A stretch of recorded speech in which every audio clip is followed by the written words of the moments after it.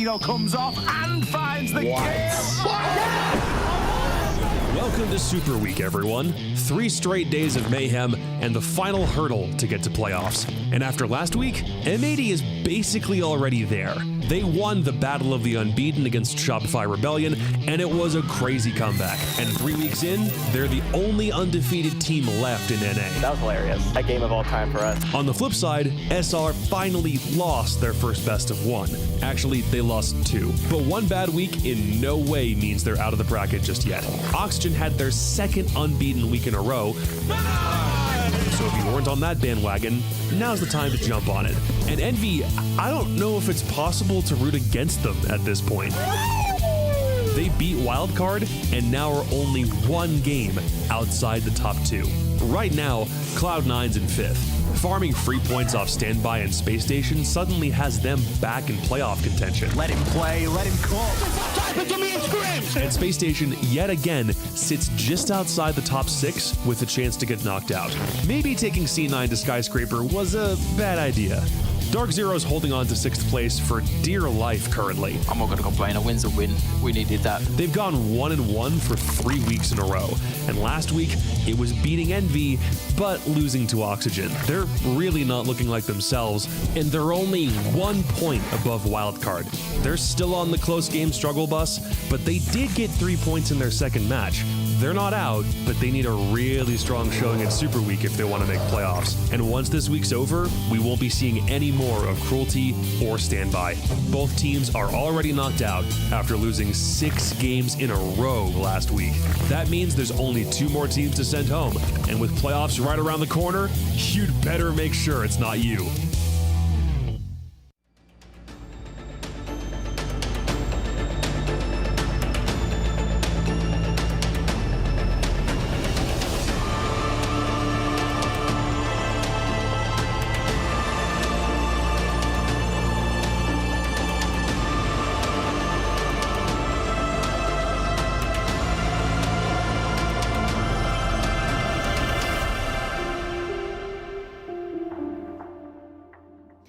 It's Super Week, and we have 3 play days to cover this time around. Starting off today with 5 best of ones, and honestly the same tomorrow and the day after. I don't know why I said that.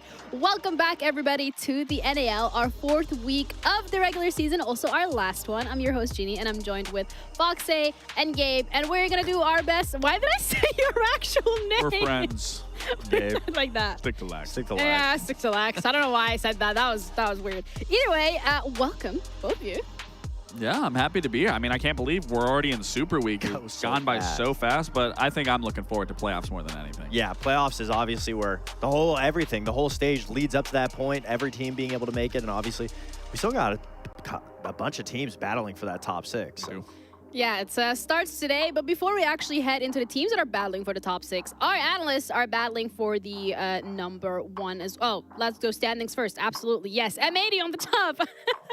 They are currently sitting at 16 points, undefeated yet so far. But you know what, Lax, if you look towards the bottom of that leaderboard, you see 2 zeros. How happy does that make you? It doesn't make me too happy. I mean, Jacob already touched up on it. Both Standby and Cruelty can't qualify anymore for top 6, but that doesn't mean that they can't, show something here in these last 3 play days. As for the Wildcard, SpaceStation, DarkZero, I mean, for a lot of those teams up there, there's still potential to be knocked out and pushed into that bottom and not qualifying for playoffs. Yeah. No, I was just going to agree. Yeah, well, it'll be exciting to see because the 2 teams with 0 points obviously could gatekeep. They could do the funniest thing and just stop a team from making it to top 6. And no team we've never had 2 teams on 0 points going into playoffs. Usually it's 1. So one of them is going to get a win eventually. You'd hope so. I mean, at some point. But either way, as much as our teams are battling for points, so are our analysts when it comes to our fantasy league. And we have Jesse standing by with an update. So let's see where everyone has placed. The final week of the NAL group stage is here. This week, we get to learn who makes the playoffs, who makes the regional finals, who gets relegated, and most important of all, who wins the fantasy league. This week, we contacted the top scientists, and after much research and debate, it's been concluded that you cannot win if you're in last place. Due to this finding, and also due to a crazy strong week from both Newers and Snake, Jonah has left the bottom of the leaderboard and has moved up into the top 3. But while Newers and Snake did well, the MVP last week was undisputably Giddy, who helped Cloud9 go 14-2 versus Standby and SpaceStation, securing 6 points for the standings and 146 points for Laxing, who had drafted Giddy in the final round and is now vaulted over Fox to sit pretty in first place. In response, Foxay has dropped Benjamaster, making Benja the first player in fantasy history to be added or dropped 3 times in one stage. In his place, Fox is bringing on Adam, who's been trusted to lead Foxay's pack as he leads his own team as a final push for Oxygen come through to make playoffs. But Foxay isn't the only one showing up his team before the finale. XR Troika has also made a move, abandoning Eddie on standby LFO in order to put his support behind Baby Shark, who, of course, was part of that Stage 1 roster that won Ollie the inaugural Fantasy Championship. With 3 full playdays to go, the Super Week threatens to turn the standings upside down. Will the moves from Foxay and Ollie pay off? Will Laxing stay at the top? Or could an underdog sneak in right at the last moment? To find out all that and more, make sure you catch all the action at Super Week right here on the NAL. Yay, you're doing so good. Like, you're number 1. Weren't you like last stage? I was last stage, and I'm glad, some things change. Absolutely. For the better, thankfully. You might be down there soon. I mean, I'm currently sitting on, what, 4th? 5th. Yeah, don't give yourself credit. Yeah, it doesn't... It doesn't matter. Let's have a look at the schedule for today when it comes to the matches that we will actually be looking at that do matter, because Fantasy League is not that important. Cruelty, Wildcard will be the first game of today, but the last one, Foxay, DZ, SSG, should be a banger. Yeah, Battle for Redemption. I mean, both those teams, obviously, a little bit of a fall from grace from Stage 1 in the way that they ended, so they both want to be able to get more points under their belt, and they're both in contention for that top 6 still, so Wildcard, absolutely, assuming they get a win today against Cruelty, you never know, but assuming they get that win, Wildcard could easily bump one of those teams out of that top 6 and take it from them. Absolutely. I'm personally looking forward to the Envy versus Shopify and the Cloud9 versus M80. Less of the Shopify M80, more on the Cloud9 Envy, because these teams have been improving substantially throughout the stage so far, especially Cloud9. They've been on quite this momentum streak. But instead, we're going to cover Cruelty Wildcard, which I feel like is a little bit more the opposite side of the coin, because Wildcard, we were talking about them and their potential during Stage 1. Feels like here on Stage 2 is not necessarily what we've been given. And then there is Cruelty. I don't really know what else to say about Cruelty. Listen, fact of the matter is they show up every single game. They do play. They try to be as competitive as they can. Here, they can still manage to get a win and get some points on the board and continue going into tomorrow. As for Wildcard, it's definitely been wishy-washy. We saw a really good start at the stage, and it's been flopping ever since. So hopefully this isn't about to be the same situation where they have to fight tooth and nail to qualify for playoffs. Ooh, you're being like so positive today. New lax. Dub. I don't like it. That's Gabriel. Either ways, the first roster that we're going to be looking at will be Cruelty. This is a roster Foxay that has actually made changes coming into the Stage 2, and it felt like, if anything, it's made them worse. Yeah, it definitely has. I mean, Lax is being positive. I'm not giving these guys any credit, obviously. We are not handing out participation trophies just for showing up into the NAL. I mean, we look at it and what can they do to be better? I think it's just basic fundamentals. I mean, they currently have 4 players in the bottom 12 players of the NAL. They're taking up a big statistic of that. So obviously, it's just issues with the team. They made 2 changes. They lost the one good attribute of it, which is the fact that they were decent on attack in Stage 1. And now it's left them in a position where anything is an improvement, obviously, when it comes to how bad you're playing. They just need to be able to figure out how they can play together. But now they don't have the pressure on their shoulders, so maybe they'll be able to get a win. Maybe, but also if we're looking at the roster in general, there's like one crazy redeeming quality about this roster, which I don't think anyone was expecting, but it's Pyrox. Yeah, Pyrox is the #1 opening kill player currently in the league, which is crazy to say. He's up against Ashen and Citizen. They have the same opening kills, but obviously he has the better plus-minus, so he's +9 on that entry, and it just goes to show that, yes, the attacks were still bad, but obviously Pyrox is still trying to carry that torch and getting those opening kills and limiting the amount of times he's giving away free picks. So it's not all is lost. There's still good individual players on it, but the fundamentals just aren't there. And I love that you're highlighting Pyrox in terms of, obviously, Cruelty hasn't had the best stage by any means, obviously one of the worst, but there are redeeming qualities of a player like Pyrox that is performing at least in one category. And why I also said similar to Fatal, if these players, I think if they got a better opportunity with another team to grow and just expand their style of play, they could be very good players, but given the circumstances they're in, they're kind of just being soaked up in a sense and not being able to flourish flourish. So it kind of is a redeeming quality, like you said, to be able to see a player that isn't finding success within the game, but in terms of his own play, he is doing something. It's a crazy stat. #1 in entry. It's always the team's fault. Basically, that's what you're saying. Yeah. Sometimes. That's what Lax used to say when we teamed. Facts. Facts.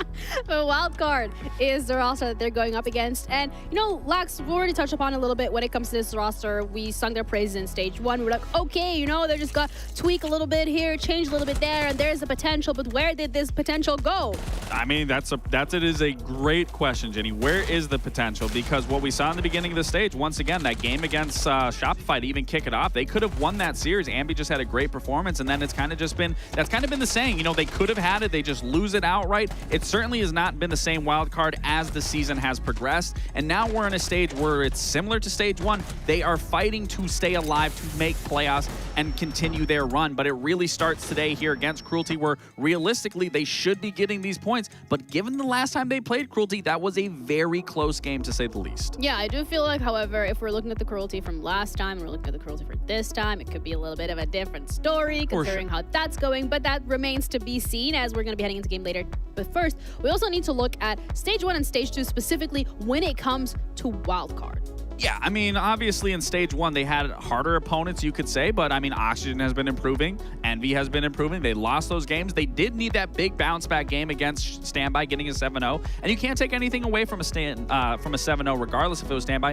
Everyone still has to be in sync. Everyone still has to be on point. I will say that game, Standby looked really lost in terms of what they were trying to do on Labs, but then it's a question of, you know, going into this week, you know, you have a match versus Cruelty, then you got DZ, then you got Cloud9. Cloud9's on been out of a tear, so I'm still worried as, you know, are they going to make playoffs? There's a lot of question marks that I have for this roster, but maybe something will show today that will give me a little hope. I actually like seeing that 7-0. I wonder if this is like the stage of the NAL with the most 7-0s, because it feels like we're getting one like every single day at this point. Like, what is going on? But either way, when we're looking at Wildcard and we're looking on the attacking side of things when it comes to their operators, what's going on here as well? I just think we got to go back to basics. You know, a player that we highlighted heavily throughout stage 1 was Kansan, where Kansan is the lowest rated. He's not by all means the worst player by any means, but he's certainly not having the performance that he was. And when you looked at his stage 1 operators versus stage 2, he's taken more of a step back and playing more of a static playstyle than that dynamic role of being more aggressive on the Ashe or the Buck or the IQ. And then even for Dash, I talked about this in the early stage, that I want him to see him more on shields.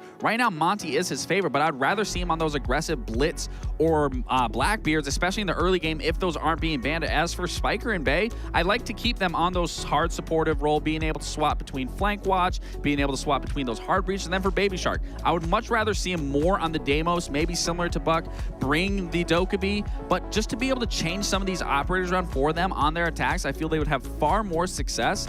And for me, sure, if you want to juggle the shield operators around, put it on a Kansan, put it on a Bay, put it on a Baby Shark, whatever, I think you're just hurting yourself, because Dash did a really good job, and especially coming from the region of Brazil where it's so aggressive, it's so in your face, that should just naturally play into Dash's playstyle. So for me, I just don't feel like it's being utilized enough, just like that bench is in the background. That's some baby weight for me. So for the simple fact of the matter is, I got to see these shields being utilized just as much as I got to see those weights being put onto that bench rack. And I think a lot of teams have been opting for that utility as opposed to just running the shields, but it's the fact that a lot of the successful teams for it aren't crutching those shields anymore. They're bringing it sometimes situationally. Yeah, it's also going to Border for this matchup. I want to say, like, regardless of whatever map we were going to pick, it's not like Cruelty has a specific success rate on any map. No, they certainly don't. And again, Border's kind of a little bit of a question mark. Sure, you do have VODs on Wildcard just off their first match versus Shopify, but I mean, that's hard to pick from. It was a very close game. It was a very good back and forth. Like I said, Ambi did a lot of that heavy lifting in that matchup in a few of those rounds. But for Cruelty, the only saving grace I can see is being on that defensive half. You are forced to play together similar to a Cafe, but then it leaves the question of, are you going to be able to play those crossfires? Are you going to be able to communicate when pressure's being applied? I don't know. Yeah, it's a question that remains to be answered, but for me, it's predictions as well. You don't look amused. No, I actually want to switch my prediction to Cruelty. Really? It might be a hot take, but I just think Border, if you're playing against a team like Cruelty, even if it's not, even if Wildcard still wins, the preparation phase that Wildcard is going through to allow Border to go through, I think it's just plain out dumb, in my opinion, even if Wildcard wins, because you're just giving Cruelty the best leg in. You banned out Bank, you banned out Lair. against a team that is struggling on just being able to connect the dots, bring them to a bigger map, expose those weaknesses of their entry. Don't bring them to border where somebody can just get a shot from outside on a rappel. So for my opinion, yeah, you kept it close to a Shopify Rebellion, but what does that really say? That looked like a weaker SR. It didn't look like the SR that is outbraining you. So obviously it goes to show if Wildcard can almost beat Shopify on a map like Border, I think Cruelty can almost beat Wildcard on a map like Border. Well, I mean, with the prediction, you're saying that they can. Yeah. That's what I'm saying. I mean, I see where you're coming from with it. It just worries me because it's a hard map to entry. And then if we're talking about Pyrox in specific, being that entry, trying to get into the building, if Wildcard just plays a good defensive game, it's going to be hard for Pyrox to make that headway. This just tells me that Wildcard is not taking Cruelty seriously. And Cruelty, obviously, once the pressure's off of their shoulders, who knows what could happen. I think this is the moment that Cruelty's bound to get some type of points on the board. So I believe it. I believe Okay, that's a hot take that we're going to have to hold you to. We'll see whether or not that's right. But we're ready to head into our first game of Super Week with Cruelty against Wildcard with our casters, Intero and Jesse. Thank you so very much. Wildcard fighting for their lives here. Only a couple points out of the playoffs. Cruelty will be fighting for their lives down in relegations as they have no movement whatsoever, Jesse. They are unfortunately done. Their results in Stage 1 and Stage 2 have now put them in a position where there is no way out. What are they playing for? What are your expectations? You've still got a number of play days left. How do you even approach this match if you're Team Cruelty? I think if you're Cruelty, you gotta be looking forward, Parker. This stage maybe is behind you. This season, in many senses, is behind you. But this is a team that needs to continue to improve. A lot of people have been saying online that if you go up against Tier 2 teams, Cruelty's gonna lose. You gotta fix that. You gotta work on these issues that you've had over the last whole season, frankly. And I think a game against Wildcard is a great test. I kind of agree with what Fox was saying on the desk as well. I feel like this is not the greatest map that Wildcard could have taken us to. I mean, so far this season, Wildcard are 0-3, losing Border to CAG, M80, and Shopify Rebellion.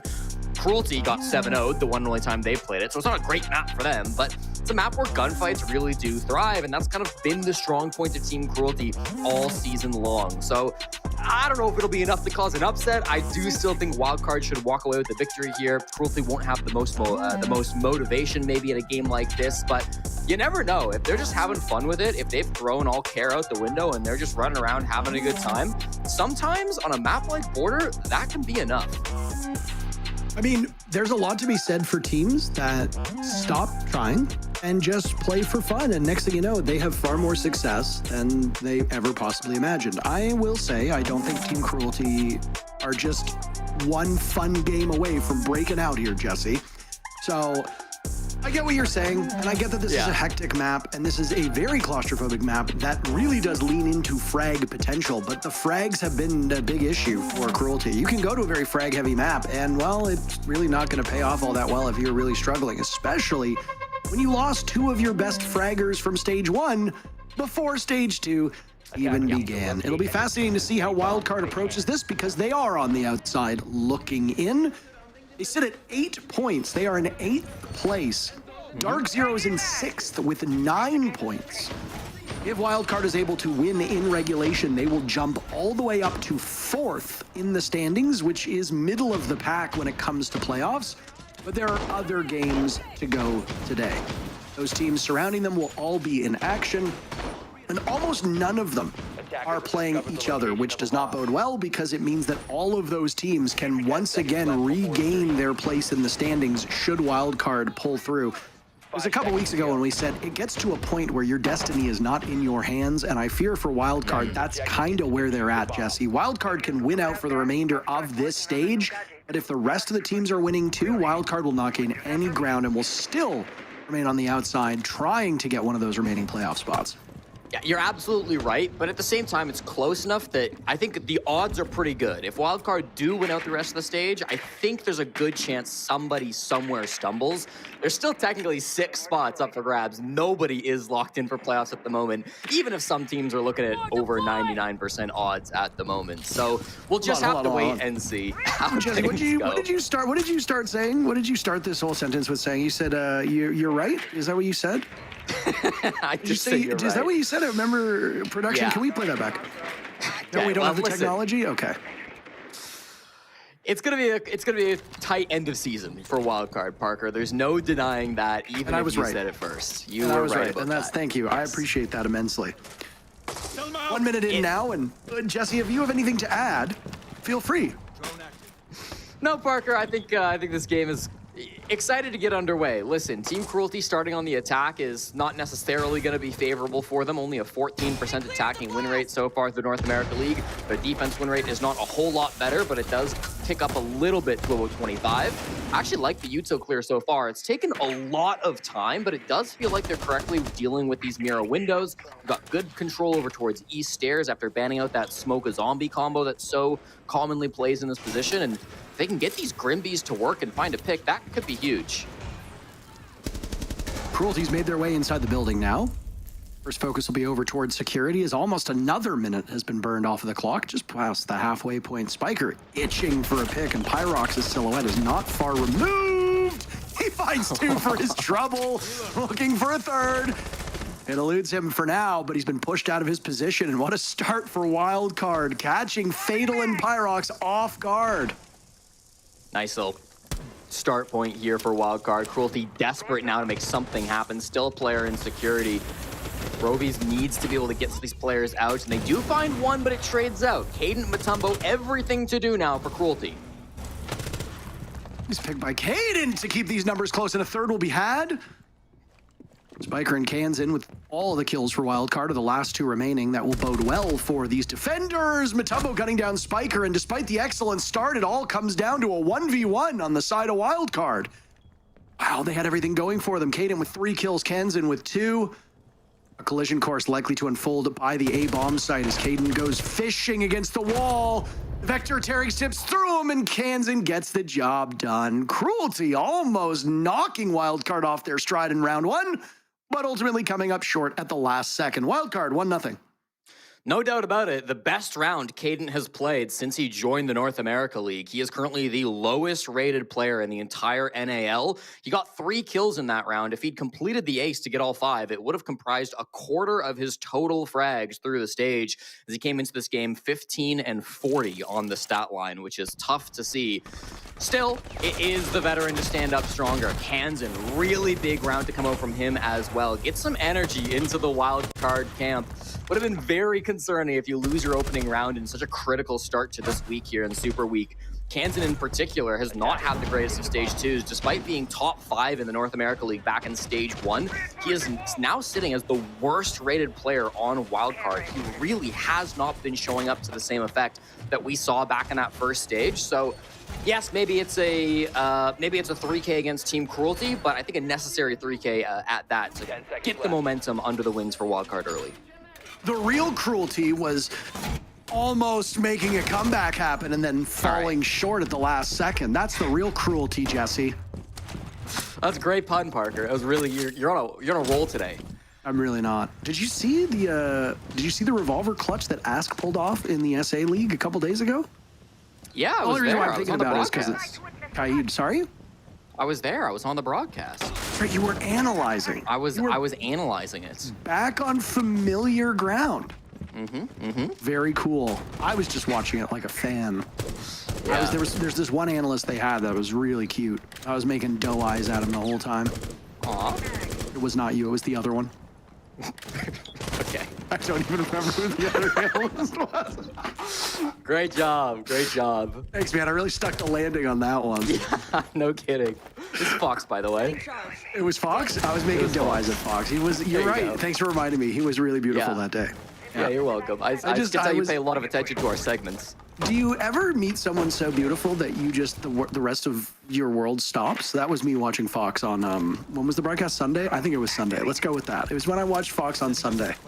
I have had that experience when I was watching Kansan in some of his most ridiculous clips that he's had throughout the North America League. Back his time on Sonic's probably the most notable, but now coming over to Wildcard, hoping to replicate some of that.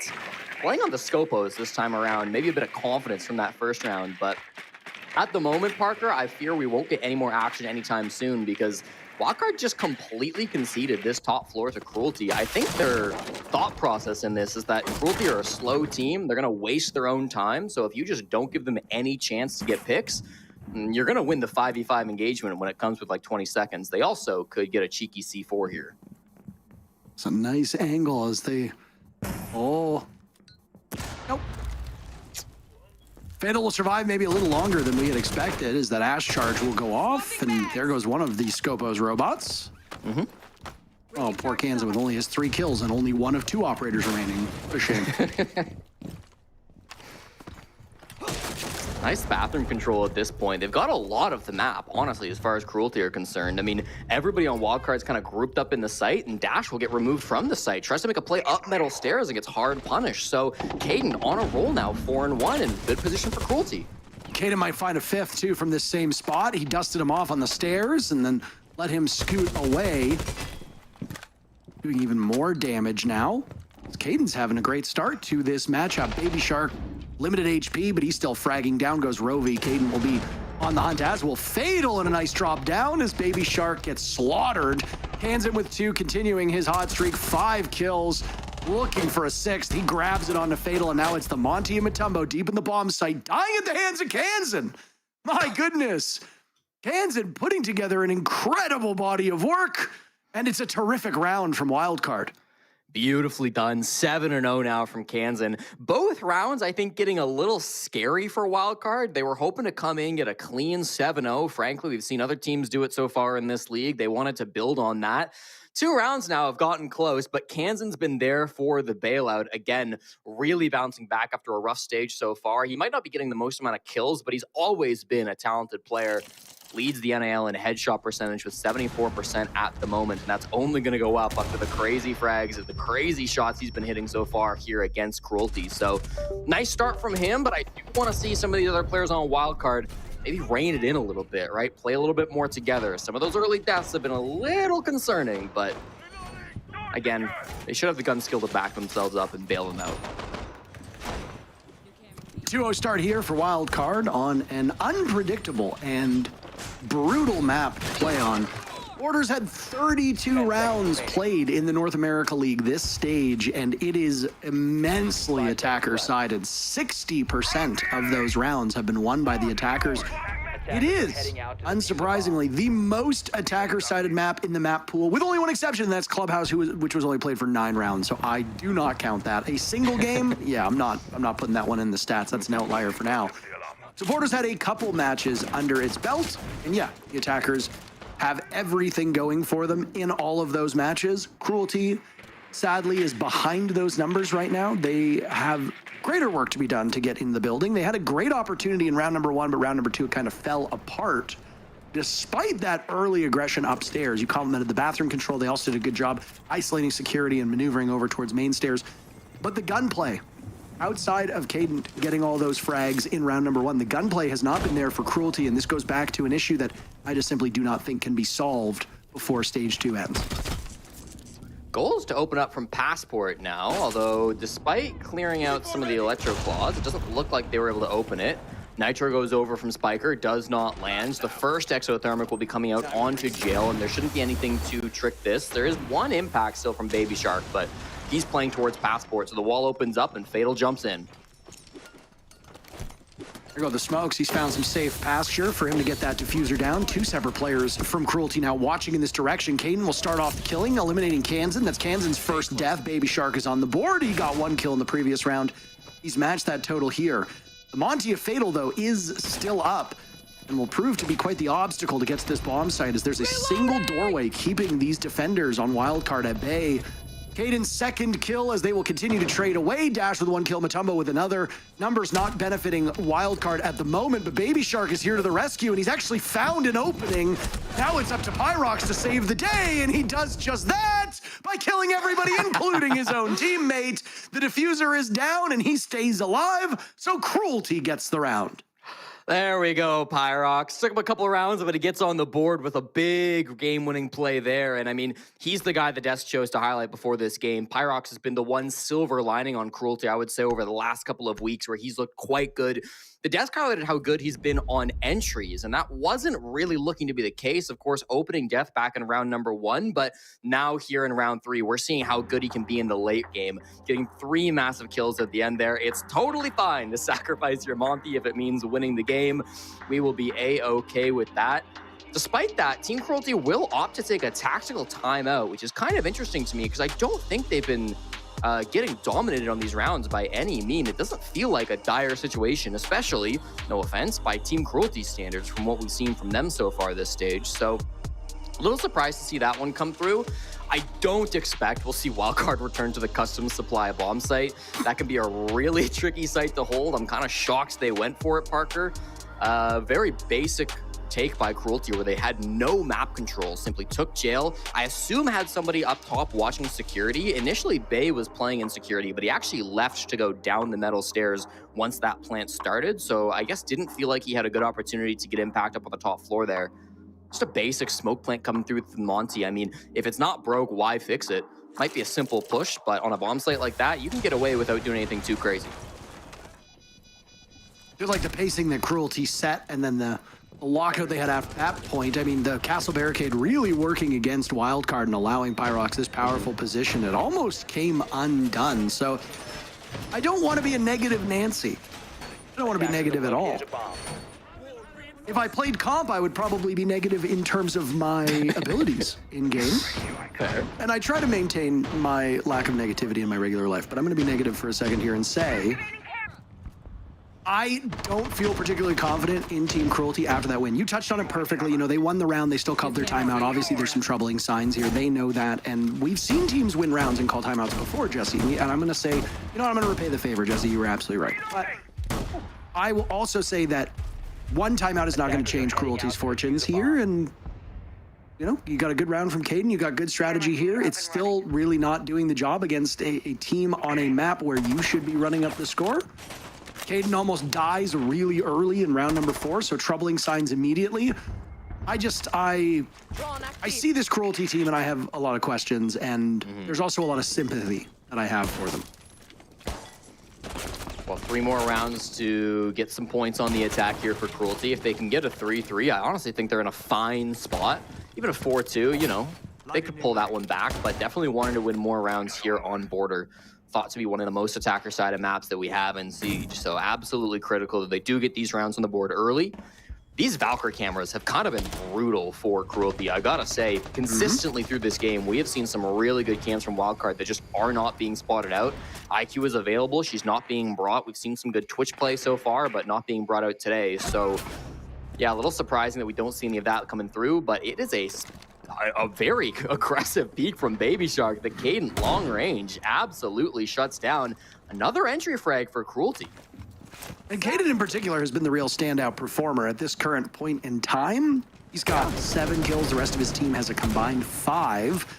Now, granted, a whole whack of those kills came in round number 1, and they were fruitless because the round still went in favor of Wildcard. So it's a bit of stat padding, but still an impressive tally. And again, if fragging is a big issue for Cruelty, which we have assessed, you need somebody like Caden to take the bull by the horns and really match up against these Wildcard gunners. Spiker eliminating Caden. There's the big boss down. Pyrox, who had a great round previously, doing God's work. Kansan and Spiker are gone. Matumbo gets Diffuser down and gets out of there as quickly as he can. And suddenly you've got great back-to-back rounds from Cruelty here. Dash narrowing these numbers down. Takes down Rovi. Rovi still looking for his very first kill. Largely playing utility ops here, but still needs to find some type of potential. Fatal, shut down by Dash. Pyrox, a 3rd kill, not a 4th. A beautiful play by Bay.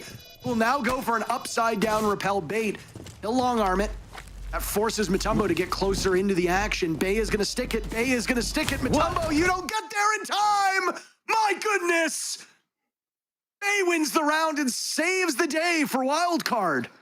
Oh my God, that is tough for Matumbo, man. You can't be out there when your whole team goes down. They had just died, obviously. The Nitro came through from Dash, and at that point, right, you're still in the 2v1. Really nice peek, honestly, from Bay to kill Pyrox, but then Matumbo, he's stuck in a reload. He's stuck on a repel. It takes him a while to get here. He's sitting there for a good bit of time before he starts to repel back in. not where he needed to be for that post plan. Really, really unfortunate round that absolutely should have gone the way of Wildcard, especially right after the tack timeout. I mean, that's just the positioning, some of the strategy that we've seen be really weak from Cruelty all stage long. A brutal one for them to win. Pyrox's movement through open area, through office, should have been the book shut. I mean, he got 2 kills on 2 of the 3 C4 players just walking in offices. That should be GG. The plant goes down. It's done. It's over. You've got guys on rappel outside the building. LeBay hits some brilliant shots, and Matumbo's in Narnia. Wow, that's a tough round to lose if you're a Team Cruelty fan. Yeah. Attackers are moving to defuse the bomb.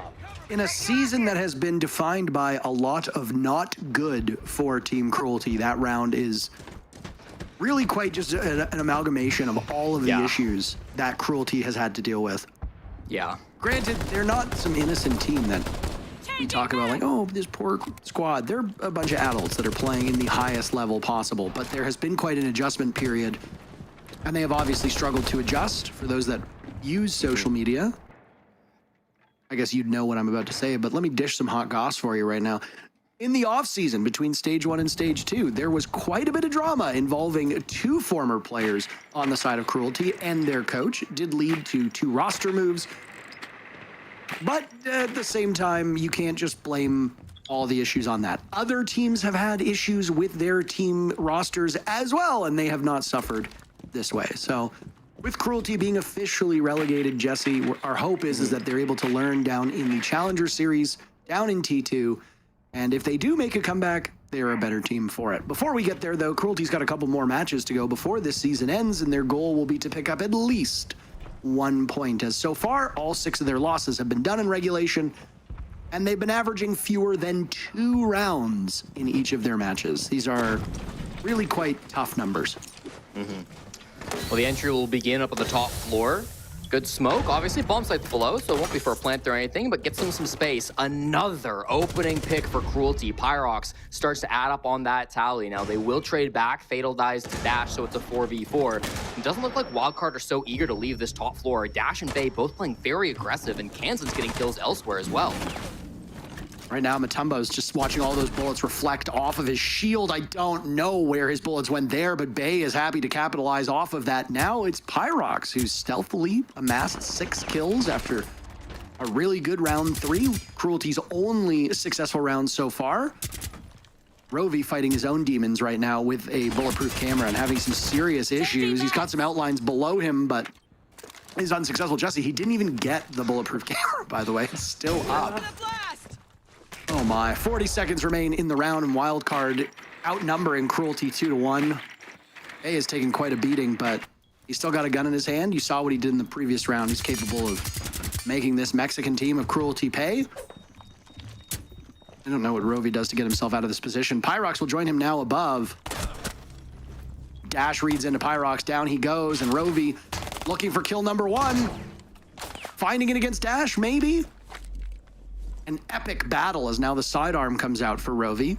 Shotgun versus shotgun, whose wins? Dash creeping up, Rovi looking for number 1. He'll have to keep looking. Dash shuts it down, Wildcard up 4-1. With both the Monty and the Blitz band, they want the double shield push on the side of Cruelty. It ends up being a Fuse Shield Parker. If I'm not mistaken, your favorite operator gun combo in Tom Clancy's Rainbow Six Siege. Does end up being the opening death for Cruelty, of course, after we saw Spiker go down. And then it was honestly a really good reaction from Kansan once again. Not maybe a 3K like we're used to seeing from Kansan in this match, but he was able to push up metal stairs, get a second frag that I think was really critical onto Cadence. And after that, we really just saw the whole push kind of fall to pieces.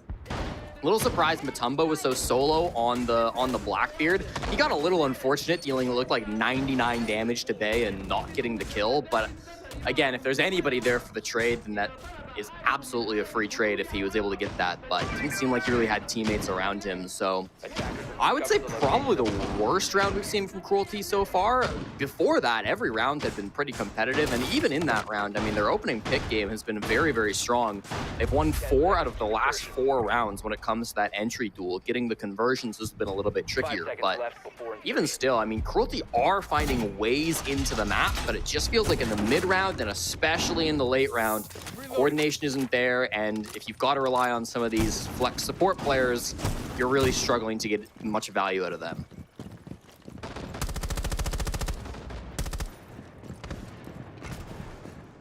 I'm desperately running out of ways to excuse some of the things I see. I don't know if you're dealing with that same struggle here. Yeah, I mean, it's not about excusing, right? But it's about trying to explain this. And when it is often the same thing that's happening multiple times in a row, I mean, you don't want to repeat yourself as a caster, but it just feels like, honestly, this game could be so much more winnable for Cruelty. Like, the rounds are decently close, but it's like, in the end, it's falling apart. Drone up and running. Well, 1 minute off of the round so far. To your point about the entry game, Cruelty's first steps usually quite strong. It's where everything falls apart after that. Entering is tough, but putting together a cohesive and coherent execute when you either have an advantage or disadvantage in numbers is oftentimes even harder. Drone in, border's not a very big map, find one of these roamers, take them out, and then go from there. The problem isn't the entry for Cruelty, it's the strategizing after that point. Oh, boy. Hold on, there could be another one.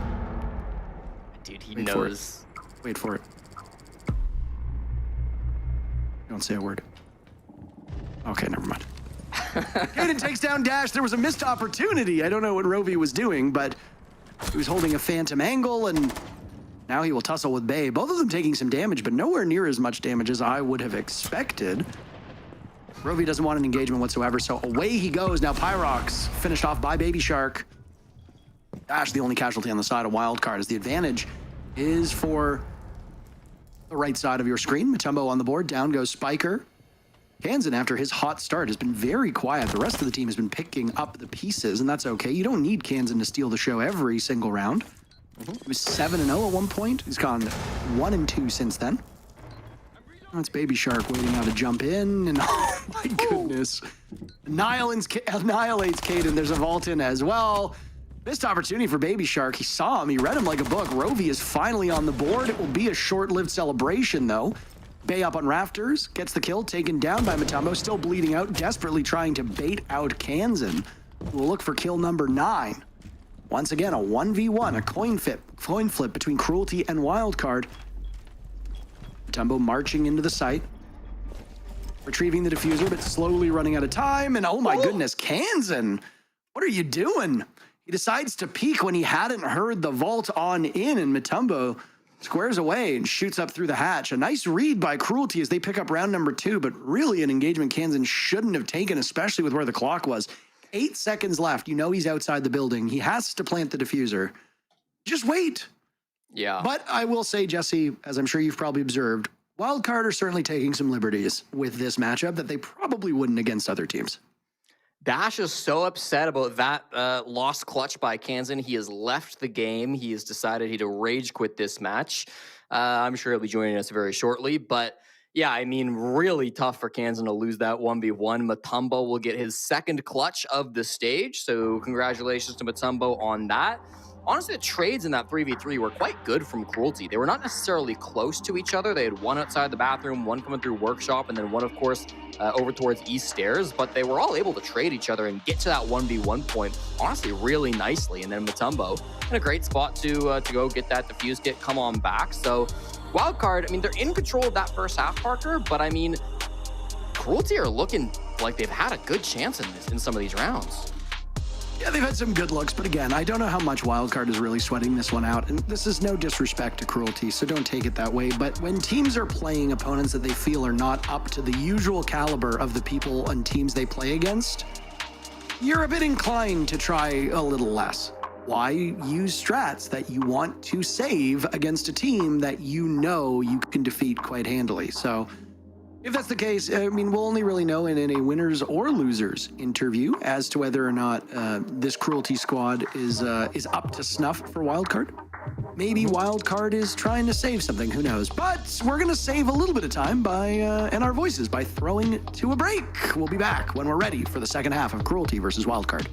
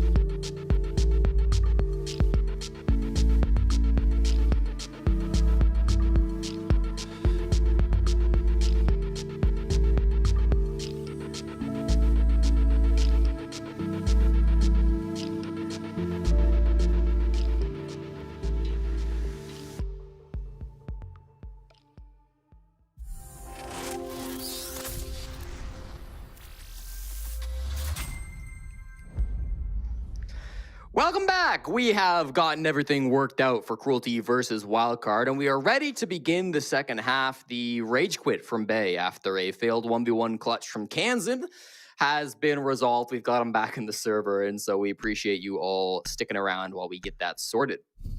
Second round of bans has gone through. Kind of interesting. We get a Mira ban here on Border. Leaving a zombie up is potentially going to be strong for Team Cruelty if they want to abuse that operator, not being brought in the first round, and also not being brought is the primary bomb site. We will go Ventilation Workshop to start off the second half for Team Cruelty. So interesting to see that coming out of them. Double flash operators being banned by Cruelty, both Blitz and Ying, super common bans. I think the most two commonly banned operators, yes, most commonly banned ops here on Border. So no surprises on that set. But Parker, I do feel both teams have been playing a little bit lackluster Siege today. Maybe we expect that from Cruelty already in a relegation spot. But personally, I'm hoping we see a better attacking half from Wildcard because some of those rounds in the first half got really scary for them. Yeah, I mean, it's hard to determine whether this is Wildcard simply not playing great Siege or just not playing as hard as they need to because they feel that their opponents are not up to snuff. This was something that we were talking about before the break. I mean, it is hard to tell. But I mean, I guess we will get an answer somewhat soon. We'll give Wildcard, let's say, 3 rounds. And if they win all 3 of those, I think it's safe to say they've kicked things into a new gear. I think they'll have a pretty good chance of winning this game if they can win the next 3 rounds, too. I think their odds would be up. I think if Wildcard wins the next 3 rounds in a row and get to the scoreline 7-2, that it's almost certain they'll win the game. You never know. They could have a 5-man disconnect or something. I don't know why we wouldn't still give them the win if they disconnected after getting 7 rounds. Crazier things have happened. I'm almost certain of it. So very true. Very true. One thing to Cruelty's credit was their ability to get in the building. They drew first blood more than you would think based on these numbers. Can Wildcard muster the same? How is Cruelty's roam game? Will it stand up to the drones being sent their way by Wildcard? Wildcard have got information on Caden's position, but he will drop away, instead finding some safety downstairs in the bathroom to try and flush him out. A logic bomb by Baby Shark will be tossed out. Few jammers strewn about the map will keep some of these Cruelty members from being spotted. Wildcard really yet to get in the building in any serious way. Now we finally see it. Amassing over towards office. And shooting out the Valkyrie cams, something that Cruelty were struggling with in that first half. Again, we're not seeing any of those IQs being brought out, but still being able to drone out those cams so you don't get C4. There are 3 of those nitros being brought, so you got to be really careful. We talked about those entries on Cruelty's side. That was Caden playing primary entry, who was doing a great job there in the first half. We'd be looking towards Bay historically for Wildcard to get those entries, but it will be Pyrox instead with a Nitro cleaning up Dash. Whether he had a Valcam or not, that boogie drone can be very tough when it gives away your position. Well read by Pyrox to get things started off strong, and now with less than 60 seconds, Wildcard will have to push this site with a man disadvantage and no more Ram playing from up above. Not exactly the start that Wildcard wanted, but Cruelty still leading the way in those first bloods. Running out of time upstairs. Wildcard are not able to get their act together, Jesse. They might just lose the plot. Appreciate what Kansan is trying to do. Matumbo's behind the desk, by the way. He's literally ratting in vents. This could be massive. Oh my goodness. And out they go. Matumbo will have to silence his phone. Spiker, do you not hear that sound? Matumbo will inch his way out. Flashed. No, it seems like he's evaded that for the most part. Pyrox is down. Spiker at the halfway point, and Matumbo now will finally emerge. Bay killing everybody, though. Everybody but Matumbo, that is, who now takes down Baby Shark. Kansan eliminating Matumbo, and it's all up to Rovi in a 1v2. Bay and Kansan with all 4 kills up to this point. Can they chase Kansan off the spot? No, Bay gets gunned down, and now over towards Kansan. Rovi looking for something, sidearm out, taking a bunch of damage in the process. He's not secured Bay just yet as Kansan persists and gets the final kill, propelling Wildcard forward. Matumbo looks like he might have had the round in the bag, but all of a sudden, Bay kills 3 players while the attention is over towards the bomb site. They blow it wide open, and Wildcard successful in the first round of their attack. Let it be known that Kansan Chiari does not lose back-to-back 1v1 clutches. Let that be on the record. Big stepping up there, taking down Rovi. I almost thought with the new Legion pistol, he was going to be able to clutch it up. The So the hidden buff to Legion, taking away his super shorty, giving him a chance in that 1v1 clutch. But unfortunately, when you're going up against Kansan, that is not an easy spot to be in. Well played. Honestly, really quick thinking from Kansan to get on that diffuse kit as quickly as he did. Start getting that diffuse kit down. Bay does lose his one, but then in the end, Kansan has the better angle. He played that really, really well. A little bit scary again. The rounds continue to be close, but Wildcard do come out in the end chaos. Mutombo in a very cheeky spot, nearly had the play to win that round, ratting in behind the desk. I do that sometimes when I'm defending Advanced Workshop on that map, so it's good to see me and Mutombo have a lot in common. Attacker's objective is Yeah, and I mean, yeah, really good. Definitely, I think you could really bolster the odds of Cruelty avoiding relegation. That's what you should have done. They should have subbed you in. How do you like Mexico? I love Mexico. I've been there a few times. Beautiful country. We flew there together. We did. That was a good time. Back during COVID when flight prices were so cheap, they upgraded us to like business class for $100. And we're like, who can say no to that? And it was COVID, so we were like the only people on the plane. Yeah, we just sat in those like lie-down seats. That was a good time. Spiker and Kansan now looking for something together as they aim to tear through this bomb site. Baby Shark on the board, same with Fatal. As Kansan has died early. Dash was the first casualty back in round number 7. Now it's Kansan's turn to ride the pine for the next 2 minutes. And you've lost the Kaid, but it's really not that devastating. I imagine those electro claws are already down. Actually, one of them was in his pocket when he died, Parker. So That's bad. That's not great. That's not good. Yeah.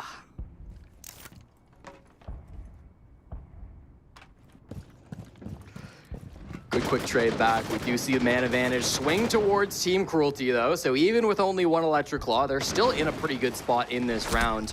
Top floor will be Pyrox and Rovi, and Pyrox is not afraid to swing. Great shot onto Baby Shark, and now it's going to be almost impossible for this Wildcard team to make it happen. Dash will be pinching in from break. They got good pings on the player in security. It's Rovi playing the spot, but Rovi's got support and a Banshee, so he gets a safe drop down. Dash has no clue who he's looking for, and everybody will just escape on the side of Cruelty, except for Cadence. He goes down. I was just about to say, there's no way that we see, okay, Wildcard win this one. Good shot by Pyrox, and Dash had won that engagement. I would have been a little bit worried. Spiker will make his presence known inside a bathroom, dropping the hatch, and will have 3 players on Cruelty lined up in front of him. He's got a good read on one, and his attention goes elsewhere. His teammates assisting him on the location of these 3 players. And it on the ground. That's a great flash. He trades it out, but it does not matter. Cruelty picks up the round and keeps the gap between the 2 of them to 2 rounds. Good hold by Cruelty. Yeah, honestly, I mean, Spiker had really good information. That was low-key kind of winnable for him, but thankfully Cruelty don't miss their shots, and so it does go their way. They close things out. 5-3 ends up being the scoreline now. And again, a lot of this play is coming off of a strong early game. The early game has been really good for Cruelty. That time it was good enough that they spiral into an unlosable situation late game. I mean, no disrespects to any of the other teams in the league when I say this, but Team Cruelty almost remind me of DarkZero in this game. Because there's a great interview that Nafe did with Janiro last week where he talked about how usually in a game of Siege, the early game is the hard part, right? Getting the first advantage is tough, but DarkZero have been really cruising through that on their games in the North America League, and they've been winning a lot of their early rounds, and then things have just been falling apart for them late round. Team Cruelty suffering much the same fate in this game against Wildcard. You got to give them credit because it is not easy to walk away with advantage after advantage after advantage through these early rounds, but they're doing just that. They've had, what, all but 2 opening picks so far in this game, and I'm going to keep going back to that stat. If there's one thing this team is doing well, it's been that. Ever the optimist, aren't you? Listen, it comes out of fear. I mean, Wildcard are battling for a playoff spot. If they continue to lose, like, every single entry, like, they could lose this game. It's possible. Unlikely. But just simply based on the way that this map plays, but still possible. Team Cruelty in their 6 games have 10 rounds won, which again is less than 2 per game. Cruelty is beating expectations at this current point in time. If Wildcard wants to prove that definitively, they are a playoff team. You cannot be allowing the bottom place team who has been getting pulverized by every single opponent up to 3 rounds. I know it might seem silly, but you got to hold a team like Cruelty to 2 rounds. 3 is like the absolute maximum. If Cruelty can pick up 1 or 2 more rounds, then I think the placing of Wildcard in 8th is very accurate and well-deserved. Wildcard have been trying to iron out the kinks since stage 1, but have had some struggles. And as you can see here in this particular match, even if they're not trying as hard as they need to, they're still having some troubles against Cruelty. Feels like a spy movie with all the lasers that Wildcard have to get past if they want to get in this building. Ever seen Ocean's 11? And Rooney. Yeah, or Ocean's 12, or Ocean's 13, or Ocean's 14, or whichever Ocean's movie it was that had it? Exactly, Parker. Have you seen all of them? I expect you to talk about all of them. Not quite. We do have a couple of fights going down, though. I mean, opening picks are going back and forth, and it's a 3-on-3 at the moment. That's Bay on the board to equalize numbers into a 3v3 now. Bay, Kansan, and Spiker alive for Wildcard. Fatal, Caden, and Pyrox for Cruelty. Fatal narrowly surviving a scare as he was the next one in the literal crosshairs of Bay. Pyrox to the rescue, though, and this is a sloppy engagement. Both of those players should be a little bit embarrassed with the way that went, but Bay will walk away with the win, and still a fair bit of HP given the circumstances. He's waiting for a follow-up from Fatal. That's a good read. Fatal on Vigil playing this bullet hole on the wall. Bay can wait him out, Jesse. There is no urgency here, and he gets baited in. Traded out immediately by Kansan, and now falls all on the shoulders of Cadent. Wanders his way into the B-bomb site. Knows one's over towards Breach, but he won't get past Spiker. On top Metal. And it's match point for Wildcard. It's not pretty, but it's a match point either way, Parker. Some interesting decisions there coming out from Wildcard. Bay just hopping inside security in the 3v3, I guess, not aware of Pyrox's position. By all accounts, should have been dead the second he pulled that move. But Pyrox whiffs his whole clip, and so that will be man advantage that Wildcard trade out really nicely in the end there. Information feels quite weak from this team at the moment. They didn't have a ton of drones up at that point. Dokkaebi has been on the board, but hasn't been the most used operator so far from Wildcard. I think it was an interview with JJ Blast last week where he called Baby Shark a Dokkaebi crutch who always backstabs, and they read into that in their win over Wildcard last week. I wonder if that has at all changed the operator choice of Baby Shark, getting in his head a little bit about what he's playing in some of these rounds. But Wildcard deciding it's worth attack timeout. I mean, I think their coach, Lagonis, is very much aware that these rounds have been a bit sloppy for them. They've not been super clean wins. There are still mistakes being made, and it's important that you don't keep that up because, again, this game, while it should be easy enough to clean it, to close out, you're on the attack, you're on border, you're in a power position, you should have a couple of chances now to close the game. This Wildcard team have been kind of chokers this stage, Parker. They've lost games that they've been in dominant positions in before, so you cannot let that happen here in Super Week, even against Cruelty. Looking at Wildcard's strength of schedule coming up, it is not any easier than what they have right now. They go up against DarkZero in tomorrow's match, and then the next day they're going up against Cloud9 in that third day of matches. Really a rough go of it. Cloud9 as a team has bounced back quite a lot. They sit in 5th place. They hold one of those playoff spots, but their grasp is a little bit tenuous. They'll have their hands full today going up against the 1st place team of M80. But Wildcard, they got to get past Cruelty. Tomorrow, they almost certainly need to pick up a single point against DarkZero, and then I feel like if they want to secure their spot, they need at minimum 2 points against Cloud9. But again, their fate will largely be out of their hands at this point, and you will see other teams trying to keep their spot up top. SSG right now are on the outside looking in. DZ is one of those teams that Wildcard is fighting against. DZ plays SSG.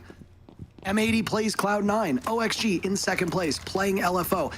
All of these teams above them have not easy matches, but don't have particularly challenging matches. The only one that I will watch with a bit of a raised eyebrow is Shopify Rebellion versus Envy.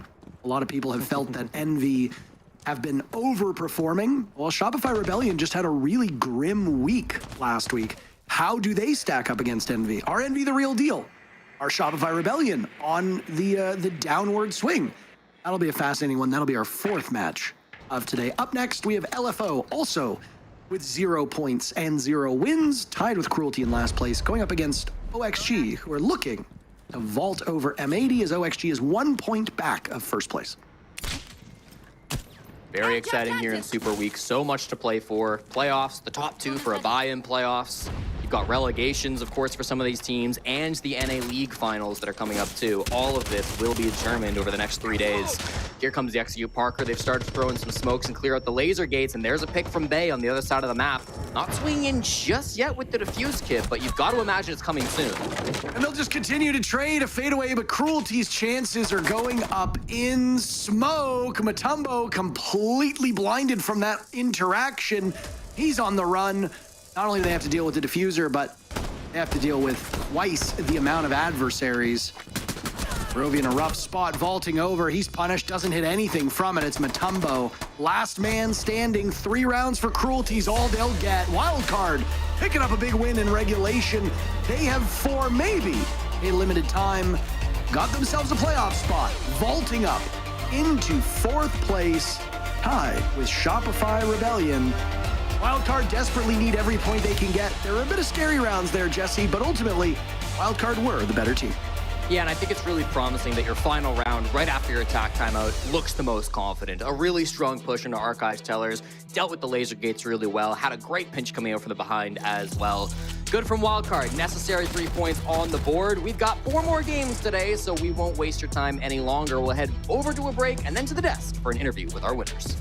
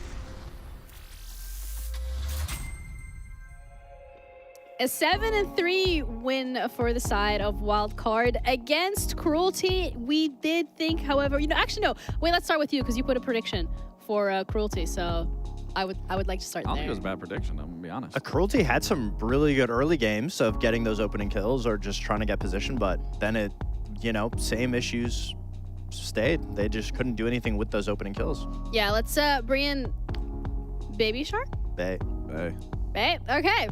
Either way. Bay. Hello. There it is. Welcome. Hello. Let's talk about this week so far, the Super Week. I mean, first off, of course, congratulations. A 7-3 Thank win against Cruelty here. What has the prep looked like specifically for the Super Week? Because usually, you have 2 play days and then you're kind of done. This time around, you have 3 with some rather tougher opponents. You're looking at DZ, you're looking at C9. What's the couple of days leading up to this have been like?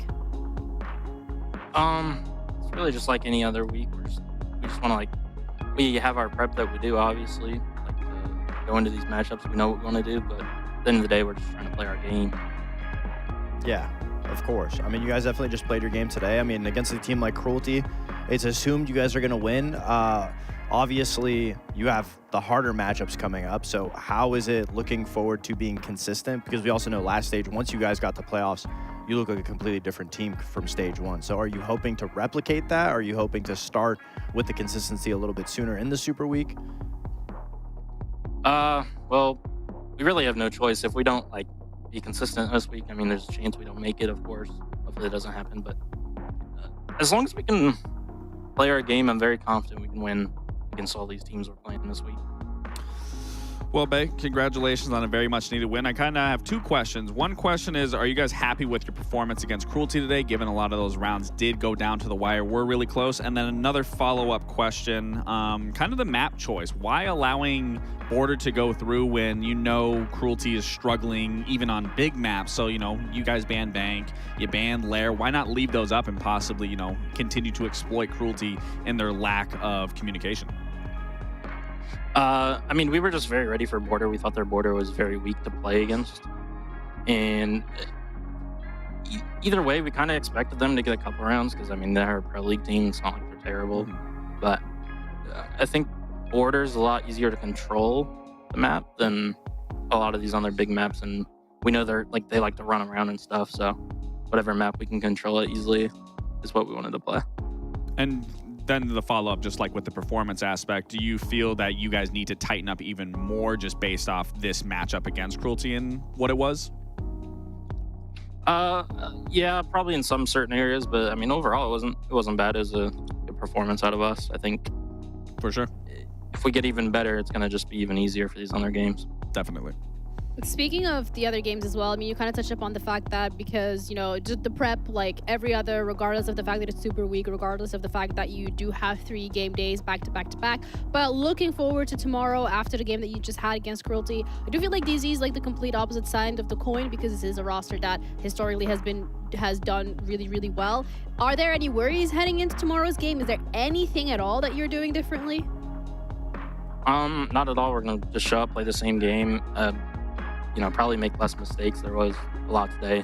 I know DZ will punish us a lot more, so, I mean, we just got to give our A game, and whatever happens, happens. When you head into games like for a team like Cruelty, as you just touched upon, DZ is a roster that's going to punish you guys more. Is there maybe a little bit more leniency that you have when you go against teams like Cruelty where you know that that's not necessarily the case?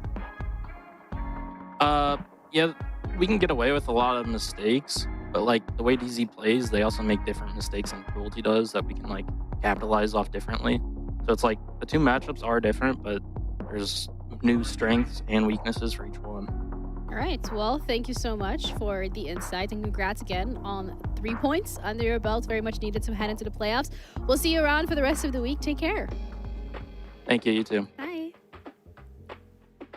You know what? At least they're aware of the fact that there were mistakes. It wasn't the cleanest of games coming out from their side of things. Yeah, I mean, I do think a part of that has to come from the map pick, obviously. Yes, you can contain Cruelty on a map like Border a little bit more, but obviously on the bigger maps, I feel like Border doesn't exploit Cruelty's issues as much as the issues, have shown against other teams. And obviously, Cruelty's been 7-0'd here and there, so I think, if they are confident on a map like Border, go to Border. And I think that's what we saw. Yes, it was a little sloppy. There were some mistakes here here and there, and it did look like there was a little level of overconfidence when it came to Wildcard, but in the end, they were prepared for it, and I do think if Cruelty played a little bit tighter when it came to those end games, honestly, could have been closer. I could have seen Cruelty winning it. Their early game was better, in my opinion, than Wildcard's. Absolutely. I mean, the opening engagements, I mean, Caden in particular had a very tremendous game. Same with Mutombo, but I am still worried for Wildcard. I mean, this performance, there were a lot of mistakes, and going against a team like Cruelty, sure, you want to say you're confident going into Border, but then if you're that confident, you shouldn't be making those amount of mistakes against a team like that. And then knowing your next opponent is going to be DZ that is going to punish you for those mistakes. Like I said, it doesn't make me very confident in Wildcard's ability to really choose the maps for their opponent and also understand the map when they're playing against their opponent with the amount of mistakes that they're making. I mean, I said it throughout the match. I thought, truthfully, Cruelty looked significantly better than Wildcard. It just came down to the late round where then Cruelty kind of fell apart and lost the plot. Yeah. Maybe there's also like a positive side for Cruelty. I mean, I do know that it's a little bit too late into the stage to actually have any points that make a significant difference, but as you touched upon earlier today, like they could do the funniest thing. Yeah, they could. I mean, there's still 2 play days left for them, and obviously their entry game, you know, we talked about it with Pyrox. I mean, the rest of the team, their entry game's a little bit there. Honestly, I think at the end of the day, just to put it simply, the players just aren't, some of the players aren't as competitive in the league as the rest of the NAL. So I think that's honestly their downfall. If I'm being honest, more roster changes. That's my opinion. Another team that's at the bottom is Stand by LFO, and they're going to be going up next game against OXG. Yay. That'll be an interesting one, but hey, we saw Cruelty come alive today. Unfortunately, couldn't finish strong, but it's not to say that Standby can't have an even better performance than what we saw from Cruelty. Yes, absolutely. We have a little break, and then we're going to be back with our second best of 1 of today. It's OXG against Standby LFO, so stick around.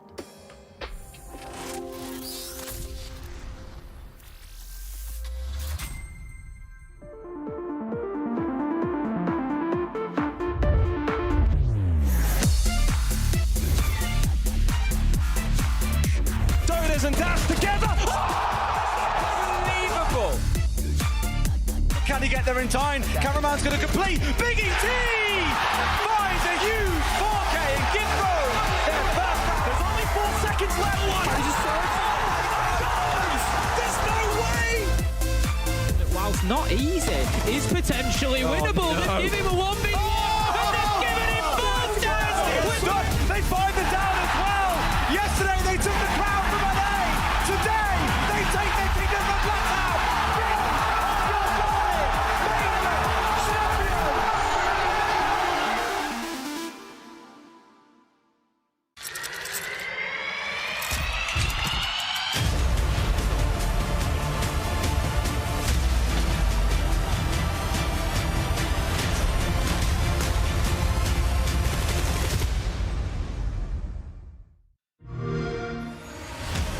You know how they say it's not the destination, it's the journey?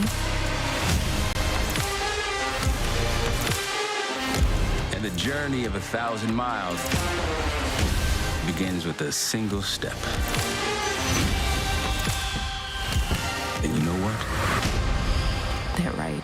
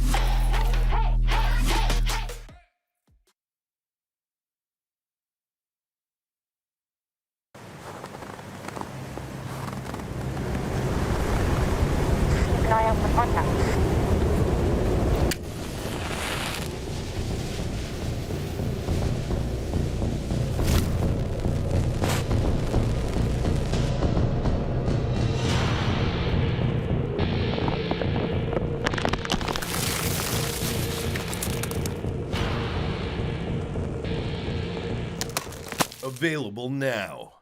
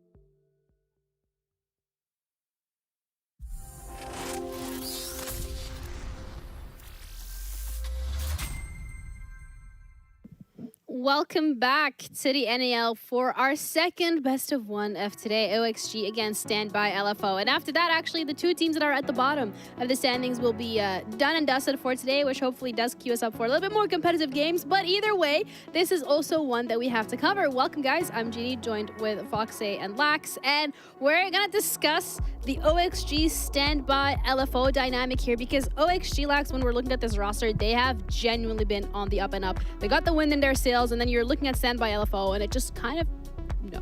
It's just no. Yeah, I mean, the pressure is definitely, I would say, more on Oxygen's end just to keep extending their lead, but also I think it's an opportunity for them to be able to try new strats out on a weaker opponent with their lead that they do have currently in the NAL. And as for Standby, I mean, you know, we heard it in the beginning of the day, they are out, but it's not to say that they can't show up here today and show us a little bit of something. Yes, a little bit of something, but that's what we want to see from OXG as well. We have actually been getting that from them consistently throughout the last couple of play days here in the second stage of the NAL. This team is completely revamped. Yeah, OXG's been looking very strong, and obviously I want to see it all the way through up until the end, maybe getting one of those top 2 spots going into playoffs. But OXG's strength is all behind the fact of their new and improved entry ability. I mean, look at how they isolate essentially this player on side of the rafter stairs. They know that he's going to be there. They beat him out. They're able to jump in on him. Gomez is jumping in from the top. And you might ask yourself, how come nobody's there to trade? Well, that's because they have players putting immense pressure onto the IT wall. The Capital Fire is there to burn out the rotate player.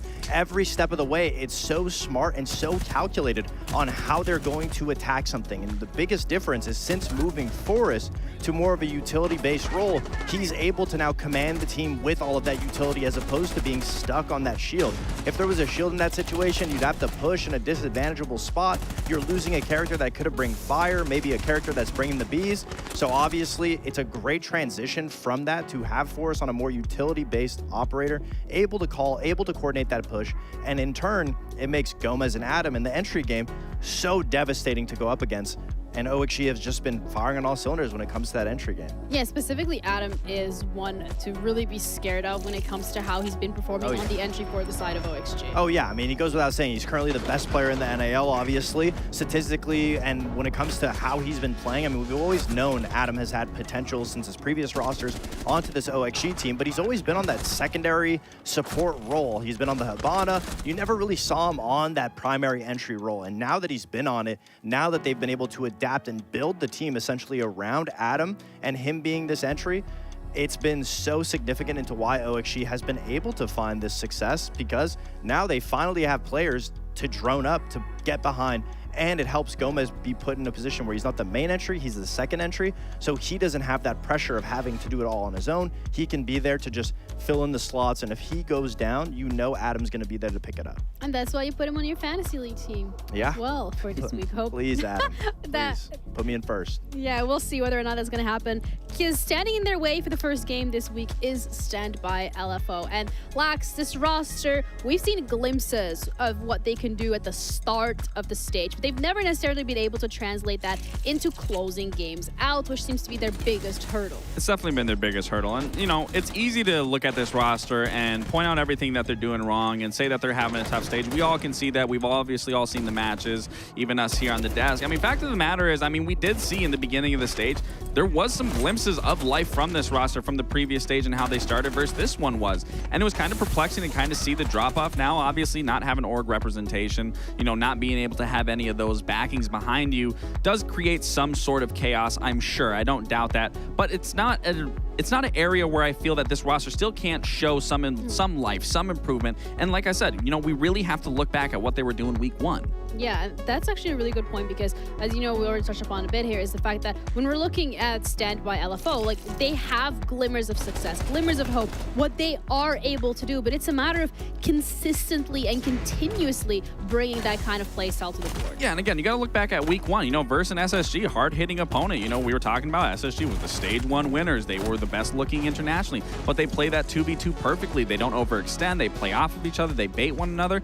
And then we pushed to round 5. This was a beautiful execute. Epic gets a good 3K. They set up for the post plan here. One player's outside on Cocktail. One player's watching bottom white. They know this player can't make any other play here, and they just play their positions. They're communicating with one another. They know they can just sit for the defuse here and just play off of each other. And this was the light that we were seeing from LFO. And then to fast forward into their game versus M80, this was yet another good round showing that they're playing the setup. They're playing the proper utility. They're using the smoke to smoke out M80 to try to force this plant, make the comms hectic with the time dwindling down, but you got a player in closet, you got a player in freezer, you got a player playing double door. I mean, there's nothing that M80 can do here because of how well LFO was playing off of one another. And this is just the basic fundamentals of Siege. These guys clearly have it. They've shown it time and time again. It's just sad that it's fallen off. And I think for me, if this team really wanted to improve and just show a little more, they look back at what they were doing week one. Because yes, sure, they didn't get those wins, but the communication was there. The teamwork was there. The game that we just recently saw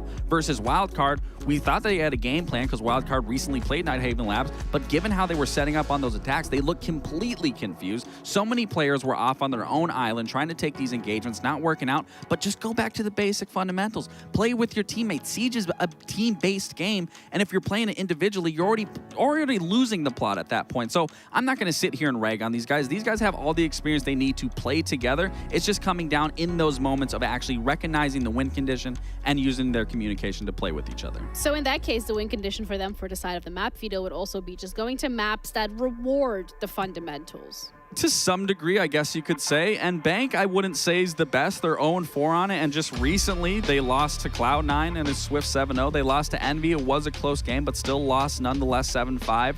And you're going to, you know, Oxygen definitely wants to exploit that, given the fact the last time they played it was 67 days ago against SpaceStation, winning an 8-7, then to lose out in playoffs against SpaceStation. So if anyone's going to be comfortable here, it's going to be Oxygen. And they're starting on defense. And if you're going to be more comfortable, you also look at Standby, where on big maps, they're going to be struggling because they aren't communicating, where you just recently saw on Labs they couldn't communicate. So for me, again, if they really want to make, you know, something happen here, it starts with the communication and then working it into your system throughout the beginning of the round to the end of the round. I think the biggest issue with Standby is, yes, and all of those clips that we saw from them, they're in positions and they're doing their strats correctly, but it looks like players playing in positions. It doesn't really look like they fully understand why they're there. They're just holding the position that they're told to hold. So obviously, I think that's the biggest issue, is if they're forced to move, if they're forced to adapt, that's where Standby has issues. And on a map like Bank, besides Basement, you have to be pretty adaptive, especially on the attack. And in my opinion, that's something that I don't think Standby will be ready for this stage. So obviously, for that, I mean, I think OXG is easily going to beat them. Okay, well, that answers the question. Predictions, OXG, of course, both of you guys. Obviously, no bias here considering your past history, but just the fact that OXG has been looking really consistent, which we can't say about LFO. Yeah, no. I mean, something that we're seeing from rookie teams when it comes to Bank, like Envy, Cruelty, is when things go wrong on Bank, especially on defense, we'll see teams like LFO start to play more individualized, more solo, solo holding open, solo holding archives. I think that's what we're going to see here today is just a lot of individual play from LFO, and I would like to be proven wrong. If we can see LFO try to turn things around just to be able to, keep OXG a couple points back, then that would be good, but I don't think it's going to happen. I think, honestly, mentality is what is keeping them from being good right now. All right, well, we're also ready to head into our game for today. The second one with OXG going up against Standby LFO. Really strong team against one that's currently sitting towards the bottom with 0 points, but we're going to be having our casters cover this in Taro and Jesse, guys. Maybe you guys let us know why you think LFO does stand a chance. I don't think that. So I'm not going to say that. All due respect here, I think this will be a very one-sided match. Standby/LFO, as they call it, do not have a bad roster, but they just clearly cannot measure up against the teams that are here in the North America League, Jesse. And OXG has been honestly beating all of our expectations. I never in a million years would have thought this would be a top 2 team, but the roster has really gelled. They're embracing Forest's leadership, and the team is in great spot. OXG could potentially clinch a top 2 spot if they do well here today. And unfortunately for Standby, they might clinch relegations if they don't get any points. Yeah, maybe that's one thing. If we're trying to get on the copium train for Standby to have a good chance here, I mean, they do have everything to play for. They desperately need all 3 points if they want a chance at staving off relegations. Of course, 2 teams will get relegated. We know one of them will be Cruelty. There's a very high likelihood that the other one will be Standby. But if they win out all of their games, and if Envy lose the rest of their games, then we absolutely could see things change and Standby actually survive into next season of the North America League. So they've got that to play for. Technically, they need at least 1 point today to be mathematically not eliminated, but realistically, they're hunting for all 3. Oxygen, realistically looking pretty much fine for playoffs, but it's a tight battle for a top 2 spot. And of course, if you can get top 2 in the North America League, you get a bye through the first round of playoffs. So there is absolutely reason for Oxygen to want these 3 points up against Standby as well. Looks like Gomez is not looking to play this game, so we'll get him convinced and back in the server before we start things up. But for now, I really do think this is going to be one of those games where we might see things turn around for Standby. But yeah, I mean, people have kind of set this up. It will be a dominant match likely for Oxygen. Yeah. Just obviously not an ideal result for Standby this year. Losing their organization right before Stage 1 began. They were supposed to be playing under that Luminosity representation, but Luminosity pulled out at the... Well, it certainly looked like the last second, but it's hard to tell exactly what went on behind the scenes. I mean, they also opted not to make any roster moves whatsoever in between Stage 1 and Stage 2, which was a little bit...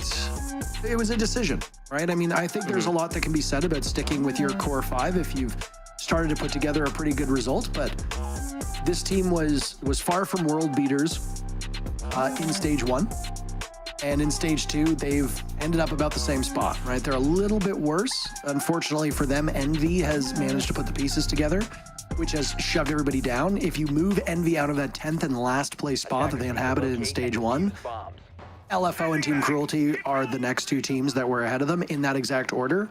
Admittedly, LFO did pick up 3 wins, Jesse. 2 wins in regulation, 1 win in overtime. They had 9 points. They were only 2 points out of a playoff spot in Stage 1. So not world beaters, but still a decent team.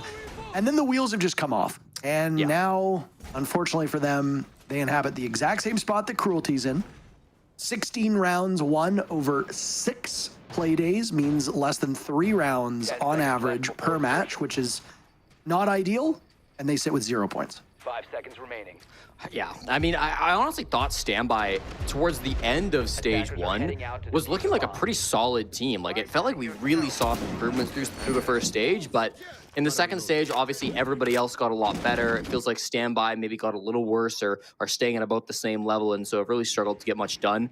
There was a relatively somber tweet from Bino, the captain of Standby, last week, where he said that this was a new low point for him in Siege. Of course, getting 7-0'd, 7-0'd last week, and said that this week is all about getting their dignity back. So I can respect that. It's coming out for a team like Standby. They know the spot they're in. They know they haven't been playing the best Siege that they are capable of, and I do hope that they can achieve some of that dignity here in this game against Oxygen, put up a good show, get a couple of points, stave off relegations, if only for now. It'll be a full anchor setup from OXG, so I don't expect any early aggression, which kind of gives me a chance to ramble on about these bans, because they've been very interesting, actually. Standby opting to leave up the Kaid, which is very rare on Bank, means they're going to have to find some answers to these electrified hatches. I don't see any answers, if I'm being honest, Parker. They didn't bring any EMPs, which makes some of these hatches next to impossible to open. On the Oxygen side, they will not remove Triple Heart Breach like we often see on this map, instead going for Ying and Monty, which can absolutely be strong on this map. Bino in particular, a huge shield player. Expect to see him on those shield ops most rounds. There is a human side to every single sport and every single bit of competition. And I mean, as casters, our job is to relay with honesty what is happening in front of your eyes. But we take no pleasure in beating down verbally on teams that have not had success. You know, you would have heard it a little bit in the Cruelty matchup that preceded this, and now you might hear it a little bit if Standby LFO are not particularly up to the challenge. But I mean, there's no joy to be had from these players who have poured their lives into competing, finding themselves in this spot. Doesn't matter if it's the 5 players on Cruelty and the support staff or what you have here on Standby. So it's rough. It's rough on the human element, and it's obviously rough from a competitive standpoint too. So let's not write the obituary for Standby just yet. A good leadoff pick onto Gomez. So far, they've taken up a lot of space inside a server. They thought they had an opportunity to get the plant down. Bino was looking for it. They've already gotten rid of the Yokai that Grixer had in a similar spot, so a little bit less concern on the side of Standby, and they almost get Yaga as well, Jesse. 30 seconds, and they'll barrel into the bomb site. Grixer eliminating Yaga. There goes the Yokai to try and slow down and disorient this Standby team, but it is not succeeding. Eddie's gone. It's all up to Grixer to clutch out now, and boy, oh boy, he is fragging, but he's got a lot more work to be done. Fens will get Diffuser down. No point for the Yokai to be able to stop or influence the plant, and Epic will get the final kill to give Standby round number 1.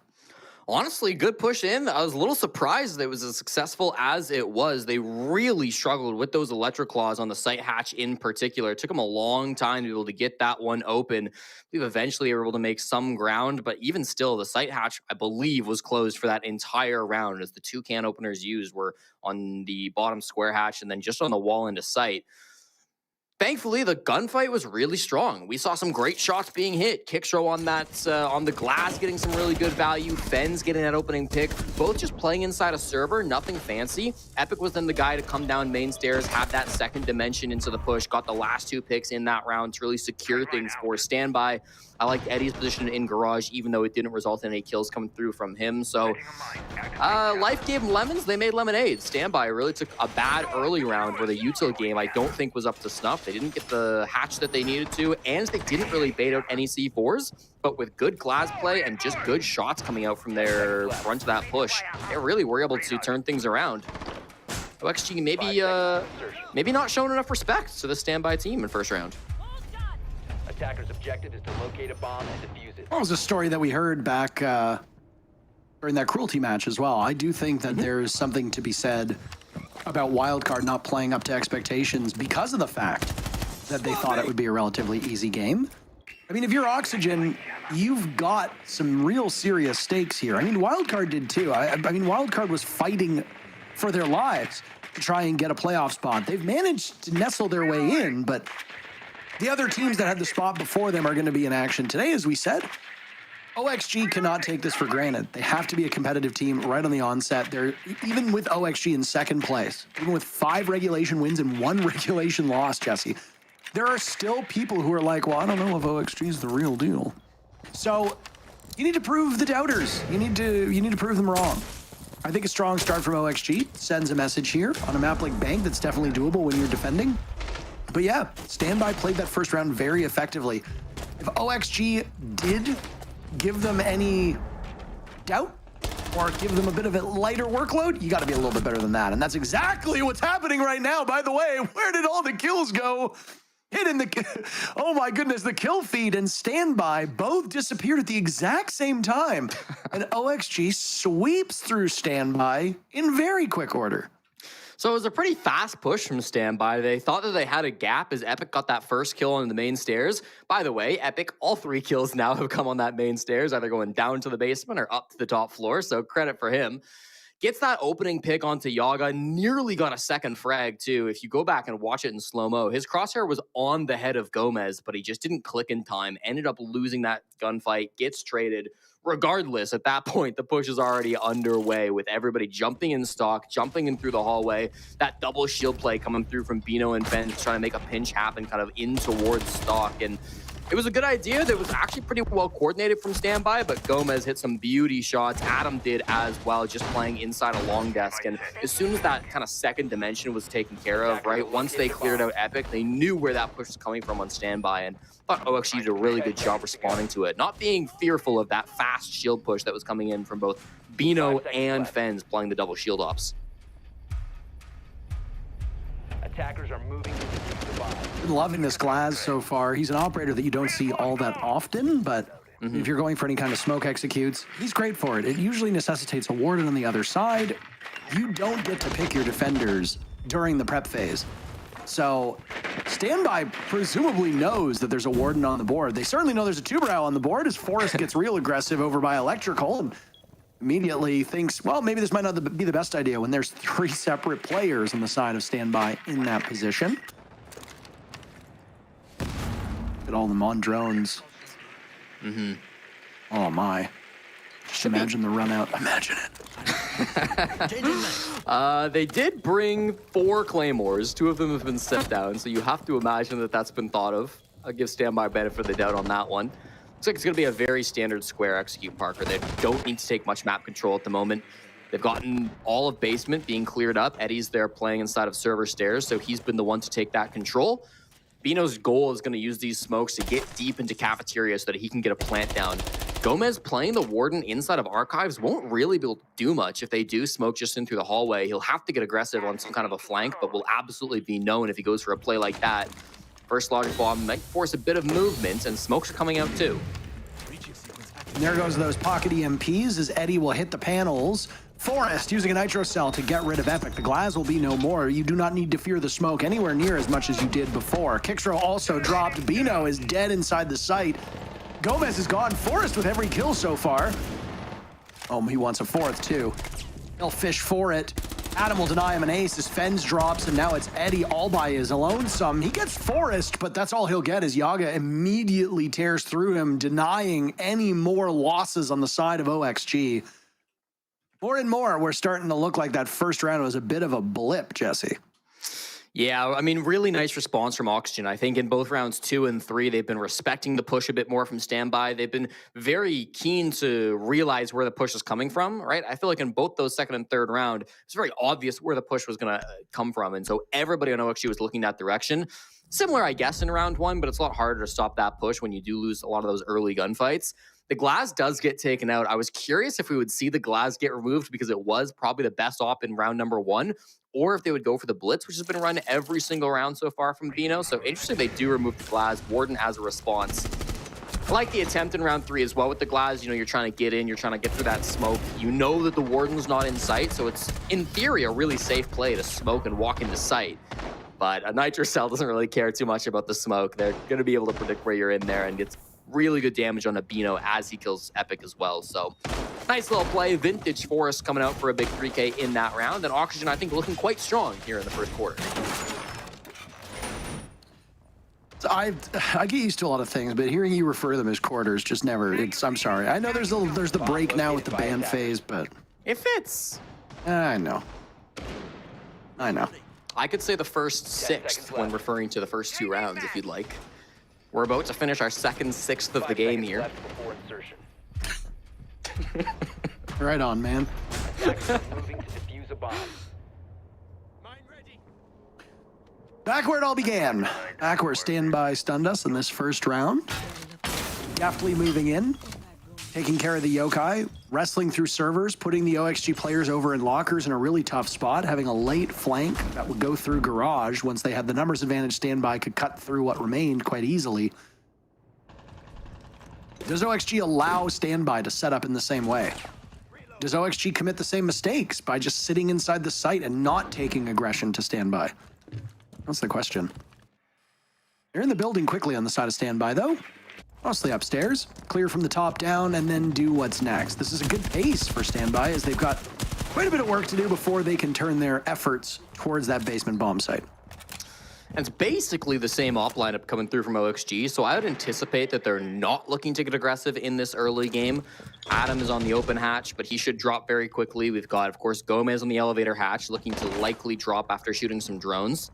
Pressuring a little bit up top, but I do think this is going to be focused once again on the plant denial in the late round. Everybody at this point has fallen back with the sole exception of Yaga on server stairs. So everybody happy to just play passive. The one op that did change, of course, is going to be Forrest changing out that Kaid for a Mira window. I really like that change because you can anticipate Standby will not forget to bring EMPs or a Maverick twice. And of course, the Maverick's been brought out by Bino, so the Kaid wouldn't be that strong anyways. But Mira's another really good operator for stopping the walls from getting open. You don't think of Mira often as an op that does that, but you saw that second window from Forrest got put on the server wall, and that will make it really awkward for these can openers to try to get it open. It's not only going to waste a lot of time getting it open with either the cans or the Maverick, but it's going to be dangerous too. At any point, a Nitro Cell could come through that popped Mira window and really scare you as you're trying to open the wall. In keeping with their good pace here, Jesse. Now 1 minute left in the round, and they've managed to open up those walls leading to the A-bomb site. They've got drones in place to assess what's going to go on in red, and they've got a black mirror that they have to deal with. That might have been the Ash charge actually handling it, but it'll be hard to tell. That would be incumbent upon Kixer. He still has one more remaining. Grixer's not going to make the mistake of losing his yokais quite so early. He's put them in different positions, not as close to the bomb site, one inside of open area, the other tucked into a corner by the A-bomb site, so it can get into position to knock one of the attackers out of that plant phase. He's gaining really good intel and will now also get the read on the Twitch playing on that hatch as out goes the gas canister. One remaining in pocket for Yaga. It'll get tossed out now as Adam looks to slow it down. Forrest gunning it on Bino. They've still got the Twitch dead to rights as well, so Epic is being watched as Adam gets finished off by Fens. There's a double drop, almost some friendly fire. Gomez chews through Fens, and with very limited time left, Eddie tries to get the plant down, but the yokai will need to reposition, and they'll get it by a hair. OXG, what a stunning end to the round, and they've taken 3 in a row. Perfectly played from Oxygen. Got a little messy there, but they never took their eye off the prize. The defuse kit was the only thing that mattered in that round. They did a really good job of making sure they could deny it multiple times in a row. First Bino going down with the first plant, and of course Eddie trying to pick it up and get that plant down. Grixer was playing just inside of gold, not too far away from the site. He did have Forrest protecting him, and Forrest died to Epic. So if Epic had maybe 1 or 2 more seconds, he likely could have gotten the kill onto Grixer. But you saw just how bad the time was, right? There was no chance he was going to get there in time. Very close on the util play, but in the end, Grixer is better and ends up securing a technical 1v3 with that yokai cam, just repositioning at the last moment. So nicely done to come out from OXG. They will have now won 3 separate bomb sites on Bank, as you mentioned, Parker, back to back to back. And so that will prompt attack timeout to come out from Standby. Once again, if they do not at least force overtime, then they will be relegated at the end of this season. Desperate for points to save themselves. For people unaware with the relegation system, if you made it here through the Challenger Series, as both Cruelty and Envy did, or if you are an affiliate team, as Standby was when they first entered under Luminosity, you are in jeopardy of being relegated, and you'd have to fight your way through the Challenger Series to regain a spot at the very top level. Envy obviously still has a chance of getting relegated because of how poor they did in the first stage, but if Standby is unable to gain any points here, it is curtains, and we will have Well, we'll have the bottom two standings solidified here in the NA League. Again, it's never something to celebrate when teams get relegated. It's never good to say goodbye to players and orgs that have watched as their dreams have unfortunately unraveled. 5 seconds left. Cruelty's already in that spot. Standby is a couple rounds away from finding themselves in the exact same position. There is hope, though, if you are fans of these teams. They can earn their spot back. It just requires a bit more work. Absolutely. Always something extra to fight for, always more to play for, even if it is just improving for the next time where you're going to be in a spot like this. We're going to have Eddie rocking out with the Collie here on Bank. Probably the best map in the game for this operator to come through. The initial focus will be on anybody roaming down below, but there's nobody down here. Instead, Oxygen have gone for a full anchor setup up on the top floor, but they've done it with castle barricades. They've done it with Surya gates on Forest. They're going to have Yaga on the Clash, who's just playing around stock. Very different look for this OXG defense, but I like the tools that Standby have brought for it. Fens down below is going to make Clash's life really, really awkward. Eddie's play on the windows is going to be able to easily deal with those castle barricades as well. So it's honestly quite well set up. Yaga, at the moment, playing just in the stock hallway, which cannot be, of course, damaged from below. But if he does want to move into sight, or if he does get aggressive inside of stock, then you'll have to be really careful about what Fens is doing down beneath his feet.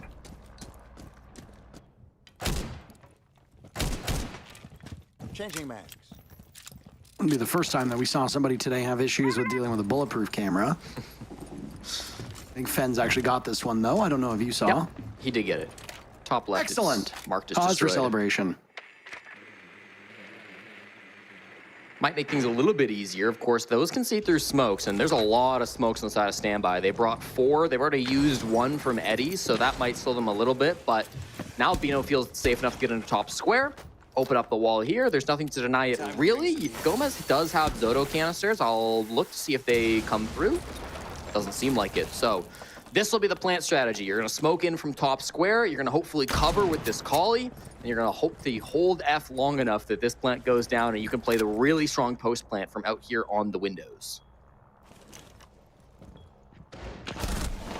It's a good read by Bino, and he gets hit by a drive-by. Eddie's a little bit too slow to get the refrag, but still manages to tear through Grixer. Bino has spent so much of this round just doing drone work and then getting the walls open that he will have no real impact beyond that. Eddie now has to assume the position over in square. The diffuser by those open panels leading into the bomb site. That's a dangerous spot to be in, and somebody from Standby will be forced to retrieve it unless they just want to go for kills, which is a viable option as well. Knowing that there isn't quite the same focus over on square, you can reassemble your forces, and OXG will do just that, picking up 2 very fast kills. Both Eddie and Fens are gone. Forest pays for it at the hands of Epic. And Kixrow and Epic will now look to repel right into the midst of the bomb site. Very little time left. Epic swatted away by Gomez.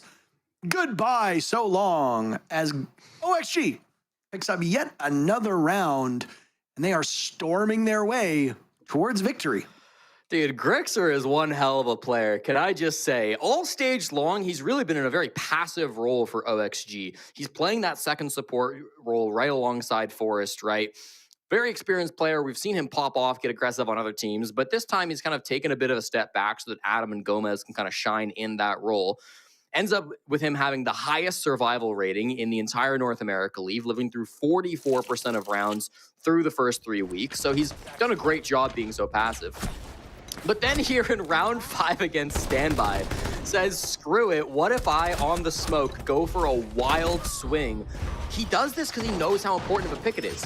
With that swing, he trades 1 for 1, but he kills Bino, which drops the defuse kit in a really awkward spot. Nobody else is really in position to grab that defuse kit. And it also removes 2 of the 3 smokes that Standby had to go for that plant.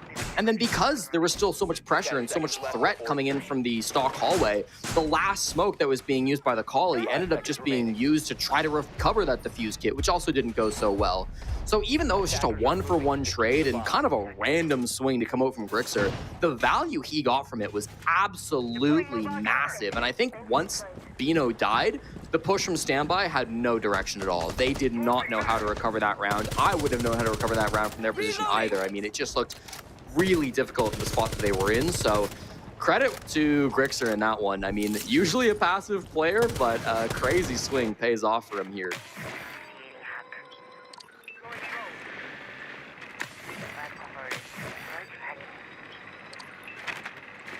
OXG now put themselves in a great position to finish out this first half 5-1. Again, the standings for those that have not followed along are at the top of your screen. 5 wins in regulation for Oxygen gives them 15 points, 1 point back of first overall. 3 points here would be an excellent result for any team, but of course for OXG, who are looking to lock in that top 2 spot. OXG have not clinched a spot in the playoffs outright, despite their position. Could potentially do so based on the result of this matchup. 3 more games for you today, by the way. And they'll be hopefully a bit more close. M80 and C9 will be on the docket next. Shopify Rebellion and NV, our 4th match, and then DZ SSG will close things out, and playoff implications for every single team remaining of our 3 matches. An early pick from Standby, by the way, Jesse, halfway through the round, and Grixer is gone. OXG finds themselves in a bit of an odd spot. They are trailing in man count. Grixer racking up his opening deaths today, I suppose. Wants to get aggressive against this team. Again, doesn't really do that super often against some of the other games. Coming into this matchup, Grixer had 2 opening deaths total, which was the least of any player in the North American League. So I guess not technically an opening death in the last round, but absolutely getting in more engagements than you're used to seeing from him. Over on the Valkyrie, we'll still be able to get good value as he's on cams for his teammates, calling information, the veteran player doing good work. As you can tell, there's a lot of gunfights around this map, but they are going the way of OXG. Lots of hurt players now on both sides, but the numbers favor Oxygen. That was a long hold from Eddie in his position, as the advantage that Standby had is all but evaporated. Oxygen now in a 4v3. They sacrifice Grixer early. His cams will persist, though, and even in death, he will provide great value to the rest of his team, as now Standby is taking a bit of trepidation to get into the building. Adam in a very strong spot over by Copier. He has the lineup on that electrical entry and the double doors into the B-bomb site. He also can easily pop up and rebuff any of the attackers looking to vault over the window into Copier. Gomez gets caught looking the other way, but what a big play by Adam, and now it's just Eddie with no time whatsoever. I don't know what OXG were saying in the chat, but they are very happy about that one. A 5-1 first half, as Standby had that great first round and then very little since. Yeah, 5 in a row now from Oxygen to dominate the first half, feeling very good. Felt like they were just doing a great job that whole first half of getting aggressive, especially rounds 5 and 6, to disrupt that push. Once again, even with Grixer going down early, we saw a lot of good moves coming out from OXG where they were able to take down numbers off Standby. And it just does feel like with this team, if they can't get that full 5-man push, the backup plan really isn't coming through from them. Desperation now, if they want 3 points, Standby will need to go flawless on their defensive side. Currently sitting with a 29% defensive win rate. So, of course, a tall order to go up against OXG, who have been absolutely fine on the attack, 50-50. Very standard bans to come through. We see the Kaid this time around does get removed, so we shouldn't see any more problems with the basement hatches. Pair that with a Mira and then some standard attacker bans coming through as well in terms of the Monty and the Sens. I guess Sen's a little unorthodox, but you see how commonly it gets brought for both the basement site and for kitchen cafeteria. I think it makes sense. Well, desperate times call for desperate measures. You know, in that entire first half without a kill, but on his roll, that's not terrible, as was said when he suffered his 4th death. On a Thermite, you're going to drone, you're going to open up those walls. You're a support player, you're not supposed to be getting kills. The problem is that Standby struggled in that department through a few games. This is one of the rare occasions where Standby's getting kills, they're just not capitalizing enough in a round to win it, right? Grand total of 17 kills? Yeah. In 6 rounds for Standby? That is a hell of a number for only 1 round victory. I mean, there have definitely been some rounds where they get quite unlucky. They just got unlucky, or well, OXG just got unlucky as they shot the drone. I don't know if you saw that. There was a drone thrown at the front door right as Yago was trying to break through the barricade, and down goes the drone. That's obviously a rough spot to be in. Mm-hmm. OXG can make quick work of this. I imagine that's what the Nook there is for. Forrest on that operator. Forrest leading the way on his team with 7 kills. He's tied with Gomez, but in the roles that he plays on, it's been unexpected for Forrest to be doing that well. Nades will go in. Forrest gets the first pick onto Epic. Bino dies as well, and OXG are wasting no time whatsoever. 45 seconds into the round, and only 2 players on standby remain. They finally get some good licks in as Kix kills Grixer. Grixer is spending some time typing in the chat, and now it's Kixer isolated in garage as the diffuser gets planted. Kixer's position very well known, though. Grixer doing the commentary work for us. We don't even need to say anything, and it's match point for OXG. The solo Nook drop into gold with Diffuse Kit is a first for me. I'll say that. Nice little play from Forrest, gets the entry and the plant. Perfectly done. Aware, I think, of the positions in the site for standby, and also your first attack. You're willing to go for a bit of a risky play. Give them a bit of tips as well at the end there from OXG. Nicely played off by them. In NAL history, OXG have a lifetime 6-0 record up against this standby roster, beating them every stage since the OG Luminosity Core joined the North America League, plus beating them in the LCQs for Montreal and Boston. So maybe not a huge surprise based on how dominant this game has gone, combined with how tough the stage has been for standby since the very beginning. 3 points are now off the table, meaning their best case scenario is 2, and at this point, frankly, they would be lucky for getting 1. OXG just look like they're playing with their food, Parker. They look like they're having the best of times. Yeah, I mean, OXG's really not breaking any sweats here. You and I had a small conversation offline before we got into this where I said that, 5 seconds left. well, it just really depends on which OXG shows up. There is a part of me that whenever Forrest is on a team, I always wince a little bit when they start to gain a lead or an upper hand, because Forrest is one of the most unpredictable people, I would go so far as to say, in the entire T1 scene. Yeah. I think that unpredictability has worked out in his favor, but there have been some matches where I kind of scratch my head and go, I have no idea what he's doing. And I mean, funny guy outside of the matches, but also a little odd at times with the way that he'd like bark at events and stuff like that at me. And it's like, okay, that's fine. Like, there's nothing wrong with that. He's an amazing character, and he's a great person for our scene.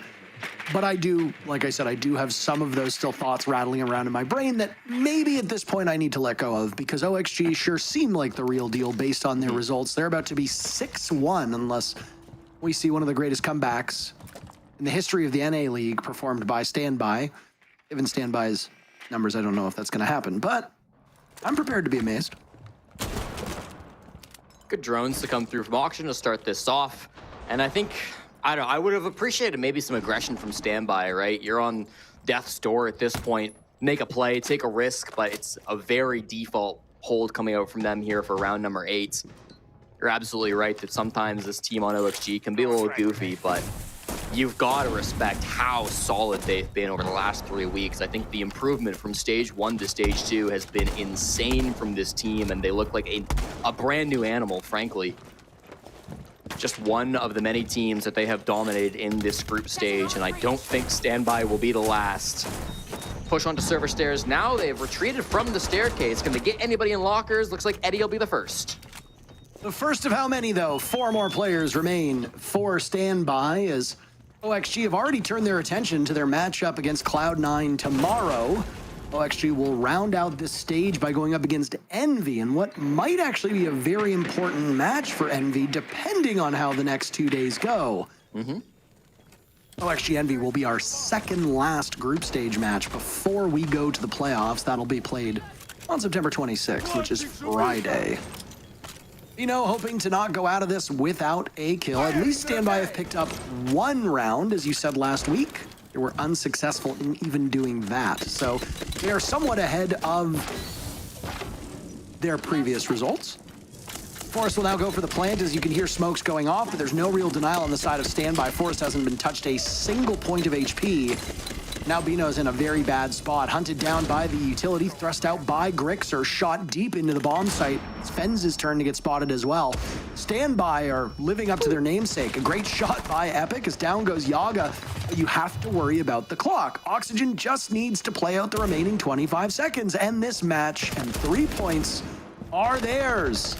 Epic will try to retake from above. Bino without a kill. He's gunned down by Grixer, and the clock just continues to run away, as each second represents a closer step to relegation for Standby. It all rests on the shoulders of Kixro But the timer will give the round to OXG. OXG with all 3 points.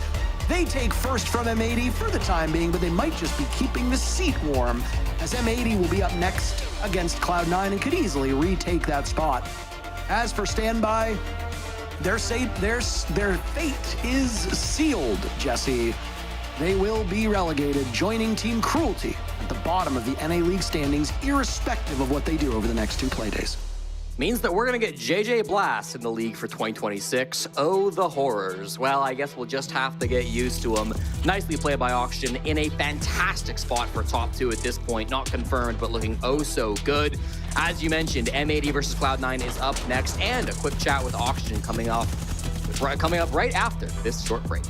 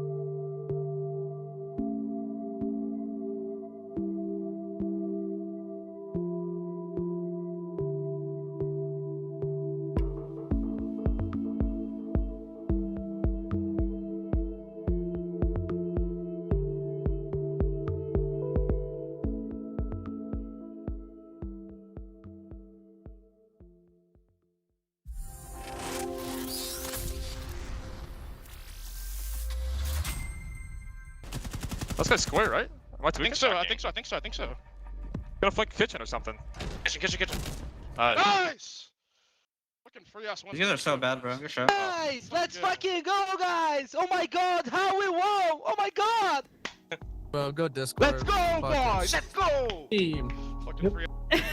All right, very worthy celebration for OXG once again. Another win under their belt. A great way to start off their Super Week. Rickster as well, ready to give us a little bit more of an insider information as to what's going on over at the OXG camp. Nice hat, by the way. Let's look at the fact that it's Super Week. It's 3 play days rather than 2. It's best of ones. You still have DZ and C9 actually coming up as well.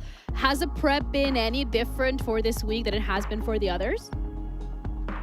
No, I mean, it's been the same thing. You know, I think it's very easy to like treat just like opponents, whether, you know, like if you compare like DZ to like LFO or, you know, them to like Cruelty or one of just the top teams to one of the lower teams. It's very easy to like take it easier, just to assume like it's a free winner, whatnot. But I mean, if anything, if I've learned anything from my career, it's that like the freest games are always the ones that are the hardest to win. So, I mean, I've been through the ringer. I mean, I've been terrorized by Mirage back in the NAL. They've like stolen major spots from me. So, no, I mean, we didn't prep any different. You know, it was just keeping the same consistent prep, and we showed out. Yeah, well, I mean, you got one of those easy wins here today, and obviously it goes without saying that you guys have been playing great, specifically your guys' entry. I mean, Adam and Gomez have been amazing on the entry. Having Force be more of like a utility spearhead of like the IGLing room has been, I mean, amazing for you guys. So I want to know, how has that impacted your role now that, you know, Adam and Gomez are just usually the sole focus on getting that entry in? Has that impacted you in any way? I wouldn't say too much, you know. I think if anything, it just makes my job easier, you know. Like whether like I'm holding a cut, whether I'm like trying to open a wall. Like sometimes I'll be trying to open a wall and it's like a 5v3 already, you know. Like Adam and Goma out, just walk in and get the entry pick. So I mean, if anything, I think it's just made my job easier to have both of them clicking off of each other so well, and just playing so good, you know, just playing to the talent and the skill that they have. I was going to say, it seems like this stage, you get to sit back on a recliner seat for the first time in your career and kind of just let the team carry the way through, not to discredit your gameplay by any means. I kind of want to ask, I mean, not only just with the team being able to fundamentally come together, you guys have a far more structure, especially on those tacks like Fox was hitting.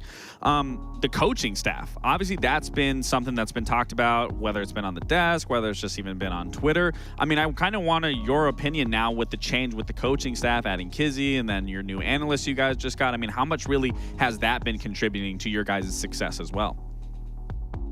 Oh, great. I mean, it's like literally just as much as like individual player improvement, you know. I think a lot of the work that, because at the end of the day, like we just play a best of one for like 50 minutes or whatever, but no one sees the work that's done in the last like 5 days, you know, leading up to that game. So I think the work that Kizzy and Kapan have done has been like, it's insane, you know, having a staff that is so passionate about the game. You know, these guys like literally breathe the game day in and day out. So I think it's just, we have like a perfect mesh of their game vision with our players' game vision, and I think we're now it's just in a great spot. I'm curious if you don't mind elaborating in terms of like what Kizzy and the others bringing, like obviously from another region and everything. Like, what does that do for you guys in terms of just prep as a whole? I think it just makes us more versatile, you know. I think it's very easy to play to play south of the region, I'd say. You know, I think the biggest thing that you realize when you make these international events is that different regions obviously play different play styles, you know. And I think when we have the versatility of, you know, NA's play style mixed with, I mean, if I'm being honest, I feel like we literally don't have like, it's not just like NA and Brazil play style. I think we literally have a play style of our own across many regions. So but yeah, no, it's definitely been super impactful, you know, seeing the work that they do. I think they're amazing coaches, you know, to say the least. It's not easy, I guess, to find a word to describe all the work they've been doing. But yeah, I'm grateful for sure. Well, it's clearly paying off in your guys' standing so far. Yeah, for sure. I mean, that's a lot of insight that you've given us, which is absolutely incredible. So thank you for that. But one final quick question. I feel like OXG, you guys have been doing a lot better, but also the way that you guys are wearing your jerseys has changed. Like, what's going on there? I don't know. I mean, we're just letting the character speak for itself, you know, putting on a little swag for the game day, and we're just letting the server do the talking. I don't know. We're just having some fun. I mean, there's literally 5 clowns on this team who get along well, who play the game well, and I think it shows on the server that yeah. You know what? The vibes are vibing. It's obviously paying off, so that's good to know. Thank you so much for the interview. Congrats on the win as well. And who knows? We might see you again 2 more times. DZ, C9 up next, but good luck. Thank you so much. Have a good day, guys. Thank you. Bye. 5 clowns on the team. I love that. Yeah, they gotta get Yogg like a red nose. I feel like it would suit his character. Would you like to elaborate? Just Yogg's just a character. Like if he had a little red nose, maybe if he got like the little rainbow hair. Would it make like noise if you like? He said clown. I'm saying like let's put the pieces together. Let's get him a red nose. That'd be amazing. You know, one round he's normal, and then the next round goes for fist bumps. You just see a red nose just on his person.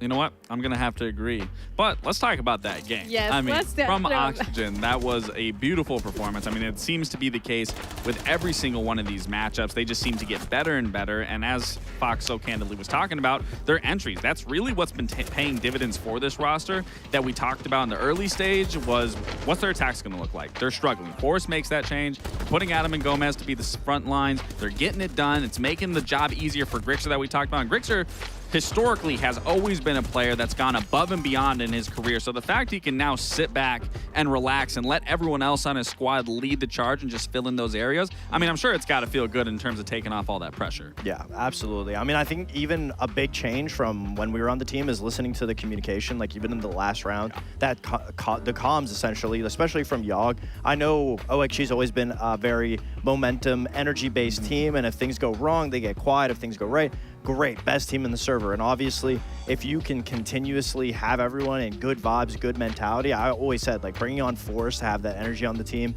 And now that everybody's feeling a lot more just relaxed. And also, every time they win, Kizzy's coming on the mic afterwards screaming. Obviously, if you have someone like that that's in your comms room, for sure. I think it just makes the energy for the rest of the players that much better. I think something that also stuck out with Grixer talking about, you know, it's not just an NA playstyle, it's not just a Brazil playstyle. Like being able to indoctrinate all sorts of playstyles around the regions and just being able to have that fundamentally in your playbook is obviously paying dividends for this team. Now it's just a matter of, one, making playoffs and then getting past that and seeing what they can do internationally, because their international performance wasn't bad by any means, but obviously it's still yet to be tested in terms of see how consistent that improvement is. Yeah, let's hold our horses, because first we got to look at playoffs. But, you know, first we need to get to go through the Super Week, and with that, the next game that we have coming up today, which is C9 M80. This is also going to be really interesting. M80 yet to lose any game really here in the best of ones, whereas C9 is also picking up pace. So that's coming up after the break, so stick around.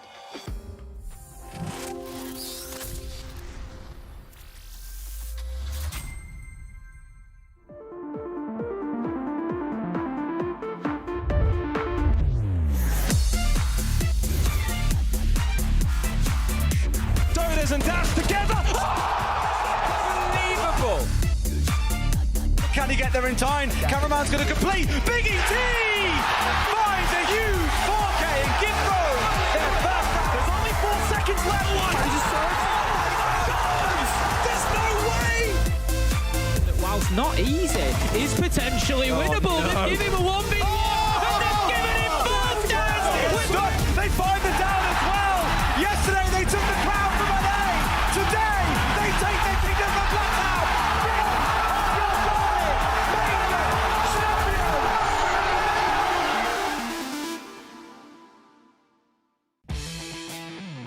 Who is hot and cold?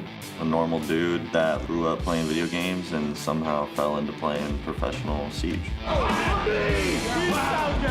I've never been a leader growing up. I never planned to play professionally or anything. I've technically never really had like a real job other than Siege. A lot of people are saying like the toughest player of all time.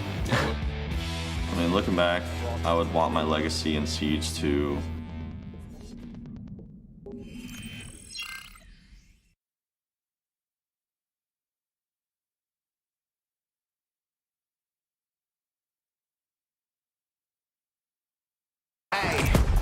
Get your binoculars.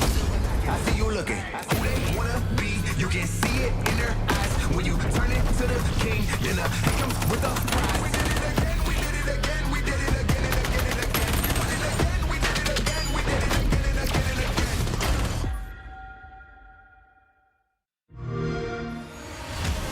You know how they say It's not the destination, it's the journey. And the journey of 1,000 miles begins with a single step. And you know what? They're right.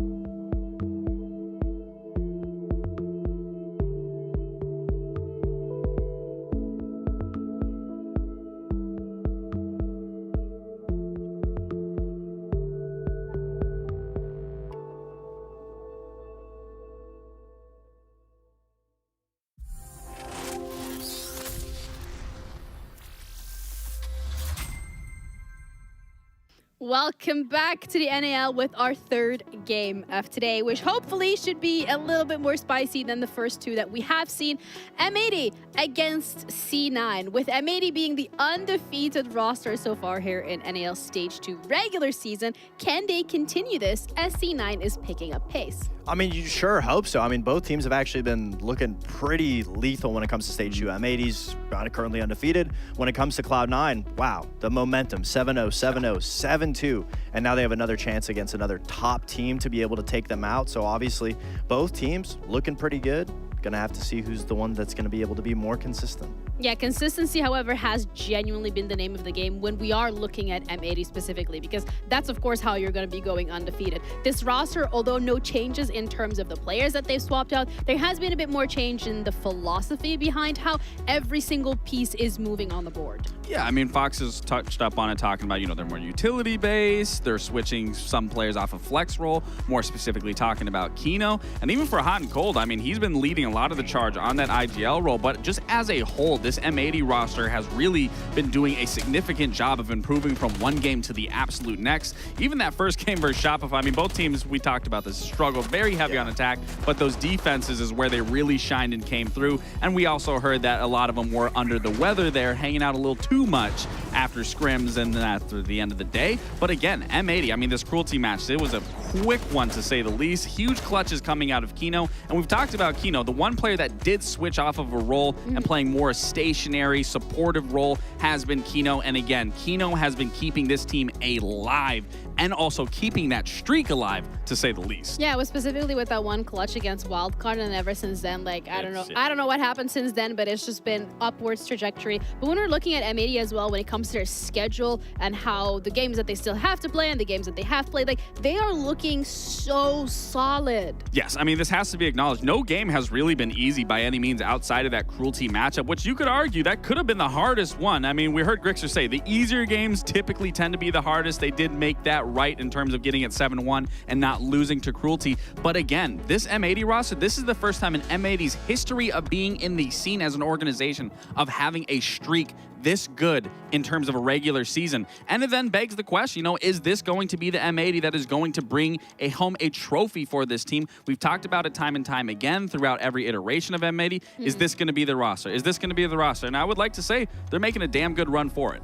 Is this going to be the roster? And you might have just cursed them by asking that question, but hopefully not, because it also begs the question in terms of the brains behind the operation, the IGL, the in-game calling, being able to swap things around mid-round and actually finish them just as strong as how they start them. Listen, if this doesn't paint the picture for you in terms of what an IGL can bring to a team, not only can your IGL be outperforming every single other IGL in the scene, but also at the same time, he puts up big numbers in the game and also leading his team to also have this streak of being first place in the league. And I don't think we talk about Hot and Cold enough. He's definitely a historic player. He's been here, since day one, and he hasn't let the foot off the gas. So if to anyone calling out older players saying that they can't hang, clearly Hot and Cold can hang, and he's also doing it from an IGL perspective. So hats off to the guy. He's getting it done not only in the server, but for his team. Yeah, I mean, this is a really great pitch for M80 in regards to how strong they have been performing.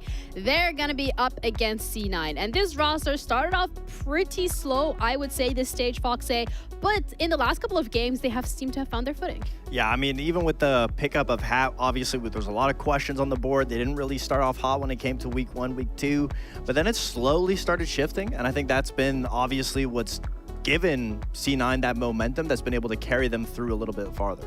Yeah, and then you're looking as well at the schedule specifically for C9, and as we already touched upon a little bit, it was a little bit of a slower start, but now that they've found their footing, they're really going through with some crazy games like 7-0, 7-0, 7-2.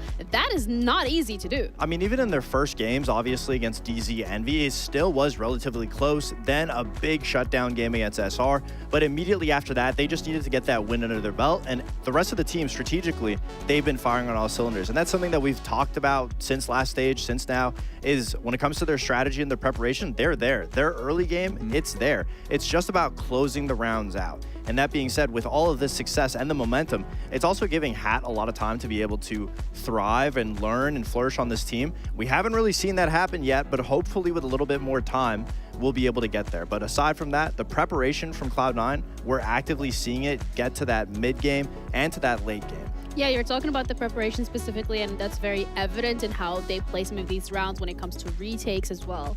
Absolutely. I mean, they are actively able to understand, slow down, and focus on the win condition. This was round 5 against SSG that I thought was so genius. They let SSG go for the plant in exchange for getting 2 early picks, and then they use that man advantage to isolate and understand where the SSG players are and constantly go for 2-man drops onto each individual player, always making sure that they're using that man advantage. And essentially, they're trading the plant to get that advantage in the first place. And then they use it perfectly. So now not only do we have C9 having that good understanding of what to do preparation-wise before we get into the game, they're executing on it early game, and then afterwards, they're able to then do it in the server. And that's Dream's development himself as he's able to pretty much work around this strategy, understand what Vivid wants him to do, and carry it through each round individually. So obviously, everybody on the team has been doing great. Still need to see Hat turn up, though. Yeah.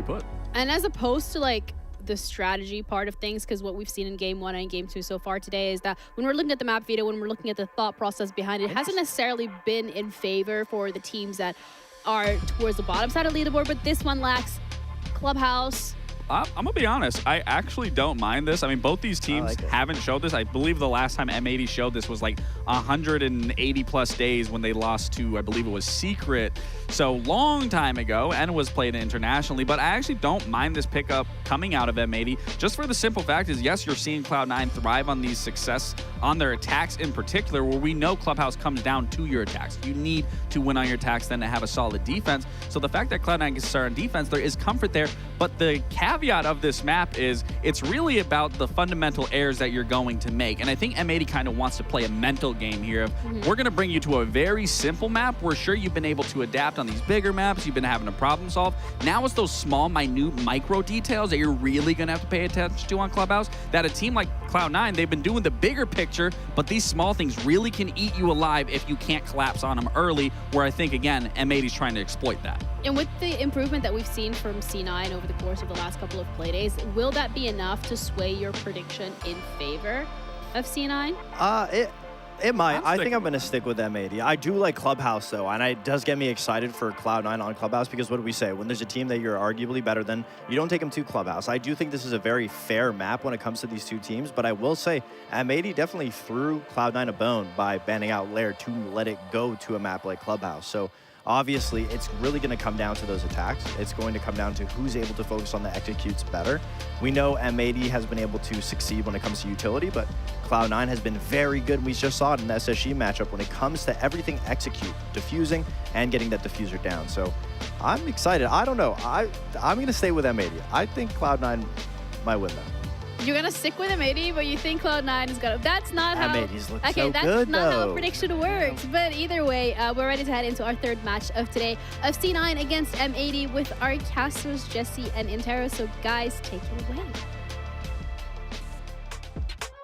Thank you very much. M80 punched their ticket to the playoffs alongside OXG with the last match's result, but they still want to hang on to a top 2 spot, if not outright take over first, which, Jesse, spoilers, they just lost to OXG. So when you look at this, Cloud9 just picked up 6 big points by beating the 2 worst teams in the league.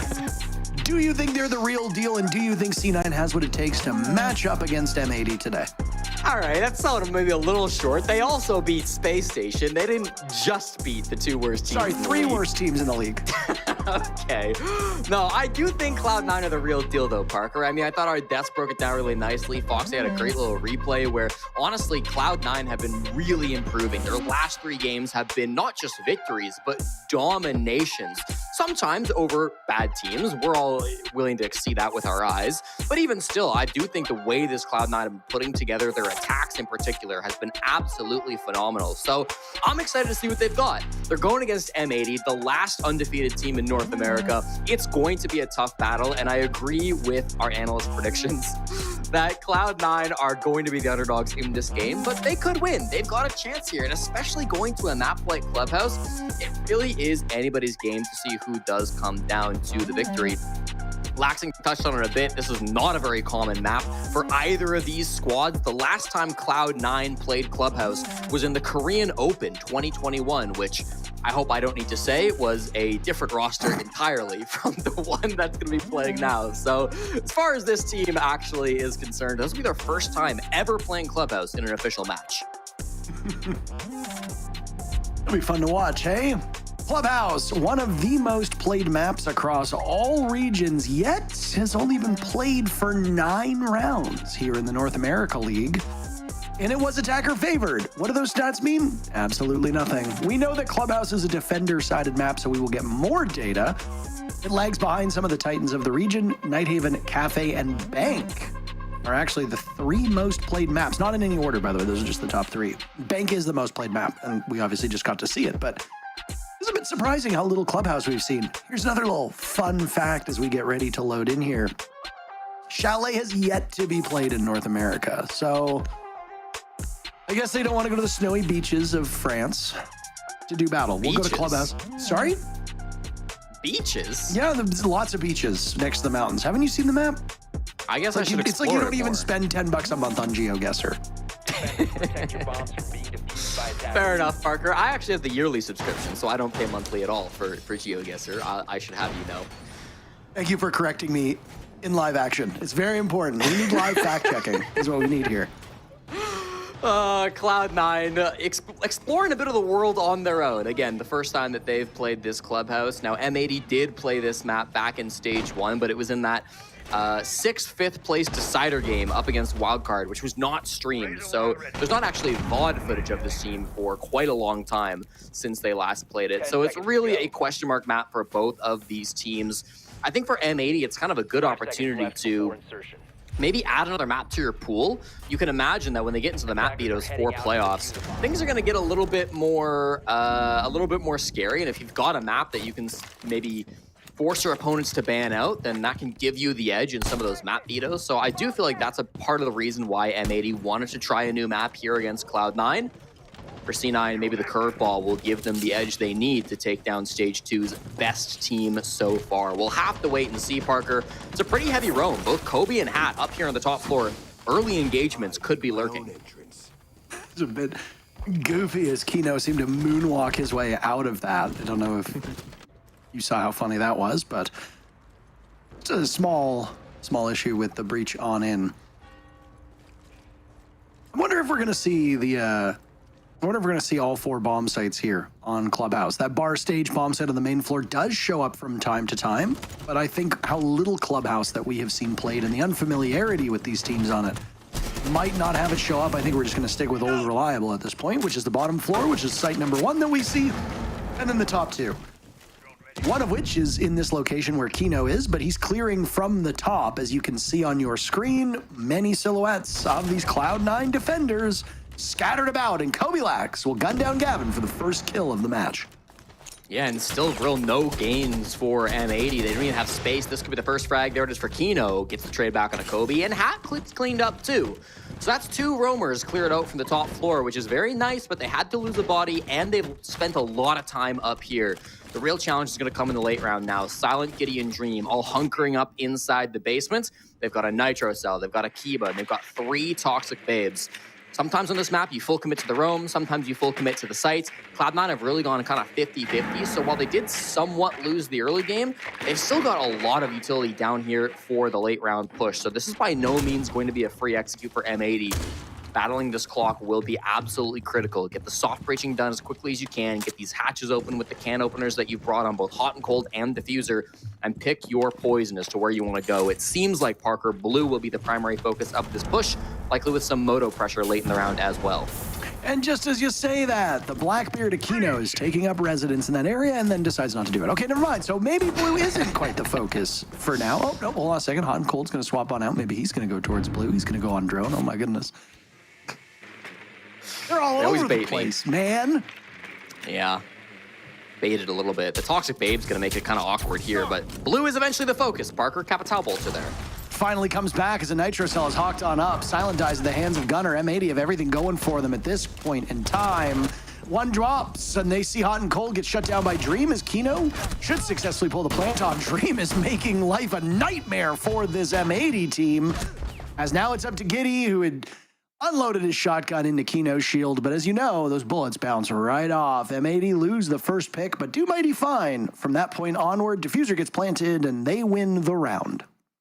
Yeah, nice little execute. Again, not necessarily easy, despite the man advantage that they had going into that. You saw Dream having some huge success. If that Nitro lands, I mean, he could have done so much damage. He chucked it out the blue hash to try to find Hot and Cold. Eventually got him on the drop anyways, but it was really just that focus on the kitchen hatch drop that ended up being so strong for M80. I thought they'd go Moto. That's where Giddy was positioned, so it might have been what Cloud9 were expecting as well, but they last second pivoted over. It was really hard to tell where that push was going to come until it actually did start with the Blackbeard dropping down through the hatch. So no great way to stop that from happening, and M80 will take their first round win up against Cloud9. You said that with more data, this might get to be a more defender-sided map, as we would come to expect, but M80 are the favorites, and they are starting on the attack, so there's a world where they start to run up the scoreline, too, if they really do just gap Cloud9. 5 seconds remaining. Who knows? You'd have to look at the other regions. And good news, Jesse. They all play Clubhouse as well. Which one do you want to go to first? You want to go to EML first? That's a great idea. Let's do just that. Clubhouse has been played for 40 rounds, and it is a 50-50 map. 20 rounds won by the attackers, 20 rounds won by the defenders. If we walk a little bit farther southwest, we'll end up in South America, where it ends up being the second most played map, which gives us a lot more data to work off of. It is very defender-sided amongst all 10 of the Brazilian teams playing in SAL. Roughly 59% of the rounds played breaking in favor of the defender. So you've got, it's been played one time in NA and it's attacker favored. It's been played about 3 times in EU and it's 50-50. And then it's been played about 6 times in Brazil/South America and it's very defender favored. Obviously we can get into the nitty gritty of the 3 sub-regional leagues in APAC, but I think this is good enough for us to know, based on the history of Clubhouse 2, that this is a very friendly map for the defenders. So Cloud9 need to get at least 2 rounds pretty quickly, or else they run the risk of burning a timeout and falling very far behind to start this map.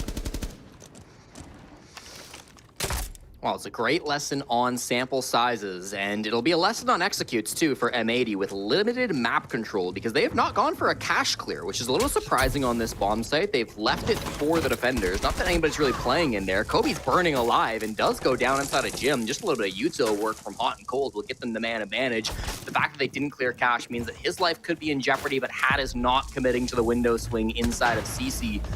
He'll be catching these drones, and we'll just have this late pressure shut down by Gunner. What a great clear to come out.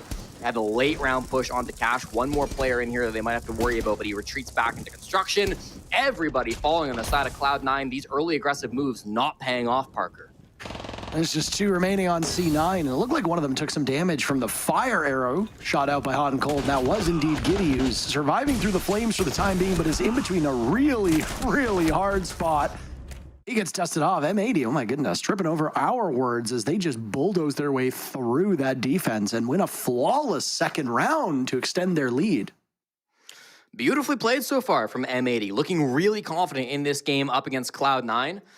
These 2 teams have met twice. Of course, they met in Stage 1, and they met back in Reload as well. And both games were 7-5 victories for M80. So close matches both times.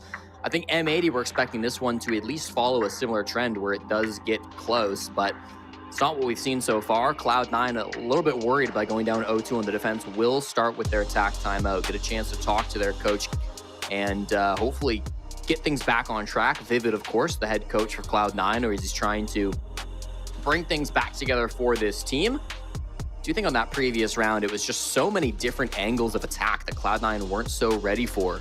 Capital Bolt perfectly counters the Azami inside of Jim. I think if Hat immediately commits to a swing over towards CC, maybe he gets a really strong trade, and that round actually does look pretty good for Cloud9, but he's a little hesitant. He is on a drone in the end, and even if he's expecting the push-up red stairs from the Deimos, ends up losing that. So a couple of tough gunfights go the way of M80, and then I think broadly their positioning just so good to find those last couple players. It's tough, man. I mean, I think Cloud9 are a solid team, but when you're going against these M80 attacks, it is by no means easy. No, not at all. I mean, M80 made some small stumbles in round number 1, found their footing midway through the round, and then crushed the execute boxing Cloud9 out. And then in that particular round, they didn't make any stumbles anywhere whatsoever. Cloud9 is not keen to go back upstairs. They will try for the bomb site that was a little bit closer. I think they got, what, 2 kills, 3 kills back in round number 1, and now they will go back downstairs and hope for a better result. Kobe Lax was rocking the Ellen, was roaming upstairs, but now a relatively familiar op on Clubhouse will emerge, and that's Scopos. Technically, 2 operators in 1. very, very common to put one on the complete opposite floor of wherever the bomb site would be. So if you're defending one of these upstairs bomb sites, which they are not, but Kobe is in a position where one of the bomb sites would be, you'd stash one probably over in bathroom or something on bedroom side when you're defending downstairs. If you're defending upstairs, you'd stash one down below in blue or in photo. We've seen them even get stashed in strip before behind the bar. It'll be interesting to see where Kobe puts this second robot and where he'll be able to possibly emerge in a flank that they don't see coming. It's another heavy commitment to the roam, maybe even harder of a commitment this time around, depending on how long Kobe chooses to stay up here. He's playing Raptors, as you said, and Giddy's not too far off inside of Cash, so clearing that will be the primary objectives. Gabatalbo is being used on Raptors, and Kobe, can he get out? It looks like just in the nick of time. That first body put down to 1 HP, Parker, but he gets all that health back as he teleports back to the site with his second lifeline. Perfectly played, dealt with some good utility, and then didn't give up any frags to M80. That's a cool little play on the Scopos. Does leave Giddy kind of alone. It looks like Hat's moved up the main stairs to help him out on this kind of construction side roam, but yeah, nice little tech from Kobe to get out alive there. He nearly burned to death. Once again, this assault will come above. Giddy now rocking that Scorpion. Maybe he wasn't playing Ellie. Maybe he was playing Denari because they do share the weapon. Honestly, I'm just so not used to seeing that Scorpion on another operator. Kobe Lax finds 1 kill, traded out immediately, but C9's guns are doing something that they've had some struggles with over the previous 2 rounds, hitting their targets. Fire inside of blue is doing extensive damage to Diffuser, and Dream punishes both of them. What a great round for Dream. He was sensational back in round number 1 and almost did enough to keep the team in it, but they came up short. This time he will not allow the team to make that mistake again, and he'll break the 2-round run that M80 team was on as C9 gets on the board. Yeah, start to finish, strong round from Cloud9. You know, they win the early game, not only with Kobe Lack making his great escape, but also with Gunnar being the opening death over towards Giddy. And then M80 realizing that this early game has gotten kind of away from them. They call for a quick pivot down to the basement. Would have been a sweet move from them, but unfortunately, Kobe was able to answer back immediately with a frag onto Gavin, take down him, pushing in towards blue. It was really a 4-man push towards the blue side. They were really hoping they could catch them off guard, but that was read so perfectly by Cloud9. You group up like that, there's really nowhere else they could have gone without the map control, right? So a desperate pivot down to the basement. It's a good call by M80, but it just doesn't pay off this time around. And so Cloud9, after attack timeout, will get their first round on the board. And now we're starting to get a little bit more competitive. This is kind of what I was expecting this game to look like before it began. I didn't think it would be a runaway for M80, that's for sure. I expected Cloud9 to be competitive, but again, the one thing that just sits in the back of my mind, I guess I am the negative Nancy today. I have to balance out your unbridled positivity, which is a little out of character for you. You hate at a generational level. But today you are nothing but compliments. You are giving everybody their flowers. I have to sit here flowers. I have to sit here and try to balance out the broadcast by being, well, I gotta be the bad guy. Ridiculous. Slander. Slander on the cast. Well, yeah, you're the one who's being a positive Polly today, so I've got to be the negative Nancy. I will say, Cloud9 farmed the 2 bottom teams, technically the 3 bottom teams in SSG, Standby, and Cruelty. Now, points are points, so kudos to them for earning them. And I mean, 7-0ing the 2 last place teams is an achievement in and of itself in the same week. Like, not even letting them get a single round, that's punishing. But they are still the bottom tier teams. 9 points accrued against the bottom 3 teams. In an ideal world, every team is ending up in that same position where they can amass their points. So Cloud9 needs to start winning against teams that are the real deal, and M80 are certainly in that position. Kobe Lack's first casualty, Hat will follow shortly thereafter. Hot and Cold also dropped off by the toxic gas thrown out by Dream. The clash of Giddy no longer a hindrance as he's removed, and the Fenrir will soon be next. Inside of the corner, completely blind, flailing away as Dream is finished off. Silent can be collected in just a moment, and that means Kobe Lax, who was miles away from the bomb site, will herald his entry by setting up some magnets as all of this action occurred on the other side of the map, Jesse. You would think that it was Gym Bedroom, but no. It The bomb site cache CCTV. I don't know Cloud9 doesn't really have any intel here. I don't know what I just watched, Parker. That was pure chaos, but I guess it works out for M80, and I don't think it's going to get easy at all. No, sir. Gunner on the site window cleans it up. My goodness. I mean, it's a Ying and it's a Blitz jumping in through the Master and Jim windows. Hat is sitting in the corner of Jim. That's a round you got to go back from top-down POV and watching slow-mo. Hat is literally in the corner of Jim. M80 have no idea. They jump in with a blitz. Somehow Hat does not do anything with that. I think he's blind, perhaps, or at least in the smoke when the hop-in happens. So Hat empties his entire clip, misses all of his shots, and then Kino turns around on the blitz to get the kill. Gunner gets a melee kill at some point in that push. Kobe is fragging from rafters somehow. Oh my god, we do have a POV of it. He empties his clip because he's in the smoke, and then Kino gets the frag. Pure chaos on that roam coming out from Cloud9, and it doesn't go their way at all. What a goofy round coming out from these two teams, but M80 on top, I guess. I mean, today has very much been a day of unpredictability and not exactly what we expect happening to happen. I mean, I think the score lines in the first two games were expected, or at least the results were expected. Yeah. But what actually occurs in the match, that's anybody else's guess, right? I frankly did not expect Wildcard to look like they got caught so flat-footed in that first match. I also didn't expect Standby to completely crumble after round number 1 in that second match. Here, I mean, things have been, well, they're about where they are, right? M80 is somehow winning on attack on Clubhouse, which bucks the trend. Not the Clubhouse we saw in NA, which we've seen just 9 rounds played on this map prior to this bout, and the attackers won 6 of those 9 rounds. But in the SA League down in Brazil, defenders have this map pretty well figured out. So we just can speculate. I don't know about you, but do you think M80 is going to have an even easier time when they defend, or do you think we are looking at an attacker-sided Clubhouse?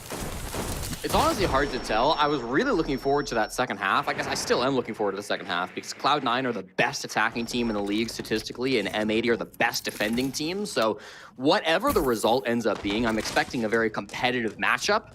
I do expect it to lean M80's way because the map is, again, defender-sided generally. And while Cloud9's attacking win rate, as you said, kind of came off of farming Cruelty and Standby. So it's tough to say how it's going to play out before it goes, but I would say M80 will be favored on that second half. They've got a 0 and a glass push, and Parker, I think they're just sending it into Jim. Full send is a full sentence, and that's exactly what will happen. Kino establishing some cover fire. He will find the clash. As there's multiple silhouettes now, Nitro Cell goes down, but nobody suffers through it. Hot and Cold is now dropped as the Nitro Cell was actually kind enough to open up the hatch to allow Hotton to escape. The Bees will go on in as the Clash and the Warden both look to stand tall in this bomb site. Dream will set down the shield, leading the way on his team with 6 kills, more than the rest of his team combined.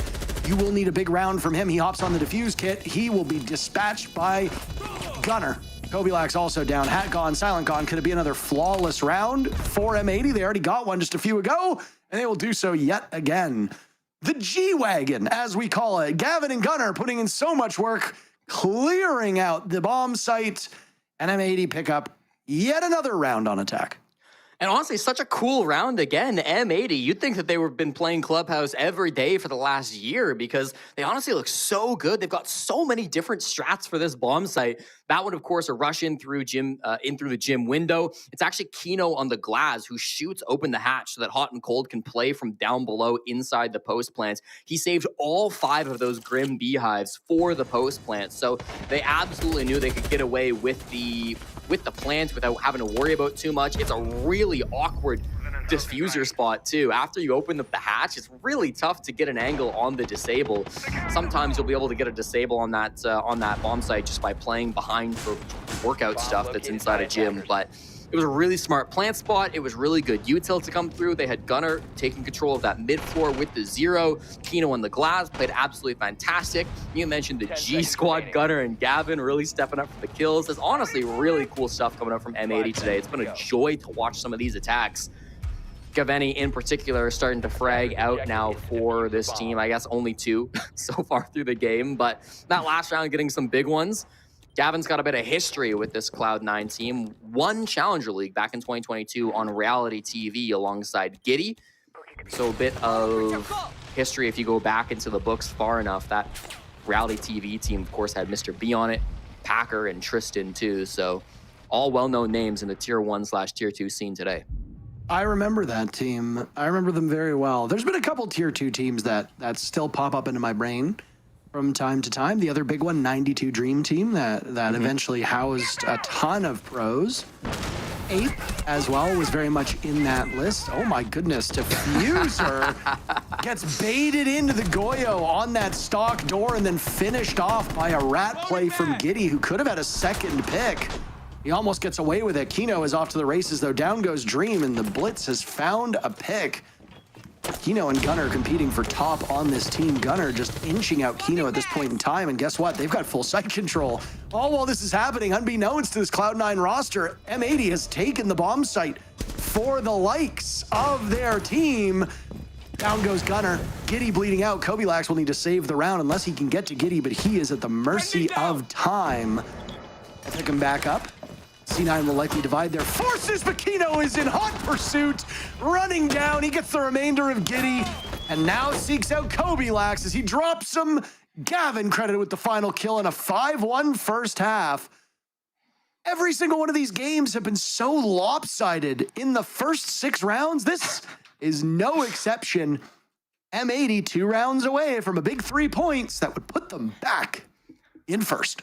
Dude, and again, it's like round after round, some crazy strategy from M80 to pull it off. That time, they recognized that I believe Cloud9 had opened up the Moto hatch. They were playing kind of a classic roam on that bomb site where you use the castle barricades to try to hold down bar for a long time, and then you rotate back down through Moto yourself. But recognizing what was going on, M80 said, we're going to send Gunnar and Kino in through strip. They're going to push their way into bar. They're going to drop the site into Moto. And then whilst they're still like basically every Cloud9 player up on the roam, Gunnar and Kino are just taking control of the site. Really cool stuff coming out once again. Kino, I think, some fantastic play on that blitz in terms of the decision-making with the plants and also just how he's playing with that pistol and with the flash. Really cool stuff coming out from him. I think Kino, honestly, one of the most underrated players this stage. He's got 7 plants, the second most of anybody this league. He's got a 100% success rate in the clutch as well through 3 attempts, which is pretty impressive for my books. He's been really consistent in the late rounds. And yeah, I mean, just a super clean round coming out from M80 altogether. They look absolutely perfect on their clubhouse attacks. Attackers have discovered the location of a bomb. Now we get to see if this is just an attacker-sided map. If Clubhouse go off to the races themselves in this second half, the start of the third quarter, as you like to call it, then we'll start to have a better idea. But a bit abnormal to see Clubhouse played as little as it has in NA. Every region has a different map sitting at the top of their pick rate, or at least most regions do. I like that diversity, and when the best of the best come together in Munich in just a couple months' time, well, we'll have quite a bit of diversity when it comes to map pool between all of these teams. Hot and Cold's a name we haven't said very much today because he's been diligently doing his role as a support player. 1 in 4, but for a support, that's about fine. He is dying in most of the rounds that M80 is winning, which is not abnormal, but probably doesn't love from a stats perspective. He was standing guard over by Jim as now Giddy struggles to open up the wall into the bomb site. He finally gets it. Hot and Cold is pivoted now in his position, and he will greet that opening as Giddy is immediately moved over to construction. All right, well, Cloud9 in very quick fashion have opened up 2 of the most important avenues to the bomb site. Yeah, nice job so far on this start. Assuming the con single wall wasn't mute jammed, which if it was, they should be able to clear it out with no, they got it open. No problem then. Yeah, nice little util work to come out from C9. Dealing with Hot and Cold on this clash is going to be a whole nother issue. As it's getting into Logi through Toxic Babes, they will drop. Silent finds the opening onto Gunnar, and Dream is starting to take some space. Lots of roamers here inside of Master, including the Clash. Hotten's rotated over to try to assist Caveni. Candela's flying through, and the kills are all going the way of Cloud9. This clear has been perfect so far. Gavin will find nothing for that. Kino now has an opportunity to move above Gunnar. jump above him in the kill feed. He's taking quite a bit of damage here, but honestly, the lives on C9 are looking pretty good for the time being. That was a very, very fast execute to get in the building by Cloud9. The pace they set, excellent. It caught M80 off guard, and M80 now in a very bad place. As they are entrenched in the bomb site, there's not a lot of movement that's possible in this cache CCTV portion of the map. When you've lost control of construction, your real only avenue is to go down the stairs, either through rafters in garage or red stairs. And either way, it's a long trek to get to the other side of the map, which would be master. Where at this point, C9 can just have somebody on permanent flank watch. This push looks really good, Parker. Giddy's going to be the lone guy holding platform. If he's only 1 HP, if you clear him out, that maybe alleviates some pressure, but you got bigger problems. Silence in the site. He's got a shotgun and the defuse kit. Forces everybody back. He's so deep, and he's finding kills. Oh, beauty push from Silent to just take that space. It's a flawless round victory for Cloud9 as they dominate that push and maybe just showcase why they are currently the best attacking team in North America. I mean, another flawless round. 3 of them so far through 7 rounds. Again, very dominant from the teams that ultimately go on to win. Cloud9 have their work cut out for them. A 5-1 first half is quite the climb, but it's definitely doable, especially if this is an attacker-sided map like we have speculated. Still time for M80 to figure this one out. 1 round won by M80 guarantees overtime, which means they get a single point, which will, help them, but it won't get them first place back. At this current point in time, they trail OXG by 2 points and have a better round differential. I think that's the tiebreaker, isn't it? Yes, I believe so. It changes. And I am old and I don't have the best memory anymore. These, by the way, the top 2 teams of M80 and OXG did battle in the very first play day, and it was a 7-5 victory for M80. So if it's not round differential, M80 does have the tiebreaker based on that head-to-head result. I'm confirming it is overall round difference for the first tiebreaker. There we go. Excellent. Thank you so much for that. Really impressive run-in by Dream on that first round, by the way. He has been exceptional on this Cloud9 team. He's proven his weight in gold. And we've always known Dream's a good player.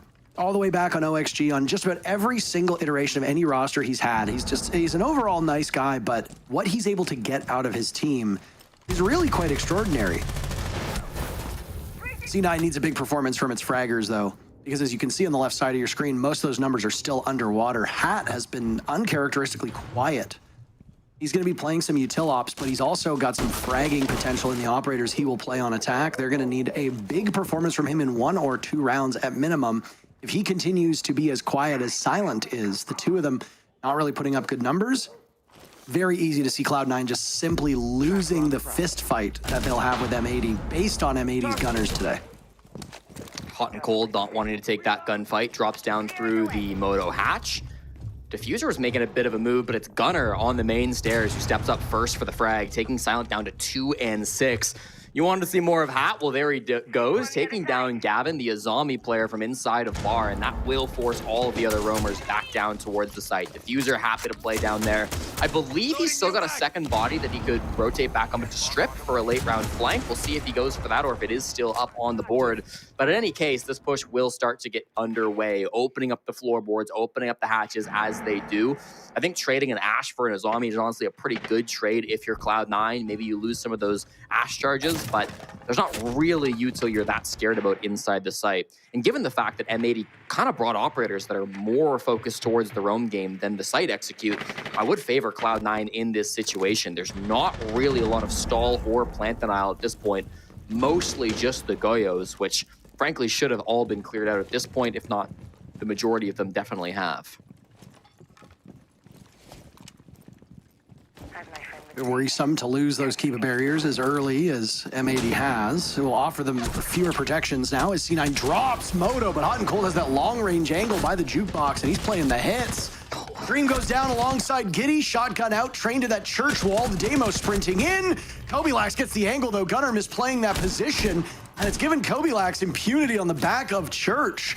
M80 with a numbers advantage. Clock not favoring Cloud9 right now. Hat will drop Hot and Cold unmoved from his position, and now Kobilax just watching his entire team die around him. He'll have to pick his poison. Running out of time, Hot and Cold seals the deal on that round. What a terrific performance from Matt Stevens is his name again. One we didn't say often, but boy, does he come up big in big moments. Match point for M80. Hot and Cold, one of only 2 players in the league who can, coming into this play, I should say, who can claim to be both the IGL and the top-rated player statistically for their team. I know he's not having the most frags today, but Hot and Cold has got a 142 KDR coming into this game and has actually been fragging like crazy over the last couple of weeks. I said one of 2. The other one coming into this play day was Bino, but Bino went 0-7 in their last game couple hours ago. So might just be Hot and Cold at this point. Beautiful shot by Hat, I have to say, in the replays we catch that. Really nice to start Cloud9 off on, I would say, a positive foot going into that site push. But M80 did a really good job of recognizing the fact that they didn't really have the util to win that round on time. So instead, in the 4v4, what do? They get really aggressive and they start swinging. Hot and Cold on that Moto door. Then it's Gunner right after on the church wall. They step up, they catch Cloud9 off guard, and they get those picks, because if they just sit back and they wait and they let Cloud9 execute 4v4, I really don't favor them in that engagement. I think they recognized that the util was better on C9's side. Because of that, they had to get aggressive and make a play, and they did just what was needed of them. Traded out beautifully in that site. So really does feel like M80 are playing a complete game of Siege today, Parker, as they have all stage long, and one more round is all they'll need to remain undefeated in stage 2. I've been, not to plug it, but I've been working a podcast with Fed, who has some pretty big insider info on this M80 team, because, well, he used to be a part of it back when it was Beast Coast, and then he's very happy that these players have bounced back. He said they just needed time to gel, and really likes the addition of Kino to the roster. I mean, obviously, Spirits is a terrific player, and he's found some new life on DZ, even if DZ has slipped. At this point, they're actually out of the playoff race because of the results that have happened today. But Kino is doing great, and they've got Fabian as a coach now. Fett, obviously a major winning coach, but Fabian is Fabian. You're hard-pressed to find somebody who knows the game better than Fabian does. Just because you know it doesn't mean you can talk about it, and just because you know it doesn't mean you can teach others that same knowledge. But by most measures, it looks like Fabian's done a good job. First with PSG Talon, and that was a very tough position for him to be in. And then obviously with M80, things are going a lot better. This team is just gelling. They're doing it with flexible roles, a diverse operator pool, and pretty much everybody on M80 having a good game. I mean, look at Kino and Gunner, 18 kills.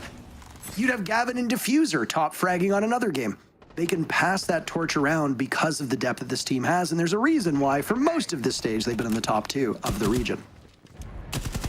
Likely to remain that, I think. Cloud9 with this push haven't gotten much. There wasn't really a hold over towards the cash side. Both on attack and defense, M80 kind of ignoring that side of the map, but I guess with some of the pushes they were going for, they had other priorities. Giddy unfortunate with that Flores drone. He's hoping to clear out some of these Kiba barriers, but getting caught by a mute jammer, so it's going to make things a little bit awkward. Also kind of just starts as a bit of a landmine once they do go for this push in. Another one does get cleared out, so gonna have to find some other ways to get advantage on this push-up. They don't have control of the bottom floor. Hot and Cold's down there, peeking in through the doorways. I mean, this is a very telegraphed push. I can't imagine M80 fall for this. And Gunner dies. I mean, they might be falling for it. They've at least lost one of their players. Their top fragger at this point in time. Persistent gadgets for the Goyo, though, so not all hope is lost. Gavin dies shortly thereafter. Houghton, continuing his impressive play from the previous round, gets the only kill up to this point for M80. Kobilax drops, Kino taking a lot of damage in the process. The follow-up and a missed opportunity for Diffuser on the stairs.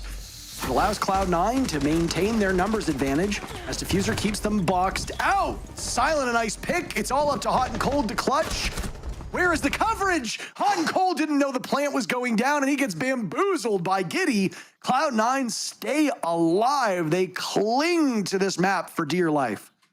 Weird kind of end of the round there for Hot and Cold. He did know the plant was happening there, but he was so worried about the cover because Dream was just inside of Master Bedroom. So he swings Dream first, but Dream's not even covering the cross. He absolutely could have just sprinted past and stopped the plant. He gets a little bit too caught up on what could happen, though. Doesn't trust that that angle won't be getting washed. And so, yeah, ends up getting collapsed by those last 2 players.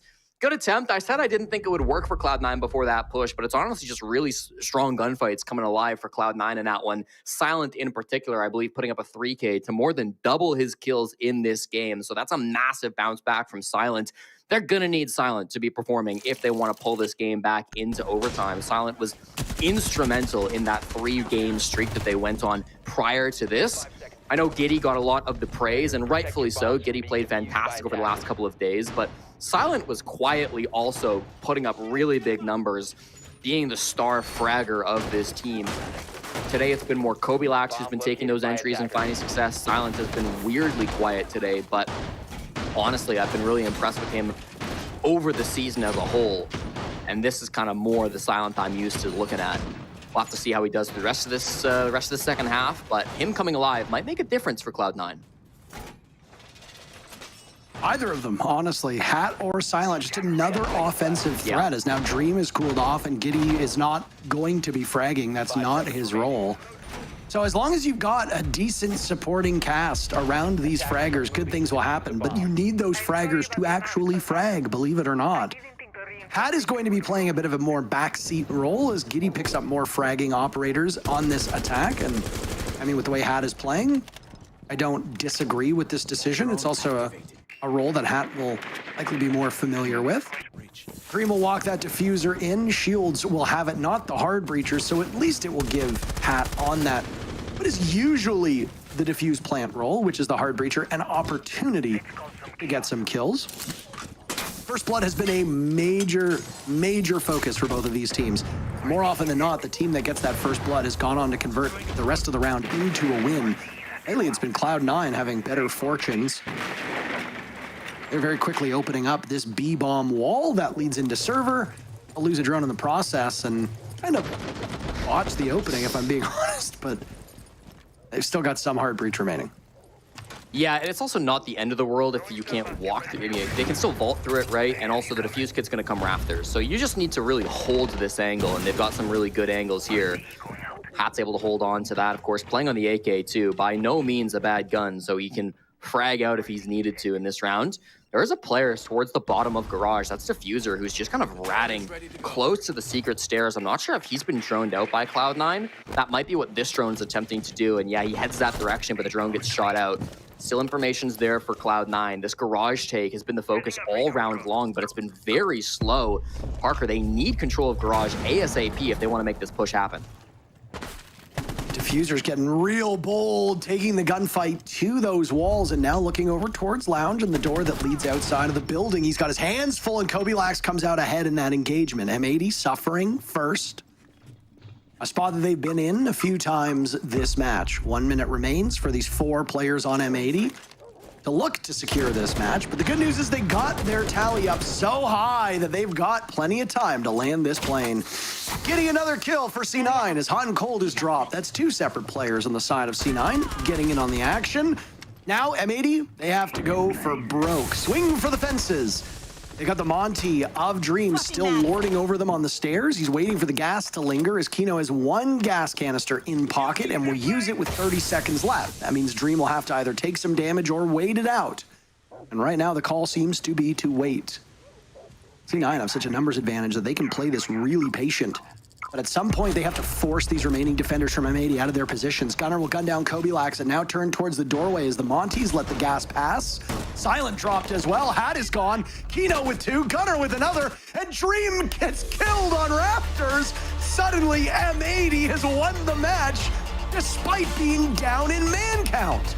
There's a reason why M80 has been one of the best teams in the NA League, and they just showed it. Dominating another playoff caliber team here in NA. Clubhouse goes in favor of M80, and M80 will regain first in the league. Parker, M80 might not have had the numbers, but they had all the positioning that they could have needed. Great Rafters play from Gaveni. He never gave up that position playing on the Azami. Capitao band coming in massive there, even with the Monty unable to clear it out. Just masterful play coming through from them. Cloud9, unfortunately, their win streak will come to an end here against M80, but it was still a strong match from them, and they can bounce back later in the week. We're halfway through our day, just a little bit past that. Let's hear what the desk has to say about Cloud9 versus M80 after this break.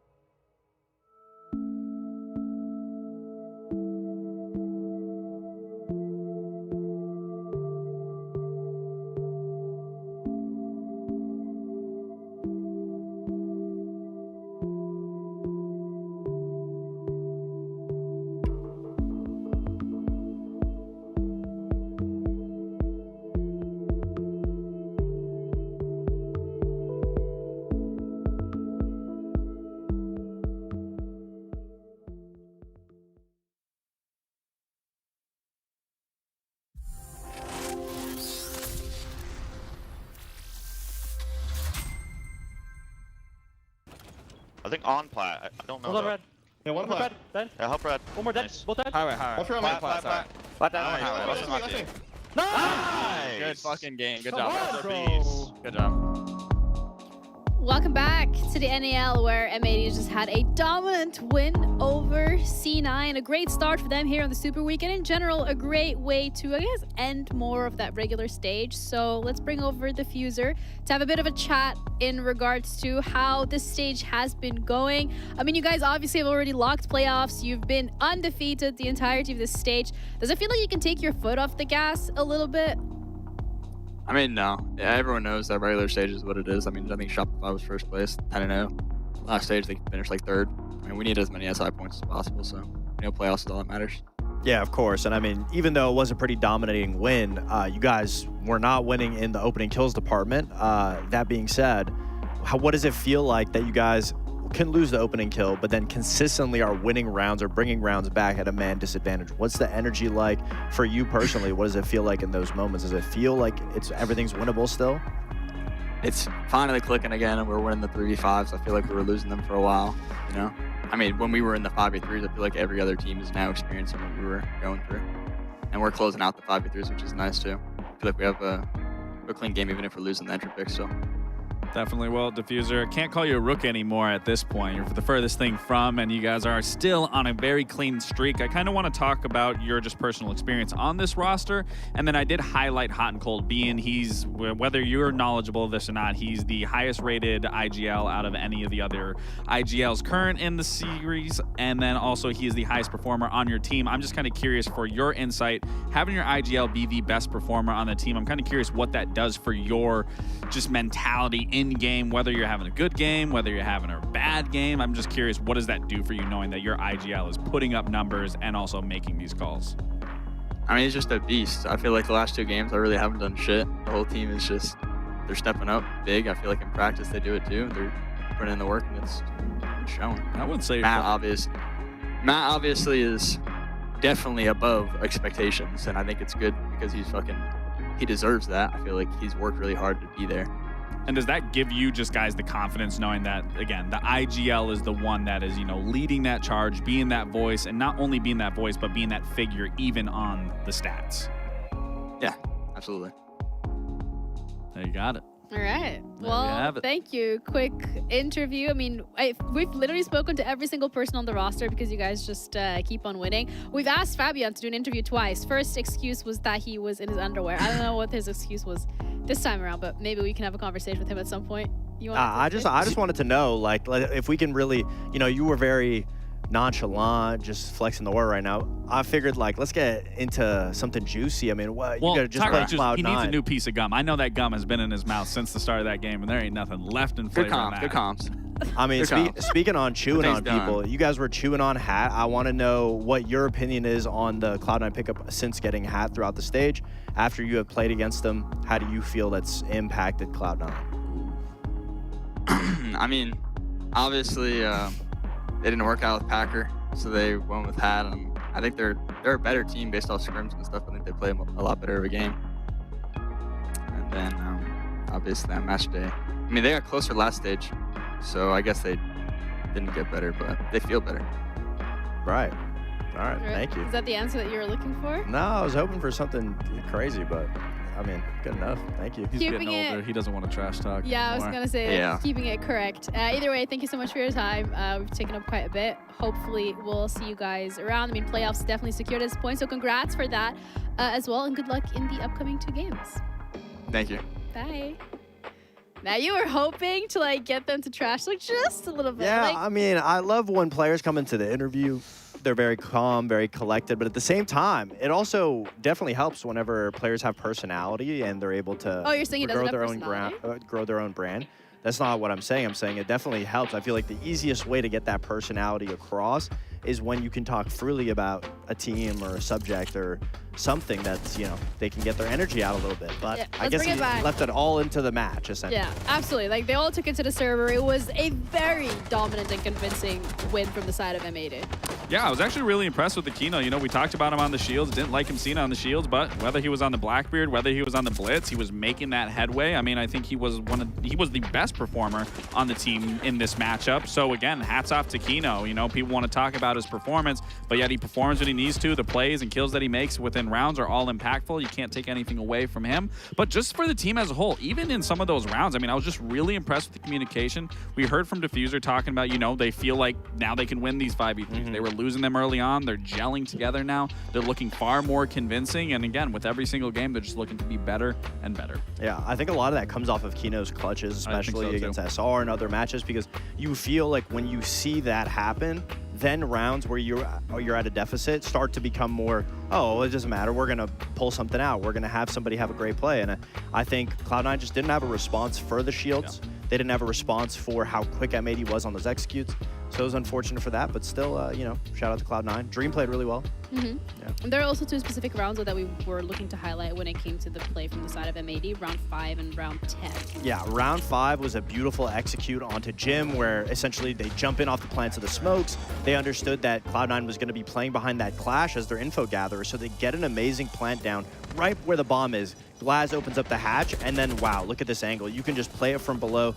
Cloud9 tries to retake it. Great job from them. They put the clash shield down, but it didn't work out for Round 10, I actually really love how this round played out. I mean, they knew that the round eventually was going to have to come to an end and the round was going to get constricted. The site was going to get constricted, rather. And what you saw was one player swing construction, killed a player outside on balcony. You see Kino take the 2 big gunfights on bottom red, where then I believe it was Gavini swinging into server to kill the player jumping through the breach, while Hot and Cold, or was it Gavini? I don't know who was out on, on the rafters. Someone was on rafters. They had that attention of the Monty, but all of them clearly communicating, understanding where the win was going to come from. It came off that first kill outside server window, and then just collapsing. I mean, again, M80 really has it down. Even in the man disadvantage, they played those positions so well. Yeah, it's down to a science at this point, and it feels like it's like the question is who's going to be the team to beat them. So far, literally no one has been able to do so. So maybe it's going to be a different beast once we head into best of 3s, but that is something to look at in playoffs because we are still in Super Week, and we have just finished our first 3 games of Super Week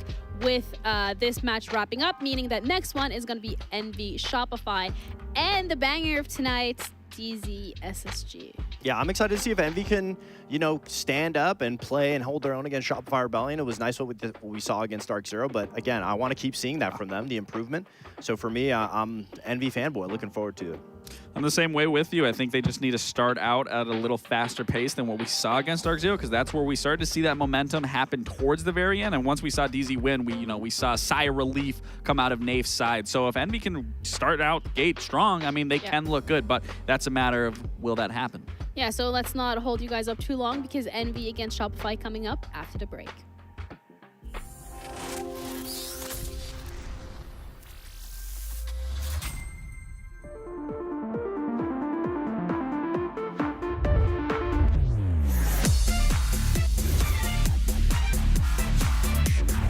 And dash together.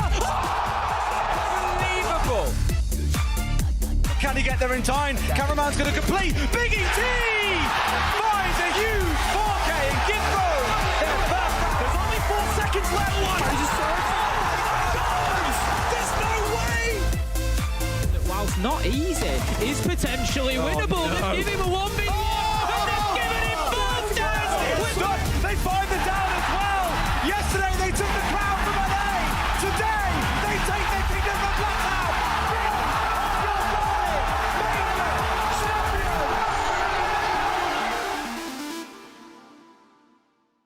Who is Canadian?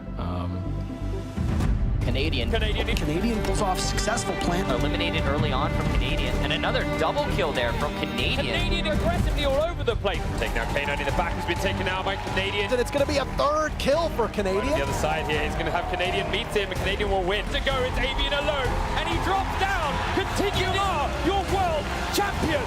The most accomplished and longest tenured NA player. And this is Fractures.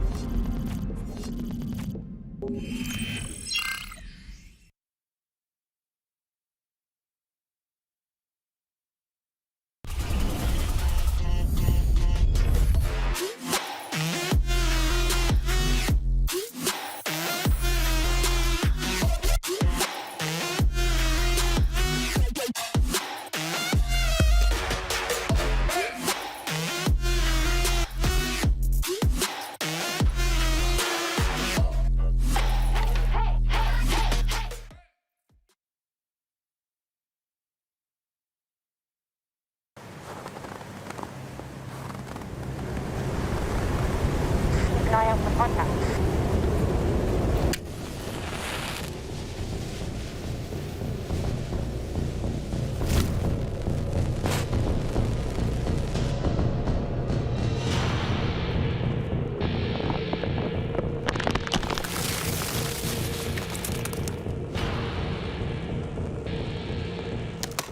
Available now.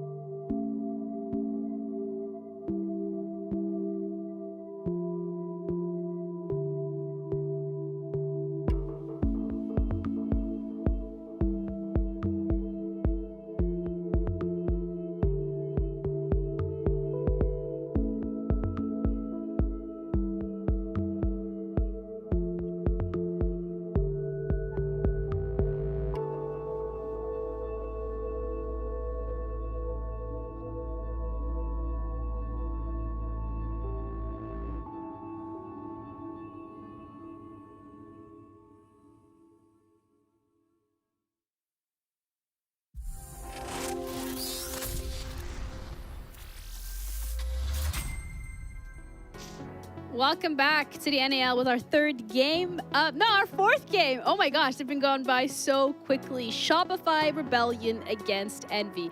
Envy, a roster that has actually been picking up heat this time around stage 2 of the NAL. They made a lot of improvements, changed some of their philosophies as well when it comes to the approach of the game. Whereas when we're looking at Shopify, last week was mildly put a little bit of an oopsie.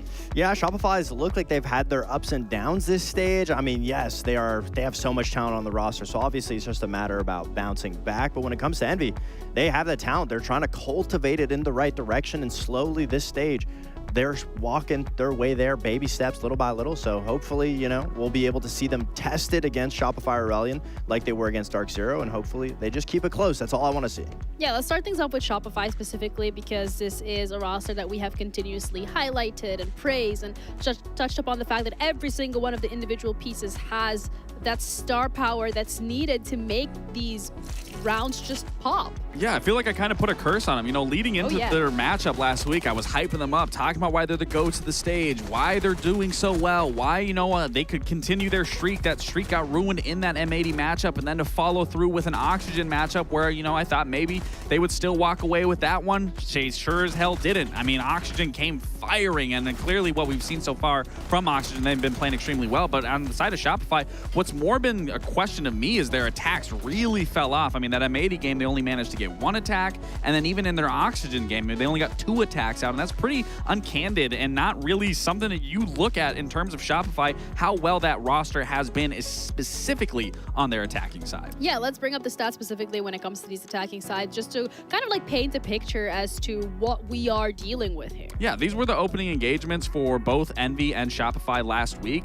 Relatively close, to say the least. So really, when you're looking at this matchup, or at least when I'm looking at this matchup, I am looking at those entry engagements and more so what these teams are going to do on their attacking half, because what we saw is both these teams are 5th and 6th on their attack, which is a crazy statistic when you're looking at the players on Shopify Rebellion versus the players on Envy, these up-and-comers that are now making their name and making their mark. So for me, it's a big question of, you can't get too comfortable now, Shopify Rebellion. You really have to start ramping it up and fixing your attacks, because we know how strong their defenses are. It's just a matter of finding success and feeling more comfortable on those attacks. Yeah, and one player that has continuously been finding success over the last couple of play days, specifically regardless of whether or not it has been going the way for Shopify, has been Surf. And it's crazy because on stage 1, we didn't really touch upon Surf and how he's been doing in the roster all No, we didn't. We were always talking about...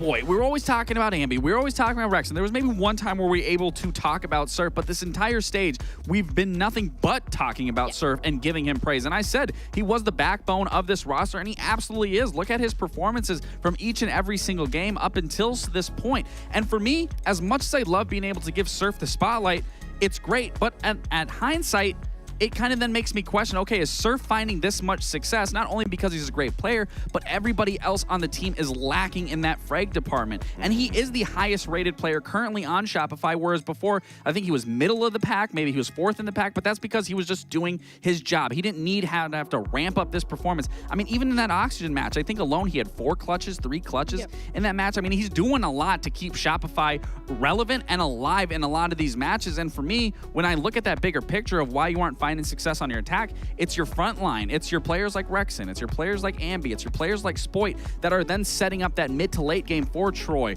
for Surf to find success. But Surf is having to come alive throughout the entire round, throughout the entire attacking half, defenses, whatever that is, to try to bring something alive from any of these rounds or to be their saving grace. So for me, it comes to a bigger picture of we need to see everyone start to ramp up their performance. Yeah, it's a bit as well, a lot of pressure to be putting on one player's shoulders when it comes to the performance on these play days. And Envy has been kind of like on the other side of things, because it does feel like this team over the last play days in this stage, Foxay, they have found their footing more when it comes to playing together as a team rather than individuals. Yeah, I mean, they've been playing very well when it comes to anything team-orientated. I feel like their strategy is very good, the way that they're able to identify how another team is playing, not only before a game starts, but during the game. Each single round, they're constantly adapting and swapping styles based on what's going to work. I mean, one round they go for an aggressive hit, go for a pick, doesn't work out, so the next round they try to go for the execute, focus on a plan. And I really like the ideology that they bring with it. I mean, obviously in their matchup against DZ,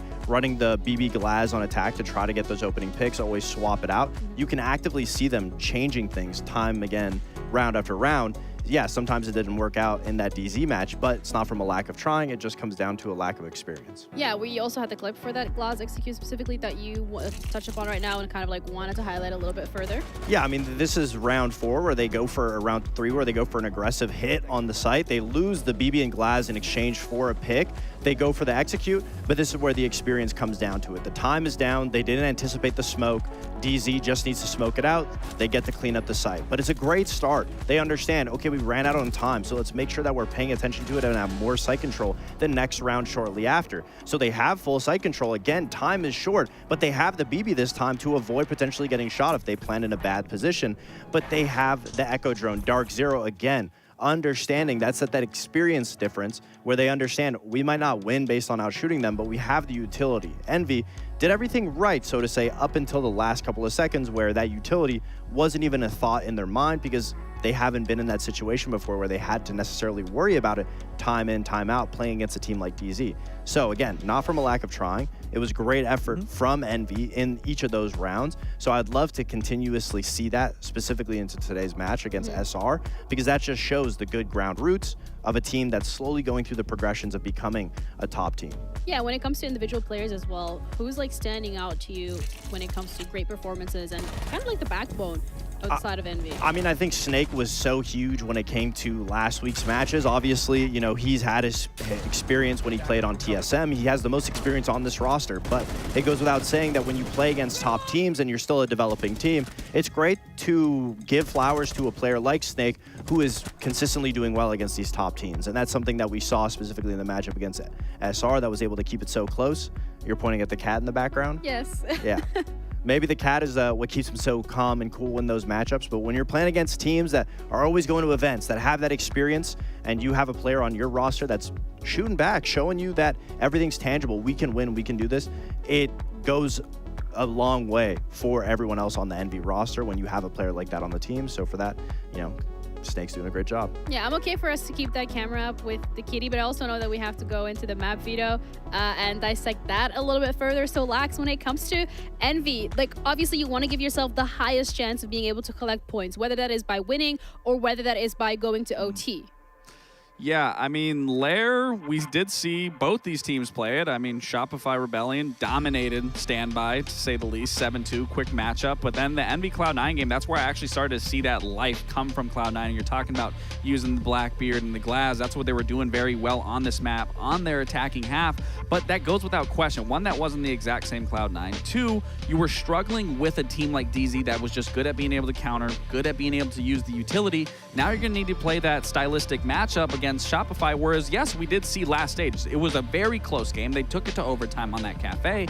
But again, being able to control that aggression and tame it the way that Shopify is going to do, especially on their attack, and then being able to pivot on their defense as well, it's really going to be on Envy to be able to change their playstyle like we've been seeing through and through, where again, we need to see that performance come out quicker and not be so slow, and quickly identify if utility is going to be the end game, if they are going to go on those executes when it comes down to their attacking side. But for the defenses, I think it's just playing those crossfires, communicating, not giving up power position until you can choke out that time and bleed the clock when it comes to the execute. Yeah, I mean, you touch upon as well the fact that this is the team that has the makings of becoming a great team here in Tier 1 and taking that like baby step little by little. But obviously today is, you kind of have to lock in. So when it comes to predictions, I'm assuming that although Envy is on the right path, it's not necessarily there yet. Not there yet, and it's SR. And like Lax said, when it comes down to the map, Lair is a huge map, very difficult to be able to manage time. And what did we just see last week?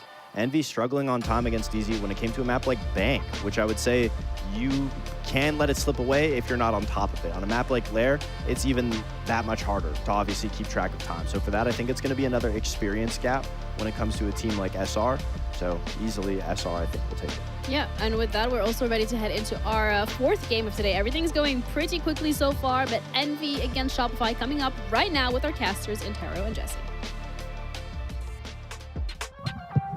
Much has been made about whether Envy is the real deal, but they're only one half of the equation in this particular puzzle that we're trying to deal with here, our formula, if you'd say. And that's, is Shopify Rebellion on a downward swing? Because they had a rough week last week. Envy has also come back a bit to earth, Jesse, from their earlier heights. So when we look at Lair as a map, do you expect to see an even affair? Do you think Shopify is going to run away with it, or do you think Envy is going to stun us and give everybody justification to think that they are a top 3 team in their comments? Because that's where Envy is right now, in 3rd place overall. It's honestly a great question, Parker. And I really gotta say, I think Shopify Rebellion got a bit of a lucky break with this map veto phase. Going to Lair has got to be great news for SR. They're 6-0 undefeated on Lair this season with this 5-man roster. So they are a very good Lair team. They should be really comfortable coming into this matchup up against Envy, who have only really played this map once in Tier 1. That was back against Cloud9 in Week 1. So relatively recent game with some footage. I'm sure Envy have changed a little bit since that game, but even still, that was a 7-5 game against Cloud9, who frankly were struggling in the first week of the NAL, not like the Cloud9 we saw in Weeks 2 and 3. So definitely a bit of a different pace. You can also go back to Challenger League, which had a slightly different roster, where Envy were 0-3 on this map. So I do think they're a better team than they were back in CL, but even still, I think the map does give a bit of an edge to Shopify Rebellion. Starting on the defense should give a slight edge to Envy as well, though, and they've decided to ban out the double shield operators to try to limit what Canadian can do on this attack. Will be the only player that you typically see on those roles for Shopify Rebellion, and meanwhile, they will ban out both electricity operators, as is most commonly banned here on Lair. Attackers are heading out to defuse a bomb. I like Lair, Jesse. I want to be on the record with that, okay? Parker, I feel like you've said that every time we've casted Lair. What? Breaking news, I like Lair. Well, yeah, because I was not a Lair enjoyer for a long time, and I want to be on the record to show people that you can change your mind. Changing your mind proves you have one, in fact.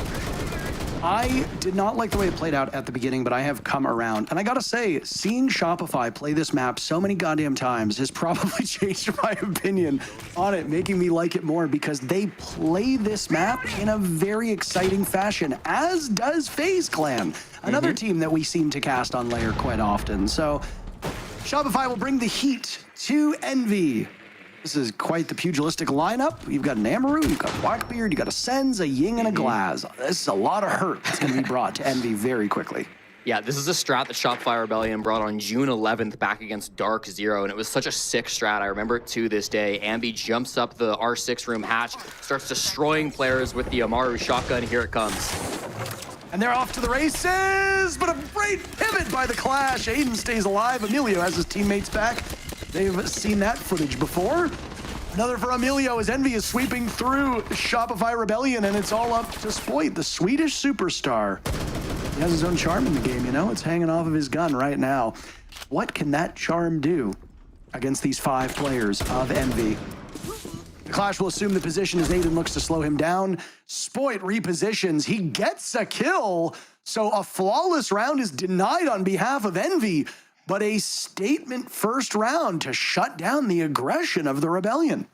All right, JJ's done his homework. Good to see that coming through. That was such a powerful strat the first time it was brought out up against DZ. I've got the lineup in front of me. It was basically the exact same operators as the last time they ran that strat. The only difference is Canadian was on Blackbeard because Blitz was banned out in this game, and then Rexon swapped his op a little bit to bring a Glaz, which is kind of interesting. But in the end, it does get shut down. That was a brilliant 180 coming out from Aiden to stay alive on the Clash. That was looking so juicy for Ambi as he hopped up the hatch. But in the end, he's a little bit, he's stunted the second he gets the shot to go through, and it's Emilio to stop that play. Everybody else is trying to barrel in through the display window more or less, and that just gets completely stuffed. Really good from Envy to be able to respond with that. Rival and Emilio both racking up 2 kills, and JJ 1 of his own. So great start to this game from Envy. Again, I favor SR on this map, but hey, when you played a map 6 times in one season, that means that there's a lot of footage out on you. Yeah, I guess it kind of cuts both ways, right? You are so practiced on the map and you know it inside and out, but everybody has access to no shortage of footage. So the things you bring, if you don't change them up, will be revealed very quickly, and they'll be able to counter it, as we saw from Envy in that very first round. You saw something about JJ Blast posted on Twitter about him bringing the special shorts or something like that. I'm not one to get into the outfits that a lot of these players wear, but I do live for the JJ Blast cam. I will go that far. Yeah, his tweet it sounded like a threat, if anything. He said he's been saving the shorts for a moment like this. So I got a little nervous when I saw that tweet, Parker, but hey, we'll just have to see how it goes for JJ. Certainly the shorts have started off strong for him. This operator lineup also been played before by SR more or less, but some of these positions may not be as known. Rival and Snake playing up top here on the mid floor. They're starting to get pinched now as they've got players from all sides closing in. And once again, entries not breaking the way of the Rebellion. Super tweeted that the way that they were entering last week is not going to get the job done. Things will go from bad to worse in this round as Aiden gets a kill with that shotgun out. Surf and Ambi both in the grave. Those are two of the guys that you expect to be lighting up the scoreboard for Shopify Rebellion, and the only thing they're lighting up are candles at their funeral. Finally, on the board is Rexon. As Snake drops, Rexon will find his very first kill. Snake's having a great stage, isn't he, Jesse? Absolutely is, Parker. Snake's been the best player on this NV team so far, at least at the very start of the stage, and has continued that on over the last couple of moments. He's going to have to do what he can from the grave, of course, on these cameras. Rival's still up above, and this is known by SR, so that's why they're still very cautious about what they're doing in this round. They cannot overcommit to clearing out Rival, though. They have to also be focused on the bomb site at the same time. Two focuses going on at once, where Rexon is trying to hold this top floor whilst also providing Burt. Canadian Spoit have grouped up towards the garage. They will be trying to play together to make this push happen. Have to see how it goes. Canadian has been very proficient in getting the plant down and calling for this team, but he doesn't have a lot of time or teammates to make it happen this time. Down goes Rexon at the hands of Rival. Things for Shopify Rebellion are not improving in the slightest. Now Gas will go over top of Canadian as he seeks some safety, but the Flames will take damage away too. He seems quite confused as to where this is going. Now another gas canister will go out. Canadian flirting with death at this point. Just a single point of HP. Down goes Emilio at the hands of Spoit, who suddenly got two for his trouble. This is very winnable, but they're running out of time, and the clash of JJ Blast is just going to continue to play keep away. Canadian is dropped, and then a valiant effort by Spoit will get ended at the hands of Aiden, who shows no emotion whatsoever. Job's not done. 2-0 for Envy. Hell of a start for Aiden. He's not going to have the most crazy looking statistics after the first two rounds, but his clash play was instrumental in winning that first round that they have on the top floor. And then honestly, after Spoit got his 2K, I thought this was going to be an SR round. I thought Canadian was going to be able to get in a position for a plant, but Aiden just got the down onto Troy before that plant could come out. And he had a really well-timed kill to be able to make this a 2v1 and then eventually a 2v0 as he also finds Spoit on the attempted trade. So really nice play coming out from Aiden, I think, in these late rounds has been excellent. I also got to give credit to Rival, who in the early rounds has been dominating. Again, 2 kills back on round number 1, and then really being the thorn in their side on round 2, roaming with that Solus, getting out, maybe leaving his teammates out to dry a little bit, but causing that late round pressure, taking out Rexon in the mid round so that there could be no second dimension to that push. I think Rival's timing has been excellent, and I don't know what Rival has got up against Shopify Rebellion. Maybe he tried to use the Shopify service and didn't like it, but when he plays this org, he goes nuclear. He was 16-11 the last time he played against SR in Stage 1, and of course, that was the only game that SR even came close to losing in Stage 1. It was the one overtime victory that denied them a perfect stage where they get 3 points in every contest. So keep an eye out for Rival. He tends to go very big when he's playing up against Shopify. A huge start for Envy on this map. Let's take a little stroll down to the Lair stats here in the North America League. Lair has been played a total of 45 rounds, which puts it in 4th place overall. Honestly, trailing the top 3 by a fair margin. So I mean, it's a bit of a fall. But Lair is defender sided. 55% of the rounds played have been won by the defenders. Over in Brazil, it's the South America League, where it is the most played map. It is also defender favored, almost 54%. So very similar numbers. In that instance, you expect Envy to do well, and well, they are doing just that. Shopify have really struggled and ultimately face-planted on their entry 2 rounds in a row. They're going to need to change something up here, Jesse, because if you continue to give away first blood, you are allowing the defenders on a defender-sided map so much time to reposition, reorganize, and re-aggress. And that's exactly what Envy has done. They have shown great poise and a lot of respect to the Shopify Rebellion, if I'm being frank. Cute little wrap by Snake, does get droned out, so it's not going to do anything for him. And this is a bit of an aggressive play with the Clash, runs out. They're actually chasing him so hard. Rival out the breach to just try to find that last player, but they do not get it in the end. Causes enough of a distraction for Snake to group back up with these players in the mid floor. So chaos on multiple entry points, but it doesn't end up with anybody going down.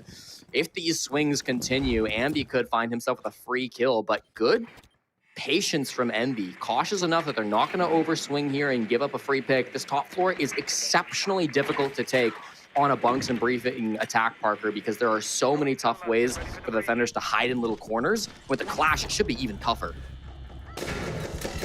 And guess what? Envy gets the first pick again. They get the second pick, the third pick.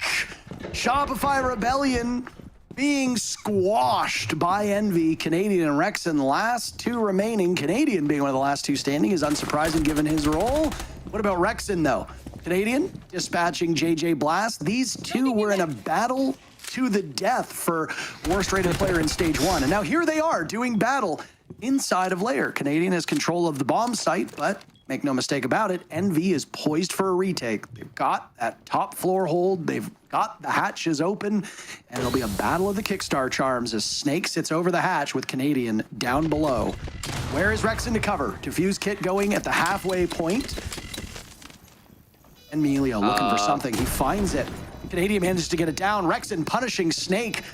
Where was Envy, Jesse? Where were they? They were unable to take back the site. Now Rival's been dropped. Aiden is under watch from Canadian with the shotgun in hand, doing as much as he can. Rexon's still upright as well. Emilio drops. He's dispatched. Canadian's been downed, and it's Aiden and Rexon in a 1v1, and Rexon wins it with the final 3 kills to get the Rebellion on board. Absolutely ridiculous that they walk away with a round win there, Parker. I'm baffled that that goes the way of SR. 2v4, full top control from Envy, and they just let the plant go down. They've got the Solus up there. They've got all the tools in the world to deny a plant. It's not like SR were particularly silent about what they were doing and what their game plan was, but Envy's struggling to deny it.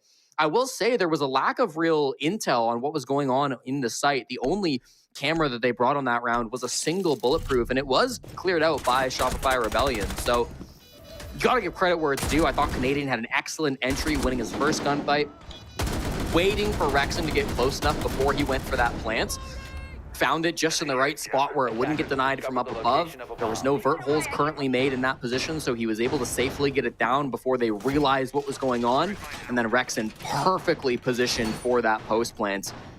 Just as I was crediting the Clash a little bit, the final gunfight with Rexon doesn't really go the way of the Clash, but it happens. Still gets banned out respectfully by Shopify Rebellion, as I do think it was a huge problem for them in round 1 and round 3.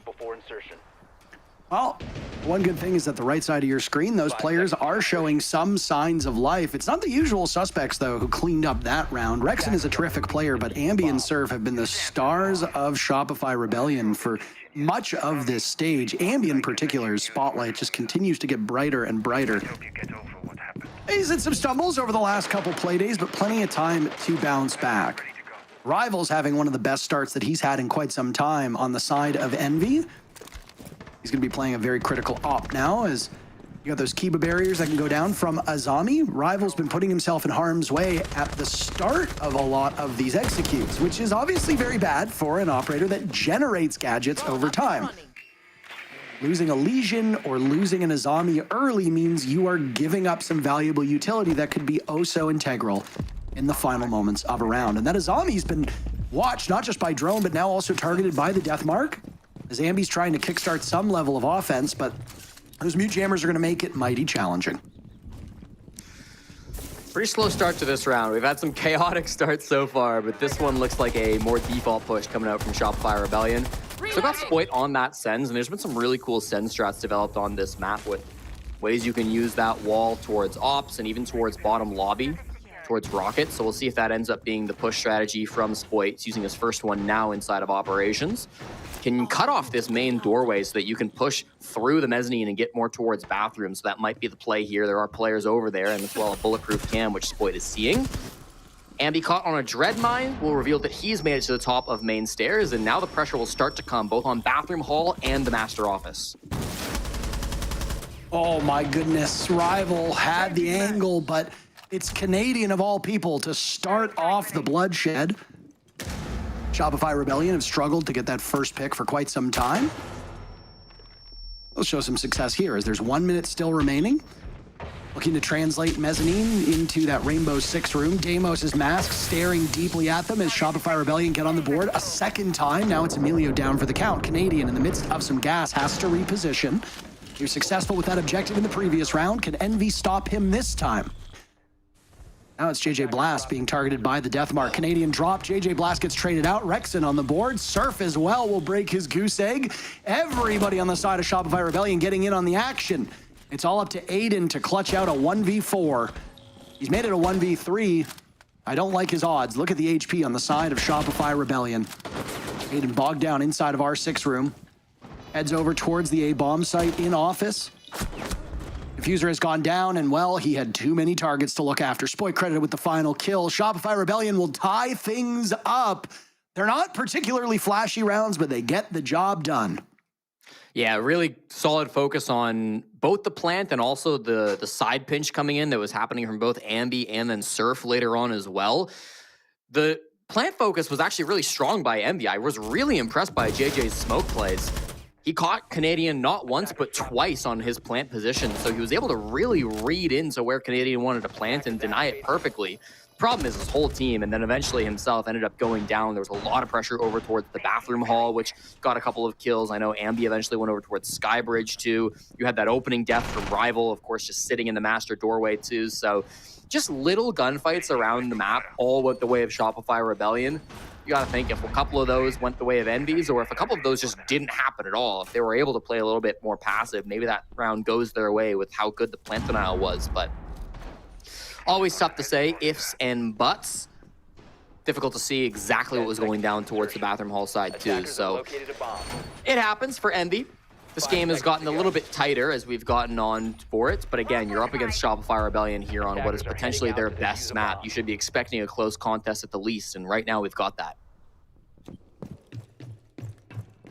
I didn't know if this would be a blowout. I didn't suspect it would be, and I'm very glad to see that that's not the case so far.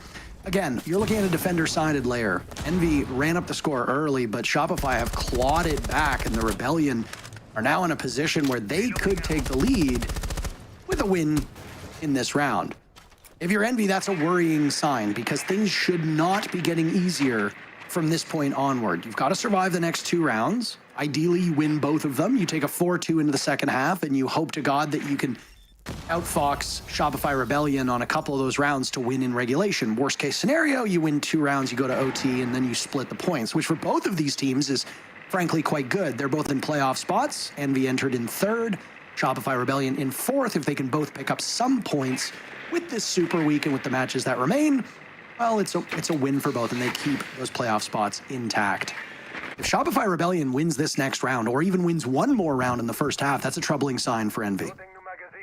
Absolutely. Shopify Rebellion also, I mean, our analyst desk talked about it. Their struggles have been on the attack, so even more reason to be concerned and more reason to want to run up the scoreboard early if you're Envy. Once again, the focus will be on Garage, but this time with much less of a roam game coming through from Team Envy. Shopify Rebellion don't have to be as worried about the early frags. The ace charge. Oh no, JJ tosses the impact a little early. He might have gotten it. It's tough to say. Regardless, the wall will have an angle in it, as will this locker wall, but Emilio strikes first, finding Ambi just through the doorway, and also Spoit. JJ Blast down for the count. Aiden will join him, so immediately Shopify puts the numbers back in their pocket, but Canadian and Rexon both on the board, and Rexon cleaning things up. That whole round fell apart with the snap of their fingers. I was just about to praise Envy. 4 of the 5 rounds so far, Envy has struck first in the kill department, and not just a first blood, but in 3 of those 4, they've gotten 2 kills to start off, which is a big reason why the Rebellion have struggled so hard in the mid to late round. But no, not this time. They get the first 2 picks, and it looks like it's a cakewalk from here on out. But it's all for naught. The Rebellion have the depth. They managed to claw back themselves. And what did I say the danger zone was for Envy? Well, we're in it. Shopify Rebellion on attack, on layer, a map that they know very well and should be favored to win. They've taken 3 rounds on attack. That is troubling for Envy. Canadian's got his fragging shoes on, Parker, and that is even more bad news for the Envy supporters. Had a good 2-piece in that round to be able to just walk in from Missile, find some space, and then once he got the space kind of in towards Toxin, Rexon's able to drop down, get a kill in the site, catch both roamers as they try to return as well. I thought that it was going to be less of a roam setup because they weren't running with the Solus. It was a little bit more of a passive op lineup from Envy, but Snake and Rival, the entry duo on this team, continued to try to play up above. Shopify Rebellion reading into that, just flood the site. They get all the kills that they need, even if they lose a couple bodies early. That's enough for them to just say, hey, maybe we lost Ambi and Spoit, but they've only got 3 guys in the site. We can still swarm and have the advantage. So comes down to really strong calling coming from Shopify Rebellion. It's a reason why this team is thought to be one of the best in North America, and you're starting to see some real high-level recoveries coming out from them in this game. Activating drone. The team that we watched last week did not seem like the team that went through stage 1 undefeated. Shopify Rebellion are looking for a top 2 berth. While OXG and M80 have both clinched playoff spots, they have not clinched the top of the league just yet. Shopify Rebellion trails by 5 points over M80 in second. And well, look at that. Envy's getting the first blood yet again. Last opportunity for them to do so as defenders. And not just 1, but 2. Tale as old as time. A third will join. Emilio, fantastic with these entry kills. And Envy will end the first half flawlessly. JJ Blast not celebrating as much as before. Not gesticulating like he did. I think he realizes the task that is laid out in front of them and knows that Envy will now have to battle from behind as they go on to attack. But to the point that I was saying before we get into this second half, Jesse, Envy with 12 points, Shopify Rebellion with 11. They are at minimum 2 wins from making it into the top 2. That might seem like quite a long climb because there's only 3 matches left. You've got today's game against each other. But what of the last 2 days? Well, tomorrow, Shopify Rebellion plays SpaceStation. They end out their group stage by playing Team Cruelty. So Shopify Rebellion should get 3 points against Cruelty unless the sky is falling. As for SSG, that one's going to be a little bit trickier. For whatever reason, Canadian seems to have trouble against his former teams, and SSG are going to, when they have their backs against the wall, level up. It's something that they always do. As for this Envy squad, boy, oh boy, do they have quite a hurdle tomorrow morning. They'll be playing up against M80 in the very first matchup. It's actually middle of the day, but for gamers, it's the morning. And then Envy will be rounding out their stage up against OXG. That means that Envy's 3 final games are against the teams in first, second, and fourth. The reason why they're not playing the third place team is because they are the third place team. That is one of the most insane runs that you're going to have to go on. That's a gauntlet. And Envy desperately need to put points together. I want to revisit a quote you referenced at the start of this game, Parker, and that was the tweet from Super. After last week, when they lost both their games, he tweeted, "We're not going to win many games going 2-10 on entry." Well, currently, SR are on pace to go 2-10 on entry. The first half, they go 1-5. We are 3-3. It's looking like it's going to be a long second half, which means we are right on track for SR to be in that same position where they're just losing all these entry duels. And I got to say, it's not like Envy are a particularly great opening pick team. They've only gotten 35% of entry duels through the stage so far. That's second worst in the league, only better than Standby. Cruelty have a better entry rating than Envy do in this game. So if you're SR, yes, maybe you get 3 attacks on the weaker side, but I'm still a little bit worried with how these rounds have gone. They really need to be able to find a way to get these early rounds back under their control. Excellent point. If Envy can emerge after these next 3 play days with a playoff spot, they will have absolutely earned it. As for Shopify Rebellion, we know what they're capable of. They've got experienced players. They've got a former world champion on the roster. They've got a former major champion. But sometimes you just can't put it together. Raise your hand if you thought that SpaceStation would be currently in 8th place. One little caveat when we talk about standings, though, is SpaceStation is in 8th place with 9 points. Envy is in 3rd with 12. That is a single game apart. If SSG and DZ win their matches today, they will both finish with 12 points, which is exactly where Envy is in 3rd. The gap is very, very close. It appears that their ability to strike first was not just reserved when they were on defense, Jesse, because JJ Blast just got the opening pick as an attacker and did so as a Maverick.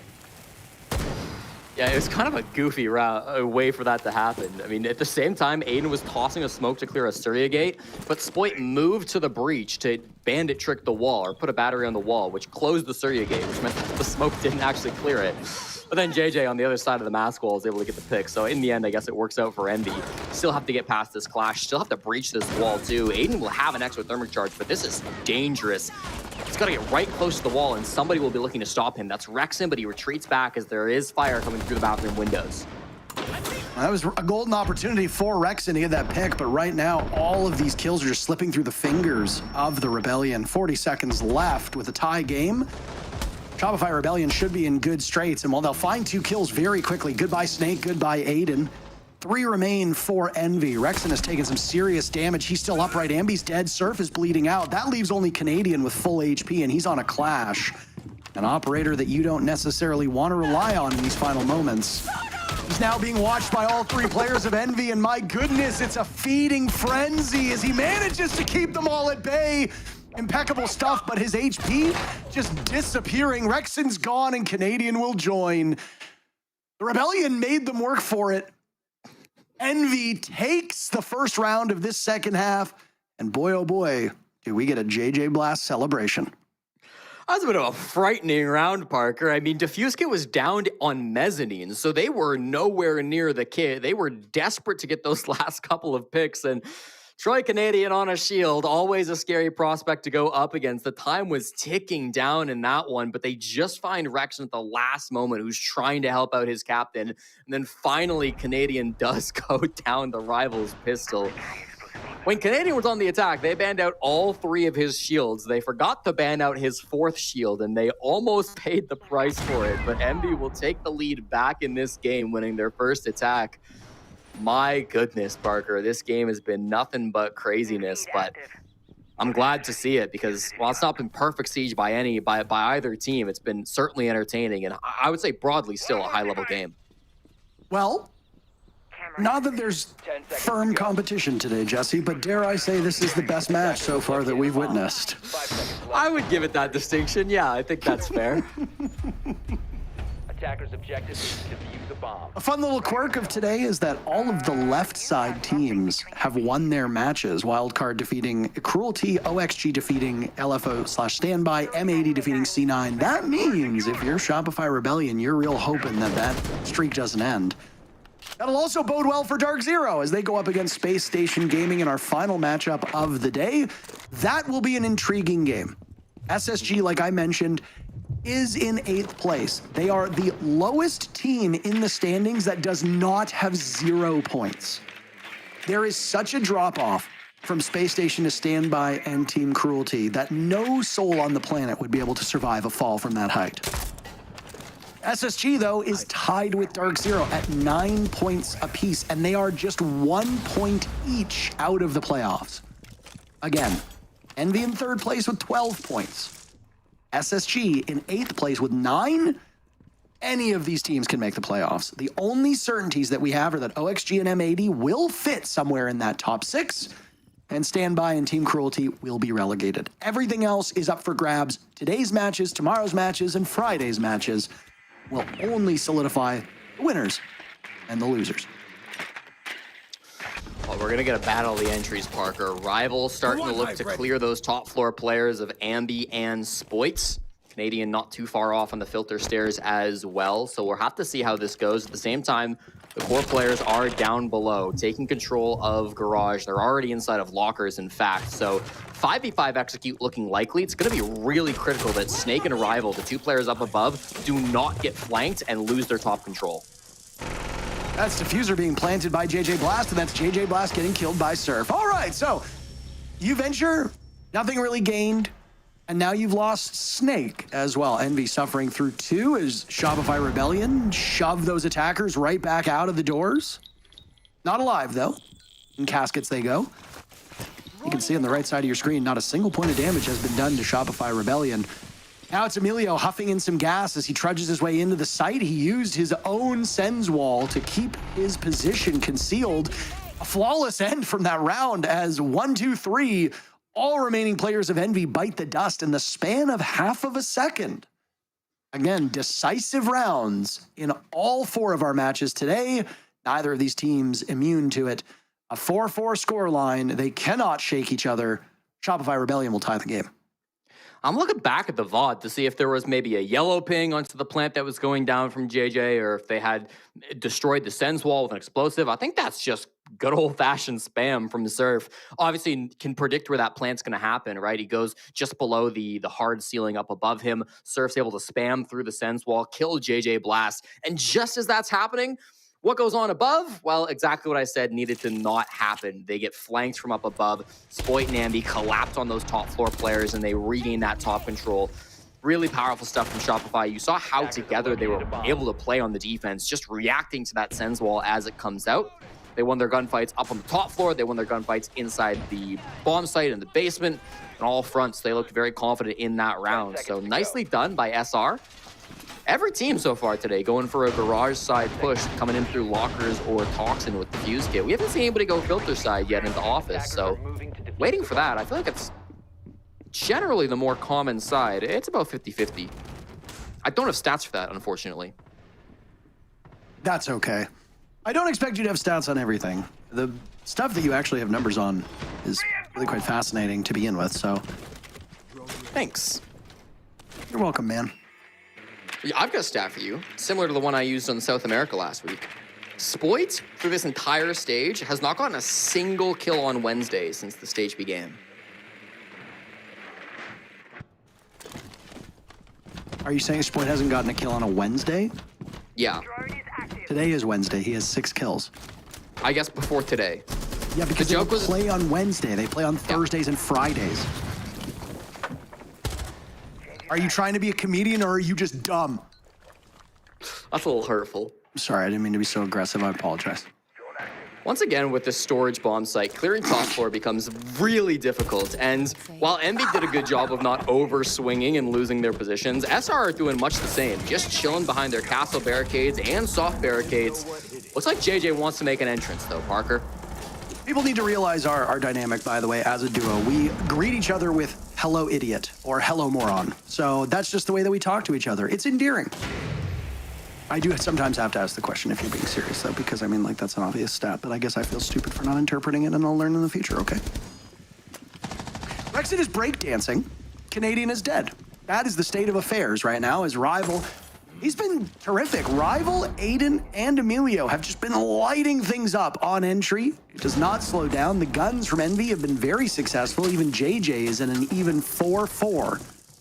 Losing Canadian those gas canisters with a minute to go is quite devastating. Shopify Rebellion will have to hang on as the storm is about to hit. Down below, Rex, and this angle should be free for him. He does get one, but the Blackbeard slips right past. JJ still pushing through the top floor, and they killed Surf in the midst of that too.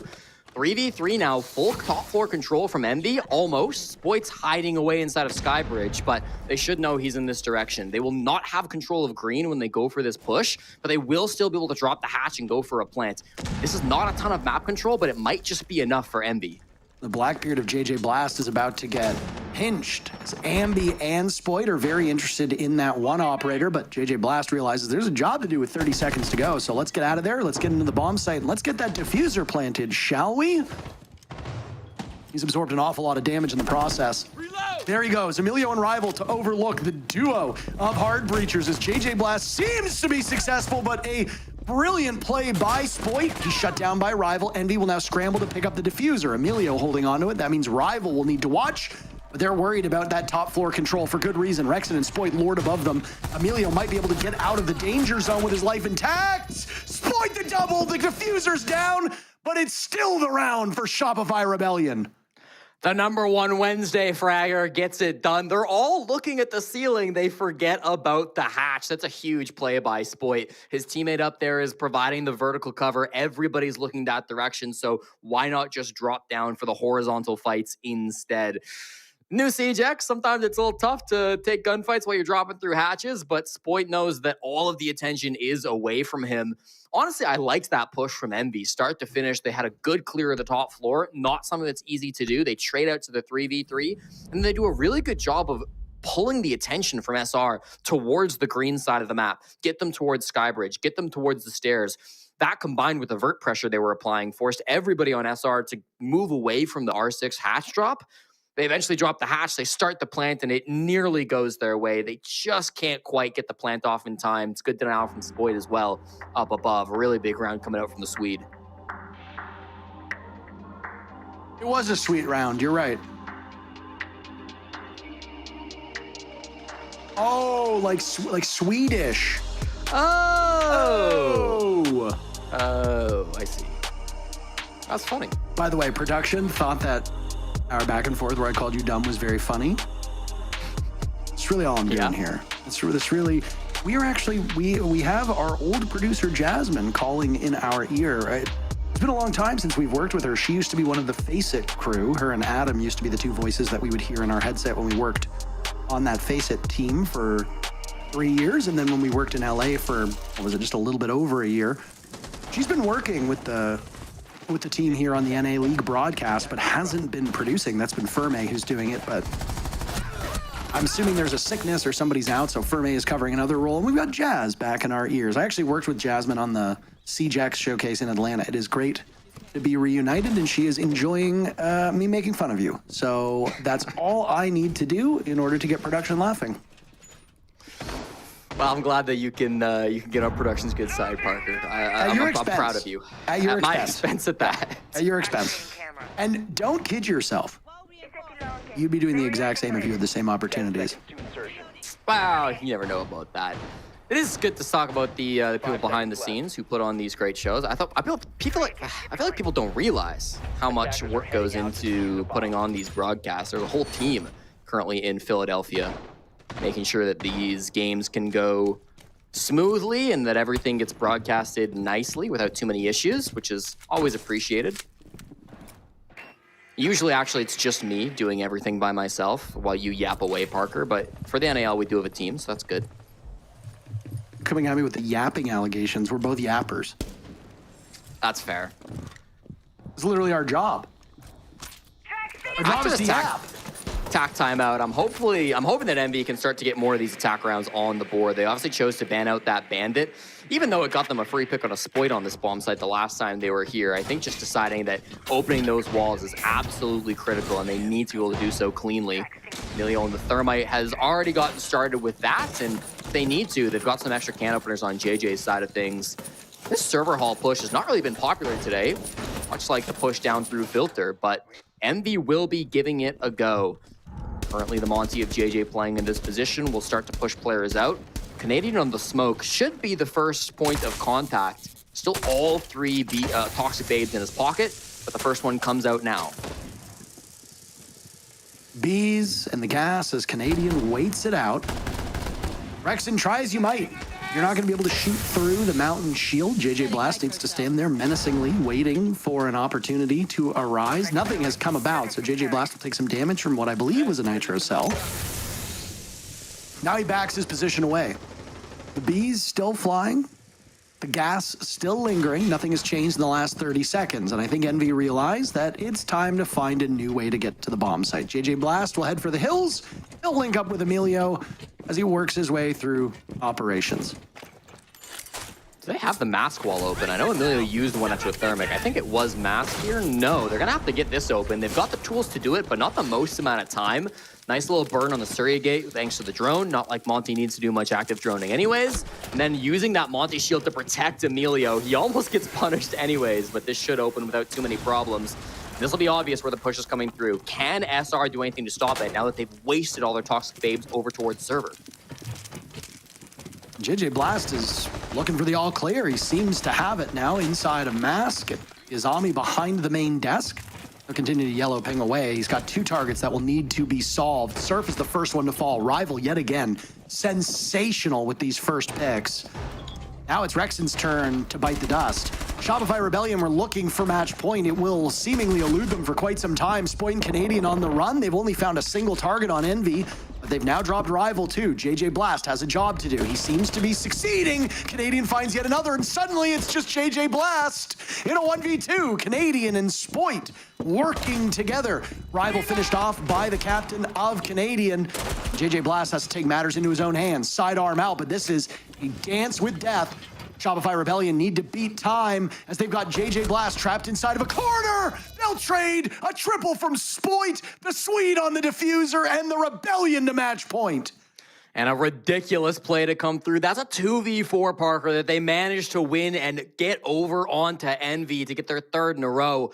Beautifully done in that situation. I was about to praise Envy to high heaven because JJ in particular, had started the round over towards green, wasted all the toxic babes, and then made a perfect rotate over towards Mask, knowing that he wasted all the plant denial. It was a perfect push. I mean, it was a brilliant strategy to come through, but SR also read into that. They were fully aware of what was going down, and so they said to themselves, guys, we cannot stop this plant. We have to get aggressive and get kills. They all go for their swings. Initially, those plays start favoring Envy. Snake makes a really nice push in through the server hall to get into our 6 room, start getting picks over towards that display side of the map. But Canadian and Spoit join forces in the end. Both of them had to hit some really nice shots there in the end to clutch that one out. They do just that, and they managed to get it done.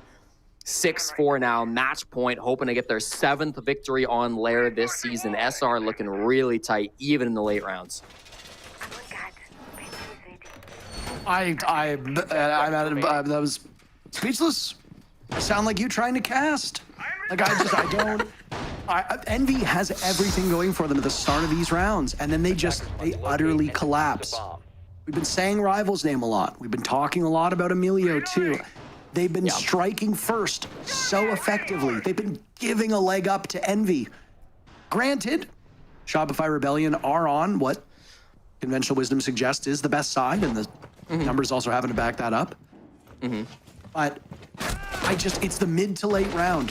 You can strike first, you can draw that first blood, but then after that, it's a struggle. Didn't we have this same issue with Cruelty? Yes. Where they would get the first blood more often than we thought that they would, and suddenly the mid-round comes and they have no idea what to do. Another team that was great at this was that old Fear X squad. Whether it was Element, whether they were Mystic or whatever they were called at the time, or Mantis FPS, they were always great at getting the first pick, but then once they got it, they didn't know what to do. It's like a dog chasing a car. You've managed to do it, but now what do you do with the car? That's the question. What do you do with the rest of the round? That's what Envy needs to answer. They lost Emilio. They might lose JJ Blast. No, he survives with a tiny portion of his HP. Envy doesn't have a lot of picks, but knocking Emilio down, that's huge for this round. Yeah, Parker, winning the round is tough when you get the opening pick. It's going to be even harder now for Envy that they don't have that early advantage. Logic Bomb, I think, is nice, but Spoit's aim is nicer. Good night, Snake. He's going to get put in the dirt, and it's just 3 last players remaining on Envy to clear up these players. Spoit can try to make his way back to site, or if he's feeling himself, and it's Spoit, you know who he is, he could go for some more aggressive picks as well. Be a tight angle, and the nade will force him back a little bit, but Spoit's looking dangerous, Parker. I'm worried for Envy. Down goes JJ Blast, and Envy looks like they won't even make it to overtime at this point. They have the hardest schedule remaining of any team. First and second place, OXG, M80 await them. They desperately needed to rack up points against the Rebellion, and it doesn't look like it will come to pass. They still have a minute, though. Rival and Aiden can work together to try to narrow these numbers even further, as Spoit and his 13 kills were just finished off. But you still got to go through Rexon with his 11. Ambi might only have 6 kills, but he can easily stand shoulder to shoulder with any player in this lobby. Now all Shopify Rebellion needs to do, Jesse, is just hang on. Aurora Arrival, shutting the door on the bomb site, quite literally. Canadian waiting for the cross. He's got the silhouettes in front of him. Ambi upstairs. The Rebellion have spread out. They've got their forces turned to the bomb site, and they might allow Envy to walk right in unimpeded. Ambi's a target dummy, though. He gets shredded by Aiden. No real fight in him whatsoever. Now Aiden will need to drop, and he'll be vulnerable. He knows there's one playing on the door. He'll drop, takes damage from Surf, and JJ Blast and co. Silenced as Canadian gets the final kill, defeating Envy in regulation. All 3 points for the Rebellion. And they'll jump up the standings over top of Envy into 3rd place. What a showing from both teams. Parker, you might not win many games, only getting 2 entries, but 3 entries will do the trick. SR, big win here over Envy to keep them in a really competitive spot, not just for playoffs, but for that top 2 as well. Looking great throughout this stage, and I think bouncing back after a tough week 3, Spoit really stepping up big time this game. We saw Ambi in that final round as well. All the usual suspects showing up for Shopify Rebellion, and that is what we wanted to see.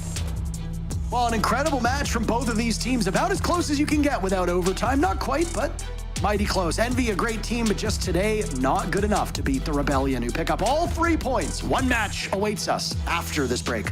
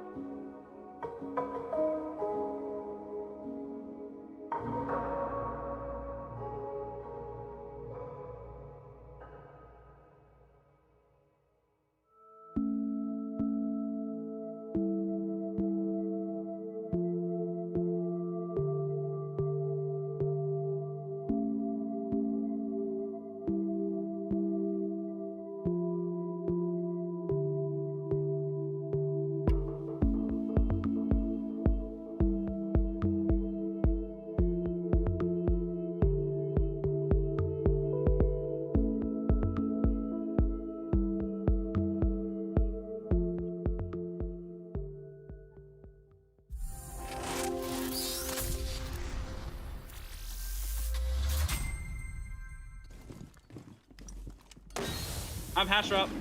And I also have I can Hash up. This guy boiler. He can walk through us. Hatch dead. Go, boys. Let's fucking go. Shopify get a win under their belt after last week. This one was much needed, a hot start to their super week. And honestly, let's just straight up bring in Brexon for the interview. Congrats, guys, on getting the win. Let's actually talk about last week first. What happened there? What do you think wasn't clicking? The attacks. Well, yeah, attack we didn't do so hot on. You could say that, I don't know. I just think it wasn't a great week for us. I think usually, we always perform. We are always at the top of the league. And then when we are not, I guess it's not easy to watch because usually we are able to win our games out. But I don't really have much to comment on last week. Just, it happens. We move on and just don't let it happen again. Yeah, of course. You guys ended up getting that win, so already changing things from last week. That being said, though, last week a very big issue was opening kills. In today's game, Envy was getting a good amount of opening kills against you guys, but you guys consistently were able to bring it back. That being said, what are you guys going to look forward at, I guess, maybe not tomorrow, but for into playoffs to make sure that you're managing the opening kills and making sure that they're going in your favor?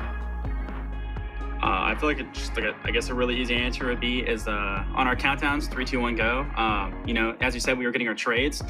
Sometimes the gunfight's not going to go your way, and that's okay. But as long as we are able to trade it out and go together, and I think that's the most important thing about that. Because if say we don't get the opening kill, but it's traded down, we can work with that, and that's a lot better than just a clean, untraded opening death. Yeah.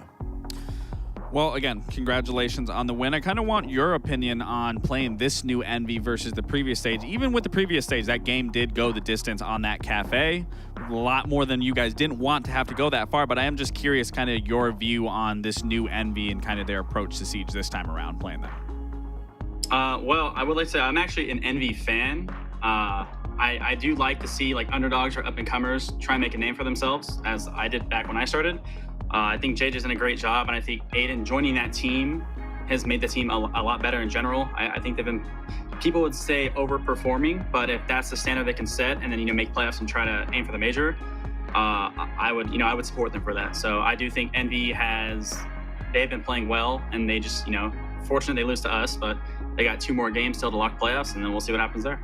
For sure. Then from your perspective as a player going up against them as well in these officials, what do you think has been the biggest difference between the Envy that we're seeing now and the one from stage 1? I would say I think they're better as a team, as working together with individual play, and then whether it be cheese or not. As I said, bringing on Aiden, I don't even remember the last player. I think it was Twist. I just think Aiden fits the role better, and I just think the players individually are having better performances. That would be my takeaway from it. All right. Well, thank you so much. Congratulations on your win and bring it back after last week. We'll see you around for the rest of the Super Week, and good luck. Thank you. Bye. Good night. Yeah, it's a good point. When we're looking at Envy in general, it's actually something that you said as well earlier, Foxy. It's they are better at playing as a team rather than just going down and defaulting to individual playstyles. Yeah, they're one of the first teams that has just been a newer team, and we can see the progression that I would say we used to see back in the day, especially during the LAN League, where a team would join in and they would slowly become better and better as a team. Right now, we'll have teams like Cruelty LFO, if things don't go right, they play the opposite, more individualized, more I can do it all on my own. And so I got to commend Envy for that. And I was really impressed with what we saw. I think the downfall for them was going 3-3 split on their defenses, even when they would get those opening kills, still managing to let Shopify come back in some of those rounds. I think those are still rookie mistakes, so to say. So obviously, again, learning experience. I wanted them to keep it close. They sure did. So if you're Envy, I would be happy with that. As for Shopify, good thing they got the win out, but wasn't as clean as what we would like to see. Yeah, definitely not as clean as we definitely would have liked to see. I would have liked to see more on their attacking side. Granted, Envy did play a good defensive setup, but like you said, letting them get 3-3 half only set up Shopify Rebellion to feel more comfortable going on their defensive half. But I want to commend Envy by all means. Getting 8 out of those 11 opening engagements going in their favor. That's already a huge task that they're doing. It's just a matter of being able to convert that, which then, whether that falls on JJ, where that falls on the players on defense to just be able to understand the win condition from there. I mean, there was a few rounds where genuinely I was like, oh, Envy might win this, but then due to experience, due to just sheer willpower from the side of Shopify Rebellion, they were just able to close out some of those rounds far more convincingly. Yeah, as well, due to some clutches that we've seen specifically from Spoids when it came to round 9 and round 10, just back-to-back of those clutches also allowed them to really get ahead in this game. Yeah, I believe round 10, obviously, this is a round that we just talked about. You shouldn't be losing a 2v5 situation. You're about to get post-plant down. You have the Monty. This is a little bit of a moment where every pro player has been in a situation where Envy 2v5, what could go wrong? One person peaks, it's not that big of an issue. But if everyone has that mentality of if one person peaks and goes for a play, it's not going to be an issue. Eventually, a good player is going to take advantage of that. And that's exactly what we saw Shopify do, slowly but surely getting one pick after the other and slowly pushing up. And again, the same testament goes. We have the Monty. We can get the post plant down. Let's just play back, play force back. And it looked like JJ Blast was the only one that was really focused on that. So unfortunately, the IGL had the right idea, but everyone else, again, just got in their own mentalities. Sometimes you have to lose rounds like that to make sure that you don't lose them when it matters in something like playoffs. So hopefully MV shook it all out and they can go into playoffs. Hopefully they make it. Yeah. Not making mistakes like that. Yeah, this has only been day 1 of Super Week. I mean, I say only, it is 3 days in total, but again, the NAL is going so quickly and everything's going so fast. And we still have, as well, one more game this evening. It's going to be DZ SSG, which is crazy because these are both kind of like on the exact same point where both of these rosters were so good last stage. And now it's like, where did that all go? To see which one of these teams is going to be coming out on top, make sure that you do stick around because we're going to be heading to a break. And then we'll be back with our final match of today, DZ SSG.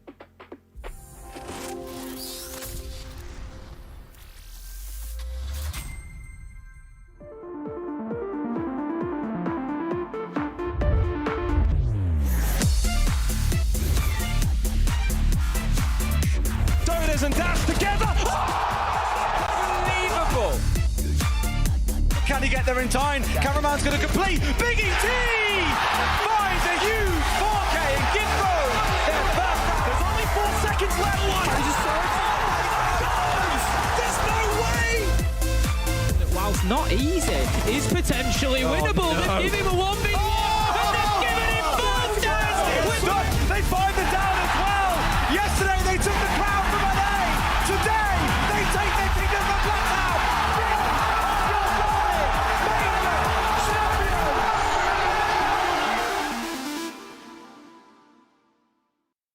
It's game time, yeah, we on the way. We back in your city, we back. I gotta get to it, in fact. No time to relax. I'm packing the stacks, I'm firming the stacks. Game time. They about to step on a landmine. Like a landmine. It's game time, yeah, we on the way.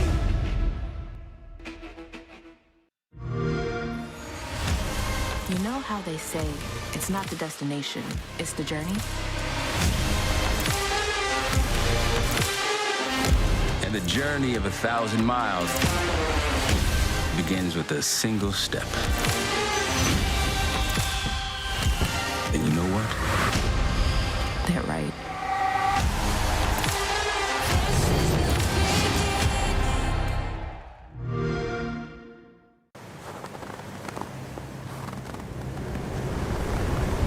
Keep an eye out for contact.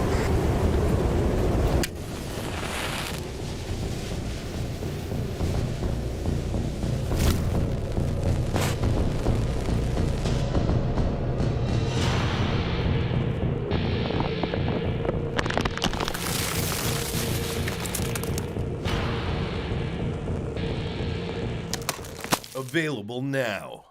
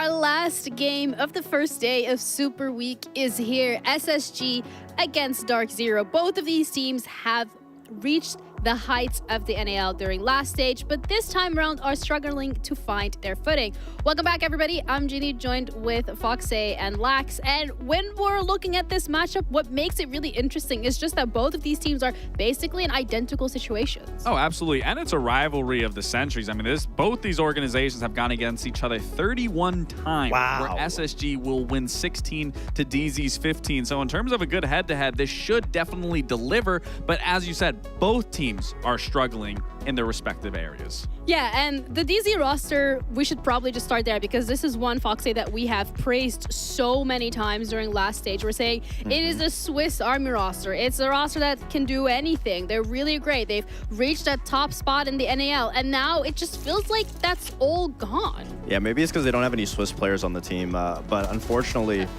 get it? Swiss Army knife. As for DZ, when it comes to their biggest issues, I mean, yeah, they have a little bit of everything. So what's holding them back? It really comes down to their opening engagements. We've figured out that they have been found out. Everyone knows exactly how they're going to play, especially in the early game. And that's something that DarkZero's biggest issues are focused on. Like, it's a double-edged sword. Spirits is the strength of their team, but at the same time, because people have been able to figure out what Spirits is going to be doing, if they counter him, then he gets shuts down. And if they run the shields on him, then if they do get the opening kill, in the later half of the rounds, they don't have the utility to be able to go for these executes. And that's not something that we would say about a team like DZ. We're used to seeing them set up, you can't break them apart. They go for the execute, lock down. You'd have to beat them in the early game. But now, because of how many resources they're setting up so Spirits can find those opening kills, if that opening kill doesn't come, they lose. If it does come, they lose in the late game.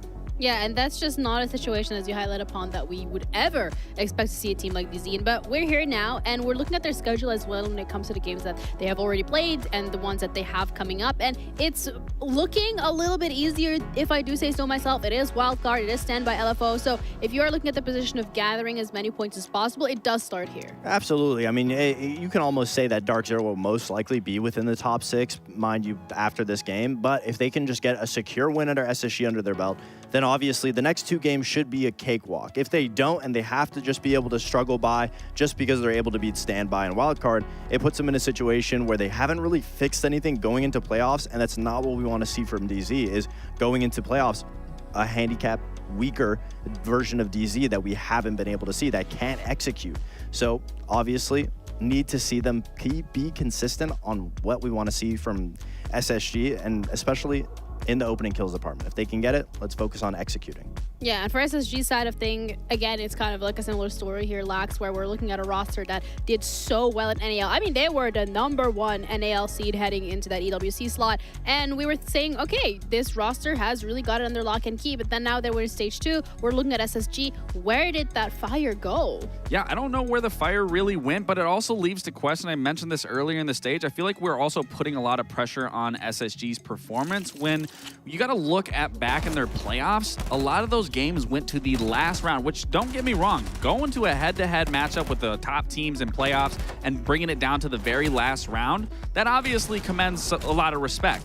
But it's because they won those last rounds based off their resilience, based off being able to bring it back, that of course they're going to be the best in the league. But you got to remember, throughout the stage, they didn't finish #1. They finished playoffs #1. So the important thing for them here is to not only get this win here today, but to just be able to qualify for playoffs. Because as we know, best of 3s is where everything really gets tested. The best of 1, it's about if you show up that day, you make the least amount of mistakes. So for both these teams, realistically, they just want to be making playoffs here. Yeah, and it also starts here for SSG when you're looking at the games that they still have to play when it comes into their schedule, and also just the games that they have, because at the moment they're not even into the top 6. But you're looking at an opponent in Shopify, you're looking at M80. It's looking dicey, to say the least. It's a very realistic world that SSG might not be able to make playoffs, given that it is a trial by fire, to say the least. I mean, you got a good head-to-head up against DarkZero, but then you immediately jump into Shopify Rebellion, then to end it with M80, where both these teams or all three of these teams are playing very well. I'd say more so SR and M80 than DarkZero, where this is more balanced.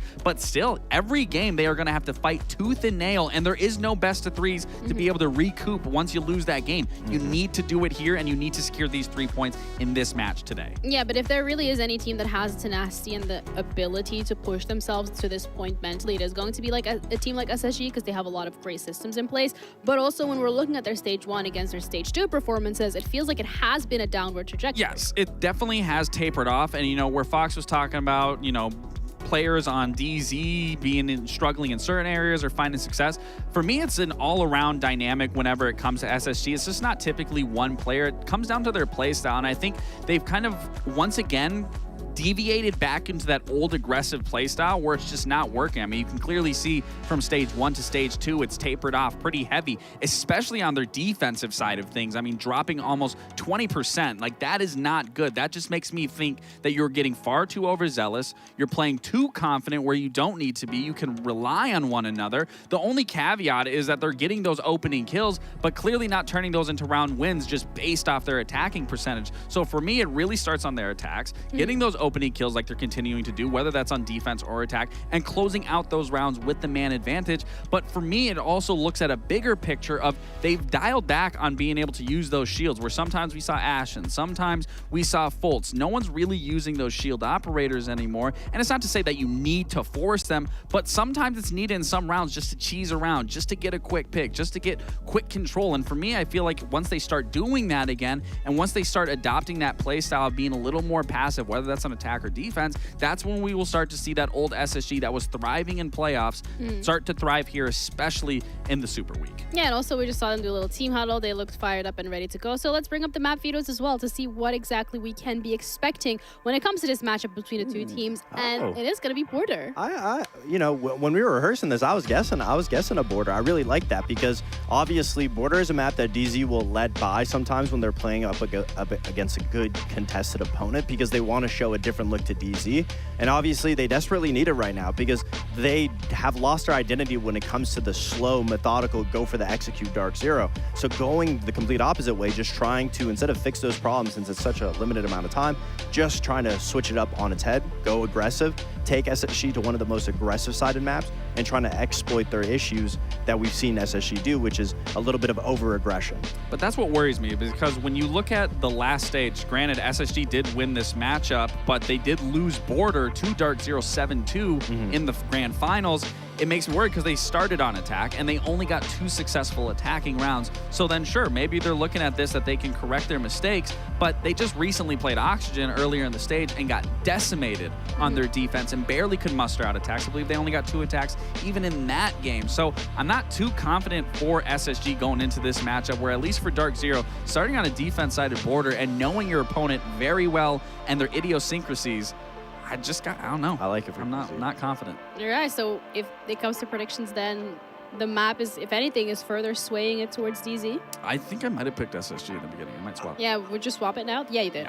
Yeah, I'm definitely going to swap it going back to Border. I just think DarkZero has the upper hand here starting on the defensive half. This should be an SSG map. In my opinion, the players stacked up against each other, I'm picking the SSG guys all day.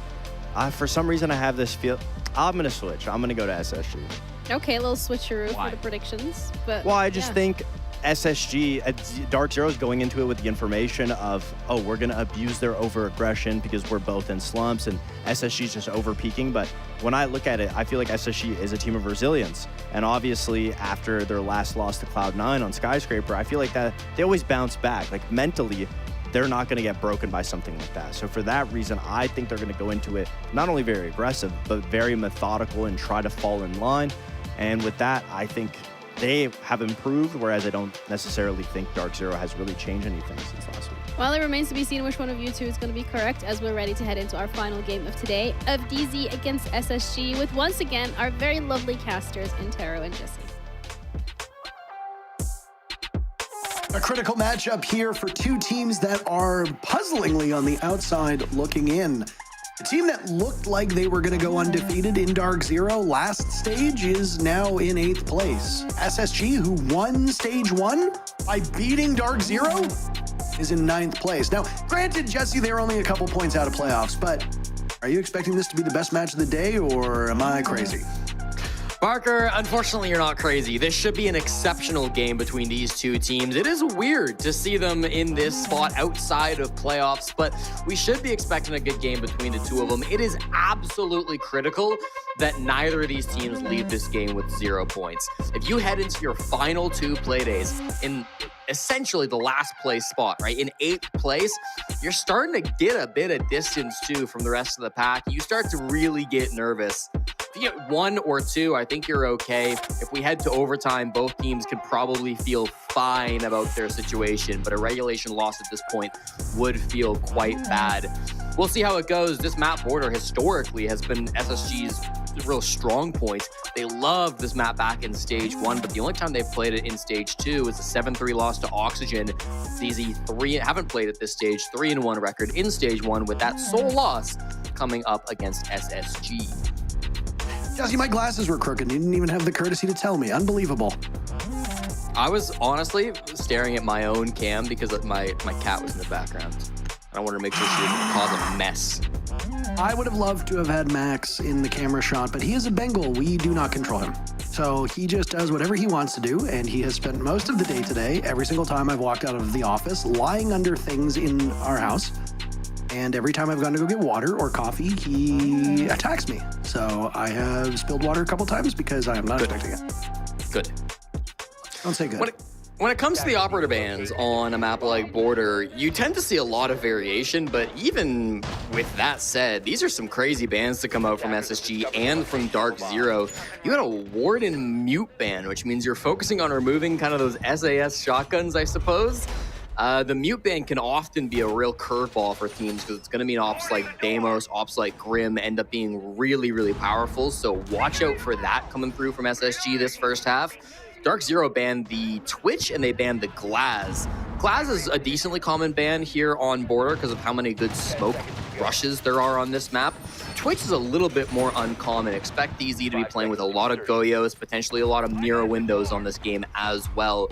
Both have kind of used that second ban to hard target some counters that they can likely try to abuse now. There are some, definitely out of the 4 operators that can be banned, 4 that have a very low ban rate overall. It's fun to see.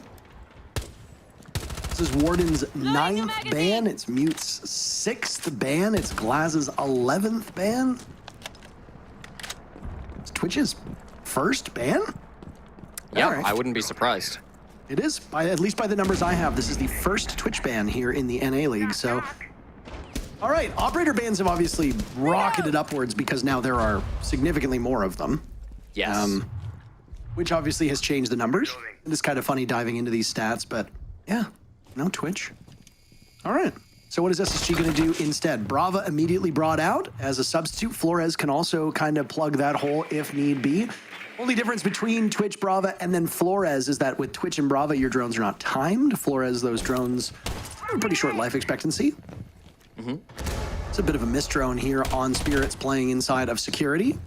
There's some Selma charges that Fultz had thrown out quite carelessly, picked off by the Ella. Nobody's really trying to flush Spirits out of this position. What are you doing, SpaceStation? How are you not moving somebody over there just yet? Sucks losing to Selma, but they're very much aware of his position and just choosing to take it slow for a moment. They had their chance. Ashen was right there and saw the head, but missed his shots. Still gets Nape and might get a second too, being swung in the hallway by Panba, and it looks like he will win it. Beautifully done. Newers eventually finds Spirits, which was the initial target of that top floor clear. So perfectly done. Ashen's on the board a 3rd time, trading 1-for-1 with Citizen, which just leaves NJR all alone on site with 70 seconds. This is a hellish spot for NJR to be in, but controls that Reaper quite well. Down goes Fultz, now being watched over from lobby. 3 players remain on the side of SSG. They will trade out looking for kills as they do quite a considerable amount of damage to him. He's dropped J90 though. Good old Jack is as good as gone.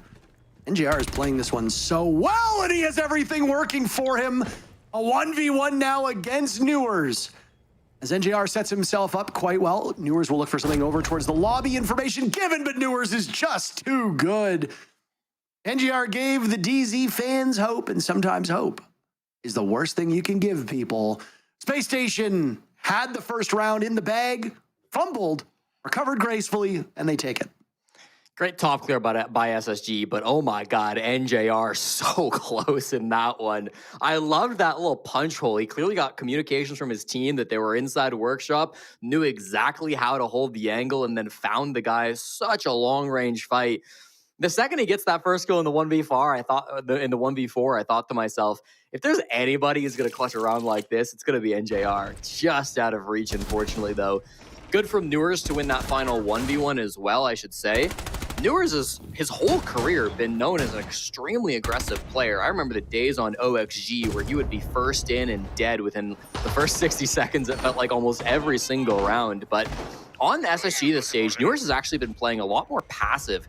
He actually has the fewest deaths in the entire league, which is crazy to say about a guy like Newers, especially since SpaceStation have had so many struggles this stage. But I mean, you can see how much value he brings in those late rounds. Definitely not a mistake from SpaceStation to hold him for these late moments, especially when you've got so many capable, aggressive players like Ashen or Benja.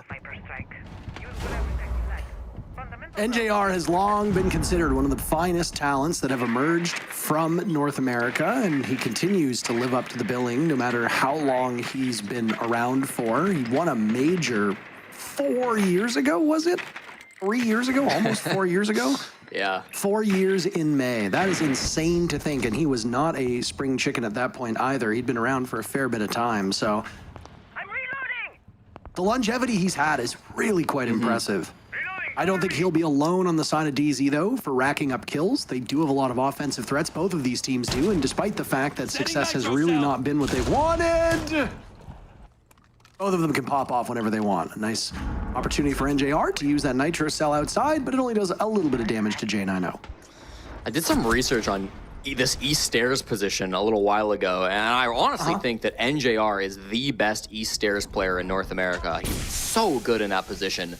Ashen less good outside of the CC window as he does get downed, but I think he can get picked up. Yes, Fault will go for that recovery, so still a 5-on-5. And as the pressure really comes through with these logic bombs, Spirit's going to be feeling this. He needs to be able to stay alive.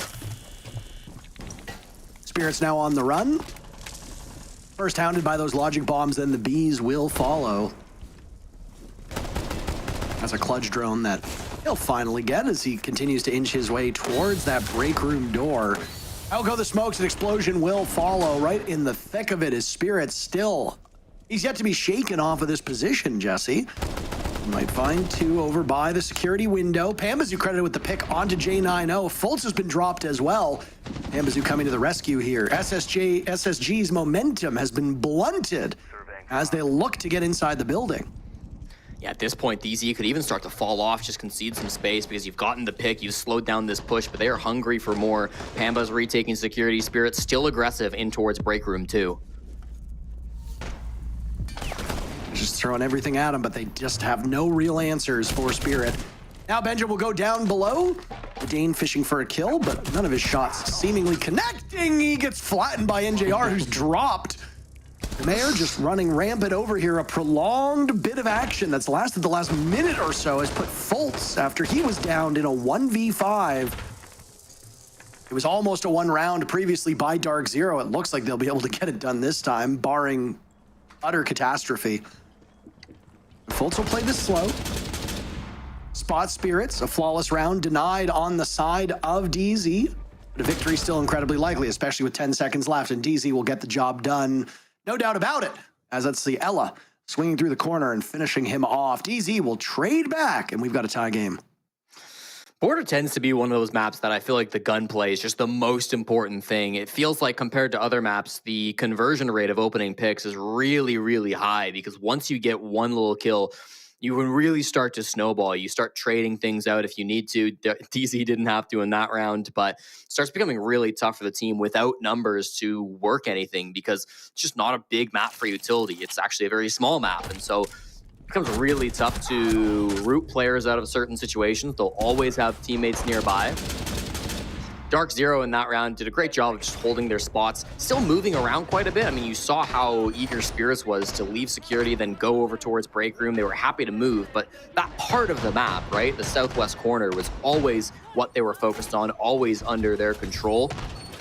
NJR started east, he went back towards Archives, he dropped the Archives hatch to make that happen, and it almost felt like from below, Benja had the read that there was a player that had dropped, but didn't correctly, I think he misread which hatch had been dropped. Maybe he heard it, maybe he got some kind of a comm, because as soon as the drop happened, he stopped looking above him, and he was worried about the horizontal push, but didn't come from where he thought it would. Ella's been a big focal point for DZ so far. You think it's just tailor-made for a map like Border? You're going to play close quarters. You know SSG is going to be aggressive. You can knock them off with those Gushmont mines and have a good gun, or you think there's something more to it, Jesse? I think that's a big part of it, right? Close range, Ella's going to thrive, but we've also seen Ella be used a lot in correlation with the rise of shields in Siege. As more and more shields have been brought out, Ella's obviously a great counter to that, can move that shield out of the way, and can also get you great space here, which is what they're being used for now. Just as I say that, Fault will die, so that's going to be the shield countered by the Ella, if nobody else. Traded back by JNO here on the top floor, though.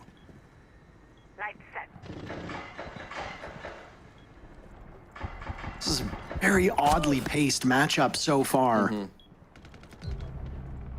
Dave looked like he'd go for a peek, but it's being watched by Newers, who's got pretty good trigger finger, and down he goes. NJR also buried, leaving just 2 for DarkZero. French Canadian and the Brit outnumbered 2-1, almost becoming 4-1. There was some damage done up top of this bomb site. Don't have control of the site at all. SSG needs to translate it in that direction. Well, from down below, a brilliant read by Spirits. Down goes Benjamaster. The Citizen in on the fun as well. Both of these players doing some serious damage. What an odd game so far. It's action, stop, action, stop, action, stop. Neither team really setting the pace very effectively, and it's quite peculiar. Now there's a retake from above. SSG with a numbers advantage of 1. J90 on the hatch, a sneaky angle, might not be expected. They likely will be headed this direction. Citizen up top inside of Archives could drop the hatch as well. He's very disconnected from Spirits. Could open the door for Newers to go for a plant. Inside a Workshop, there's so many plant spots that even without top control, it can be really tough to deny this plant from up above. Newers knows he's got time, but he doesn't have smokes and he doesn't have Ashen. It's an even game now. Anybody's round. These two tied up. J90 will shut down Spirits. DZ on a great run, but oh my, it was not to be had. Yet again, it got close, and then SSG stuck the landing. Excellent poise by them. The best team in Stage 1, the NA League Stage 1 champs, who find themselves in unfamiliar territory outside of the playoffs, but both tied. 9 points between the two of them. Or 9 points combined, 18 points between the two of them. They do trail Cloud9 in 6th place. A single point for both of these teams might be enough to bump them up into the playoffs. Each round differential will be what matters the most. Cloud9 right now does have a much better round differential, as does Wildcard, in both of these teams. I was trying to do the quick math of if they made it to overtime, is there a scenario in which, with the points breaking down the way they are, they both make it in? And the answer is no, because if they made it to OT and DarkZero won 8-6, that would bump up DZ's round differential by 2, which is still below the +9, and it would not be enough for SpaceStation based on round differential. SpaceStation would still be on the outside looking in, but it would bump one of Cloud9 and Wildcard out of the playoff picture. Right now it's Cloud9 would be out of it. Both of these teams will be in action tomorrow. We've been talking about the standings, so you know what to expect. We are in Super Week, so there are games today, tomorrow, and Friday. In tomorrow's matchup, DZ will square off against Wildcard. SpaceStation will be in the next game against Shopify Rebellion, and then on Friday, DZ starts things off with what might be a very important match on their end, up against Standby LFO. SSG will be in our very final group stage match against what is right now the first place M80 team. M80 guaranteeing themselves a berth in the playoffs, but not a top 2 finish just yet. It'll be exciting games to watch. You and I will not be casting tomorrow. or I think you will be casting tomorrow, and then you will be, and then I cast Friday with Lynx, if memory serves correctly. So Ash in the leadoff pick, J90 in as well. We are 30 seconds into the round, Jesse, and 2 people are already dead. What is going on? And Ashen is in the middle of the bomb site. All right.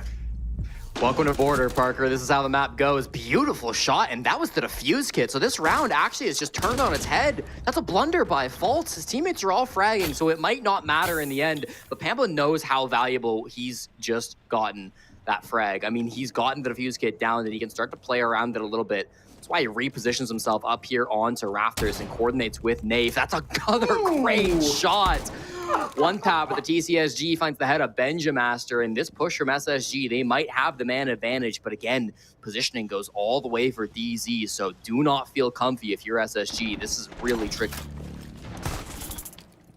Advantage still for SSG. It will now get better again, this pacing. What is going on? Newers finds 2 kills with 1 minute and 15 seconds left. Welcome to Border, I guess. Hell in a cell, they call it, but the cell is much bigger than we expected. Another round in the bag for SSG off of, again, I will say it, one of the weirdest paced rounds and one of the weirdest paced matches I've seen of Siege in quite some time. I want to go back to round 3 because it really does feel like in a lot of these rounds where the attackers are getting an early advantage, right? Where we did see that success coming out from SpaceStation. It's a lot of gunfights happening outside the building, right? And this is typical for Border, right? When you're getting these early picks, oftentimes you don't need to enter the building because the building is so small, and it's just how this map goes. But generally, if you're losing battles to players that are outside the building on a map like Border or even a map like Chalet, the most powerful operator to counter that is Azami. There's a reason why Azami is the most commonly banned defender on Border, and yet, despite the fact that it slipped through the ban phase, both the first and second phases, we haven't seen Azami get brought out even once by DarkZero. They've completely avoided her on this map, and it just feels like SSG are exploiting that so perfectly. I can't say it's been a common operator for DarkZero over their history when they've played this map. NJR will play it every now and again, especially in that east stairs position, but it's not been an operator that they're super comfortable with. I wonder if SSG have read into that, both from the many times DZ have played this map and then also from scrims, and come to realize, hey, we don't have to ban this operator because they don't really play it, and now we're capitalizing on it too. NJR even going so far as to bring up the castle here in round number 5. I just gotta wonder why the Azami isn't being brought. If we get a winner's interview with DarkZero, I'd love to know the answer. It's definitely worth asking, as we see SSG blowing up their lineup with 15 seconds to go. Lots of stall potential brought out on the side of DarkZero. You got the arena, you've got your Clash as, I would imagine, the main impediment for SSG, and SSG have decided to bring a bevy of tools to deal with that. And Amaru on the board in the hands of Benjamaster is an intriguing thing, and with the shotgun, it means they're going to be going in hard, they're going to be going in fast. Top floor bomb site is a prime location for an Amaru to slingshot through that sandwich window. And if you hit that armory wall hard enough and fast enough, they won't be able to react. Looks like Benjamaster's other ideas, as it's Fultz going on to repel for sandwich window. I don't know where these defenders of DZ are sitting. I don't think any of them are half walls, so you don't need to worry about getting shotgun blasted from below. Benjo looks to be swinging in, by the way. He's got his gadget out. Where will he go? Still holding that gadget, still waiting for the call. And there he goes, up through the small hatch, vaporizing Nafe, immediately turning the spirits, shutting him down. He has another over by Metal. Benja tearing through them. A fourth to be had as he flashes away, goes for a reload, hops through Metal, a rotate over towards 90. Now to deal with the Clash. Newers eliminating NJR. An ace denied. Pambazoo shuts down Benjamaster. He trades out getting Newers, but Fultz shuts the door, and it's another successful round from SpaceStation. What the hell is this game, Jesse? It's Porter, Parker. The clock means nothing. Really nice entry from Benja, getting up on that hatch with the Amaru. That's what I was expecting from Ambi in round 1 of our last game, if you'll remember Lair. Benjamaster, really nicely done. I think it's frankly just good luck that he happens to pop up that hatch the second that Nafe is going for the reload. I was curious if maybe he heard the reload happening or he heard the shots, and that's what prompted him to use that Amaru hook. But looking back at the replay, I think he just happens to get lucky with the timing. Comes up right as Nafe is emptying his clip, and then when he's there, it's the reload. Perfect swap to the SMG-11 after that, though. There's nothing lucky about these next couple of kills. Plays that so beautifully. Eventually dies to the 360 clash, but who cares? He's made the space for his team. The plant goes down, and there's a reason why SSG were so dominant on this map back last stage over the summer. They may have lost it to Oxygen back in stage a couple of weeks ago, back in week 1 of this stage, but you wouldn't be able to tell by watching this game, Parker. They look right back on track. Attackers are moving to Right back to the stage 1 team we all came to be a bit surprised by. I mean, most people didn't have SSG winning stage 1, especially after the masterclass that both DZ and Shopify Rebellion put on during the group stage. Shopify Rebellion, of course, not losing a single match in the group stages of stage 1. DZ was in a similar boat until the final 2 play days through a spanner in the works. They were still head and shoulders above the rest. Along comes SSG in a best-of-3 series, and they take the top. Now, in the final round of this first half, SSG is looking for a 5-1 scoreline. Benjamaster breaking his way in stock. He was on a collision course with Citizen. Citizen seemed to know that as he shot through the soft wall. What on earth was Ashen looking at, and how did they not know that Citizen had maneuvered to that position? A bit of a blind spot for SSG, and DZ capitalizes to get the first pick. Yeah, they thought he was still inside of Customs, so it ends up being a blunder as Citizen gets his free pick onto Ashen. Smoke being used on the bomb site, this is just to try to draw someone out. It's a complete bait, but Nafe, playing the Solus above, can tell that it's a bait and not actually the plant, so he doesn't need to swing those vert holes. That's actually really cool coming out from Nafe. Allows DarkZero to just play this quite safely, and they are, I would say, on track to get their second round now. Minute 30 on this clock, and SpaceStation have struggled to really get anything going. They need to pressure this top floor. That's why Benj is up here. That's why Fultz is up here playing top east as well. J9 too. It's just Newers that's still lurking towards that bomb site. If they go for the collapse, Pamba will of course be who they find. He's here in 90. Spirits and security, a lot of players up top, and now these castle barricades start to fall. Eventually this push will come from SSG. Obviously knocked off stride with that early death on Ash, and now Benja will join him. Food for worms. The Spirits is posted up inside of security. He started the very first round in this position, and it looks like he's quite intent on ending it. SSG finally gets something going. Pambazoo is gone. Now it's Spirits firing away. Spotted for a second. Damage dealt in his direction, but at this point, you gotta get moving to the bomb site. Security obviously playing a pivotal role, but there's a job to be done. Grenade will go out. Spirit's still hugging this position, backing away. Oh no, J9O taken down. Spirits as well. SSG with only 2 players upright. They'll need to get J9O back from the dead. Spirits likely irretrievable at this point. So you've got a 3-on-3 gunfight. They'll manage to escape past NJR, and he's very patient, taking down J9O. Fultz and Newer's last 2 left. Fultz attempting the defuse plant, but the 3 remaining players from DZ that still got a pulse, well, they're going to circle the wagons and gun him down. Fultz dies at the hands of NJR. Not much to celebrate on the side of DZ. They escape the first half with 2 rounds, but SSG very firmly in control. You go back to the very first kill of that round when Citizen catches Ashen off guard down on the main floor. What's most important in that engagement is the operators they're playing. Citizen is on the Valkyrie and Ashen is on the IQ. That's 2 really important operators to come through, and you can kind of guess how the rest of that round goes based on the fact that the IQ did go down.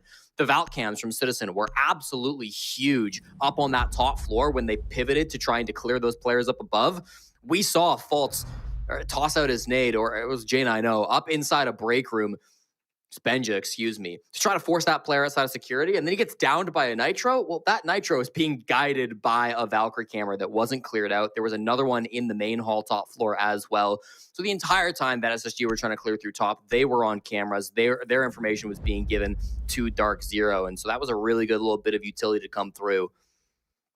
We'll move on to the second half now, and DarkZero give themselves a bit of a lifeline. 5-1 moving to the offensive side would have been pretty tough. I think Border's a map where the attackers are actually favored over 50%, but even still, you never like going down 5-1 on a half. Talks about how these players have, or these teams have historically been so dominant in this region, especially back in stage 1. SpaceStation Gaming have not failed. Well, they've made top 6, I should say, in 9 of the last 10 stages that they've played. DarkZero, for their sake, have never in organization history missed the top 6, going back through every stage of the NAL, as well as every season of Pro League that they played back under ESL. It's an absurd stat. Right? An absurd stat. It just speaks to the longevity that this org has had. I mean, I was there at the very beginning when, Zach, the CEO, I believe at the time, was putting the team together, and he'd reached out to a couple people, one of which was Kix, and Kix was working with them. He was originally asked to be the head coach before things changed, and he opted to stay on as a caster. I think we're all better for that. But I remember them looking at the rosters and thinking to themselves, like, who should we pick up? And I remember them going through the motions. They looked at a bunch of different players, even not necessarily picking up a roster, picking up a couple players and building a team around it. Success has always been in the wheelhouse of DZ. You mentioned missing the top 6. Well, they do have a bit of a leg up over some of their opponents, which is that they play the 0-point standby LFO team in the very final match of the group stages. Yeah, obviously crazy things can happen. But with the way these two teams have played, that should be a free 3 points for DarkZero. That's just a nice little insurance policy, irrespective of what happens here against SSG or in their match tomorrow against Wildcard, which, again, Wildcard 2 points ahead of DarkZero. They are very evenly matched teams. If DZ can pick up 1 or 2 points here, and then they keep those 3 points against Standby in their back pocket, it'll be very tough for them to lose out on the playoffs. But again, crazier things have happened. DZ on attack for the remainder of regulation. They've already breached the building. They've shoved SSG back. They've done quite a bit of damage to Ashen, so a good start in the first 90 seconds. It's pace, though. I mean, they don't have a ton of space. They had bees on J90 for a good chunk there, but weren't able to do much with it. It's just playing a very safe position, of course, inside of offices behind that single panel, so they've got to find some way to root him out from that spot. Work being done on break room right now. Nafe is rotating over the roof with the fuse kit, so I think they're going to want to clear through this south side to go for their eventual push. Still plenty of options to go with, but if they do choose to do this and move over towards the lockers side, this isn't really a place where they've done a whole lot of work so far. Pop the mirror window, but Surya Gate still being held here in a position you saw from Benjamaster as well, back behind the half wall. Plenty of decisions to be made, not a lot of time to make them. 5v5 with 60 seconds. Here comes the burn, here comes the breach. It's definitely going to be a lockers execute. What can DarkZero do with this? Well, right now, not much. They're waiting. Good patience on the side of DZ, but you cannot be patient when the clock is working against you. As attackers, DZ need to bring that case on in. Nave sustaining some serious damage while trying to do that, but Spirits has his back, takes down what remains of Ashen. Now it's Benjamaster as the main person to deal with the push. On Armory Wall, finished off by Half Wall. Newer's on the board as Nave goes down. Diffuser will need to be retrieved by DZ. They've only got 20 seconds left to do it, but their guns are getting the job done before the actual case can be planted. It's all on Fultz, the former world champion. Taking out NJR, looking towards 90, gets Citizen as well. Immediately repositions, doing an awful lot of damage to Spirits. Pambazoo needs some protection. Fultz is not able to do much because of the reinforcement, what will deal some serious damage to Pambazoo. A ring around the Rosie and the rodeo that's happening right now. It's anybody's game as to who will come out on top. Pambazoo and Spirits fading away. Fultz on top of that diffuse kit, playing around the bomb chassis on the tight wall, shredding through Pambazoo. He'll attempt the plant to draw Spirits out of his position. Spirits miles away, Fultz falls off, and a battle to the death. He could have stuck it, but he doesn't know the position. Toying with each other, Fultz gets the quad kill to get the round, and SSG's lead will grow by 1. Absolutely ridiculous from the captain. Alec Fultz on the clutch of the stage for sure. I mean, what a clutch to come back. And on the defensive side too, to get that disable. This has been maybe the worst stage Fultz has played on defense in his entire career. He's been, 6-22 on defense through the first 3 weeks of the North America League. But now his first defensive map back here up against DarkZero for the Super Week. What a ridiculous 4K and insane clutch to make it happen. You talk about longevity in a match between SpaceStation and DarkZero, and there's perhaps nobody better than Faults to really capitalize on that. No player in North America has been with an organization longer than Faults has been with SpaceStation. He won a world championship with this team, and we're seeing shades of that world champion Faults here against DarkZero. What a fantastic clutch, start to finish. None of those kills were easy. Not one of those kills was going to be a gimme, and he somehow found all of them. Shotgun or SMG-11. Brilliant performance to come through from Faults, and you can't imagine that DarkZero will be feeling anything but sorrow after that. Usually this is the time where I would hop in, Jesse, and be like, well, a clutch doesn't happen without mistakes from your opponents. But DZ played that so well. That's the thing. They knew exactly where he was. The follow-up on 90 was so swift, but Faults was prepared and ready for it. Usually you need a leg up from your opponents, but Faults did that all himself. A masterful clutch. And I feel like Faults doesn't really get the recognition that he deserves. He's always playing these thankless roles. There's a lot bigger personalities on SpaceStation, and from what I know of Faults, he's quite happy to take a back seat. But boy, oh boy, can he show up in huge moments. SSG doesn't win a world championship without Faults on his A game many, many years ago, and it's nice to see rounds like that, where we get a reminder of what Faults can do and what he used to do quite regularly when he was freed from these support roles. Spirits is the first casualty. Ashen is taking quite a beating. Faults now also losing a lot of his life in this scrappy play as Faults is a wanted man. NJR sentences him to death. And we have a 4v4 that turns in favor of DZ. Familiar territory that they were in the previous round. Benjamaster is gone. And SSG outnumbered by 1, but they've pulled off some improbable comebacks. Could they do another? A light breeze would knock over Ashen with his limited HP pool too, so this man advantage could tilt the favor of DarkZero even heavier. A couple of Denari trips they're going to have to worry about. Some interesting bandit batteries as well. Makes pushing past lockers kind of awkward. It's a cool setup from SpaceStation. Nobody's here to play it though. Instead, they are elsewhere on the map. Newer's finding Pambazoo from inside of offices. Everybody is kind of in this direction. The Denari's get shot, which will tell SSG where the push is at currently for DarkZero. This Miro window, I mean, there's so much cool setup here that DZ need to pick apart. And this Ashen really is the player to watch. He's under fire, he's on the run over by Fountain. He squared himself away towards office. Still one EE, 1D remaining in the pocket of Nafe. So these SSG players will be paralyzed for a couple seconds. They want Ashen and they need this map control to translate to the bomb site down below in bathroom. Ashen is prepared and ready for it. Down goes NJR at the hands of J90. Ashen's been living on borrowed time forever. Now it's Citizen baited in. Jack with another kill. Ashen finished off as Nave has gotten control of Fountain, but that one pick is ended as Newer sweeps him off his feet. SSG moved to match point. My goodness, what is this team? What is this game? You know, Parker, there was an interview last week between Nafe and Janiro. And he said that, you know, at the start of the rounds, that's something that DZ are great at, right? But by the end of the round, they're just stumbling over themselves constantly. And starting the round great is usually the hard bit.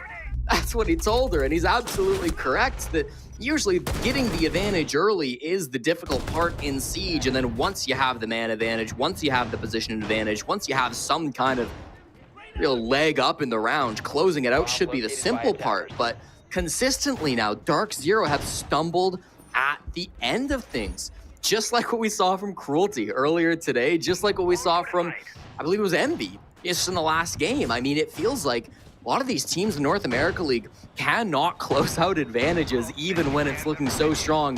I have to say, I'm more talking about the Faults clutch when I talk about this. That previous round was really tough to close out because even though they didn't have the numbers, SSG had a really cool setup in towards Fountain, in towards Archives. That Denari trip, obviously something brand new we haven't seen before coming out from any team that I've been able to watch, and then also the mirror window fountain looking towards metal stairs. I mean, just some real creativity being shown off by the astronauts.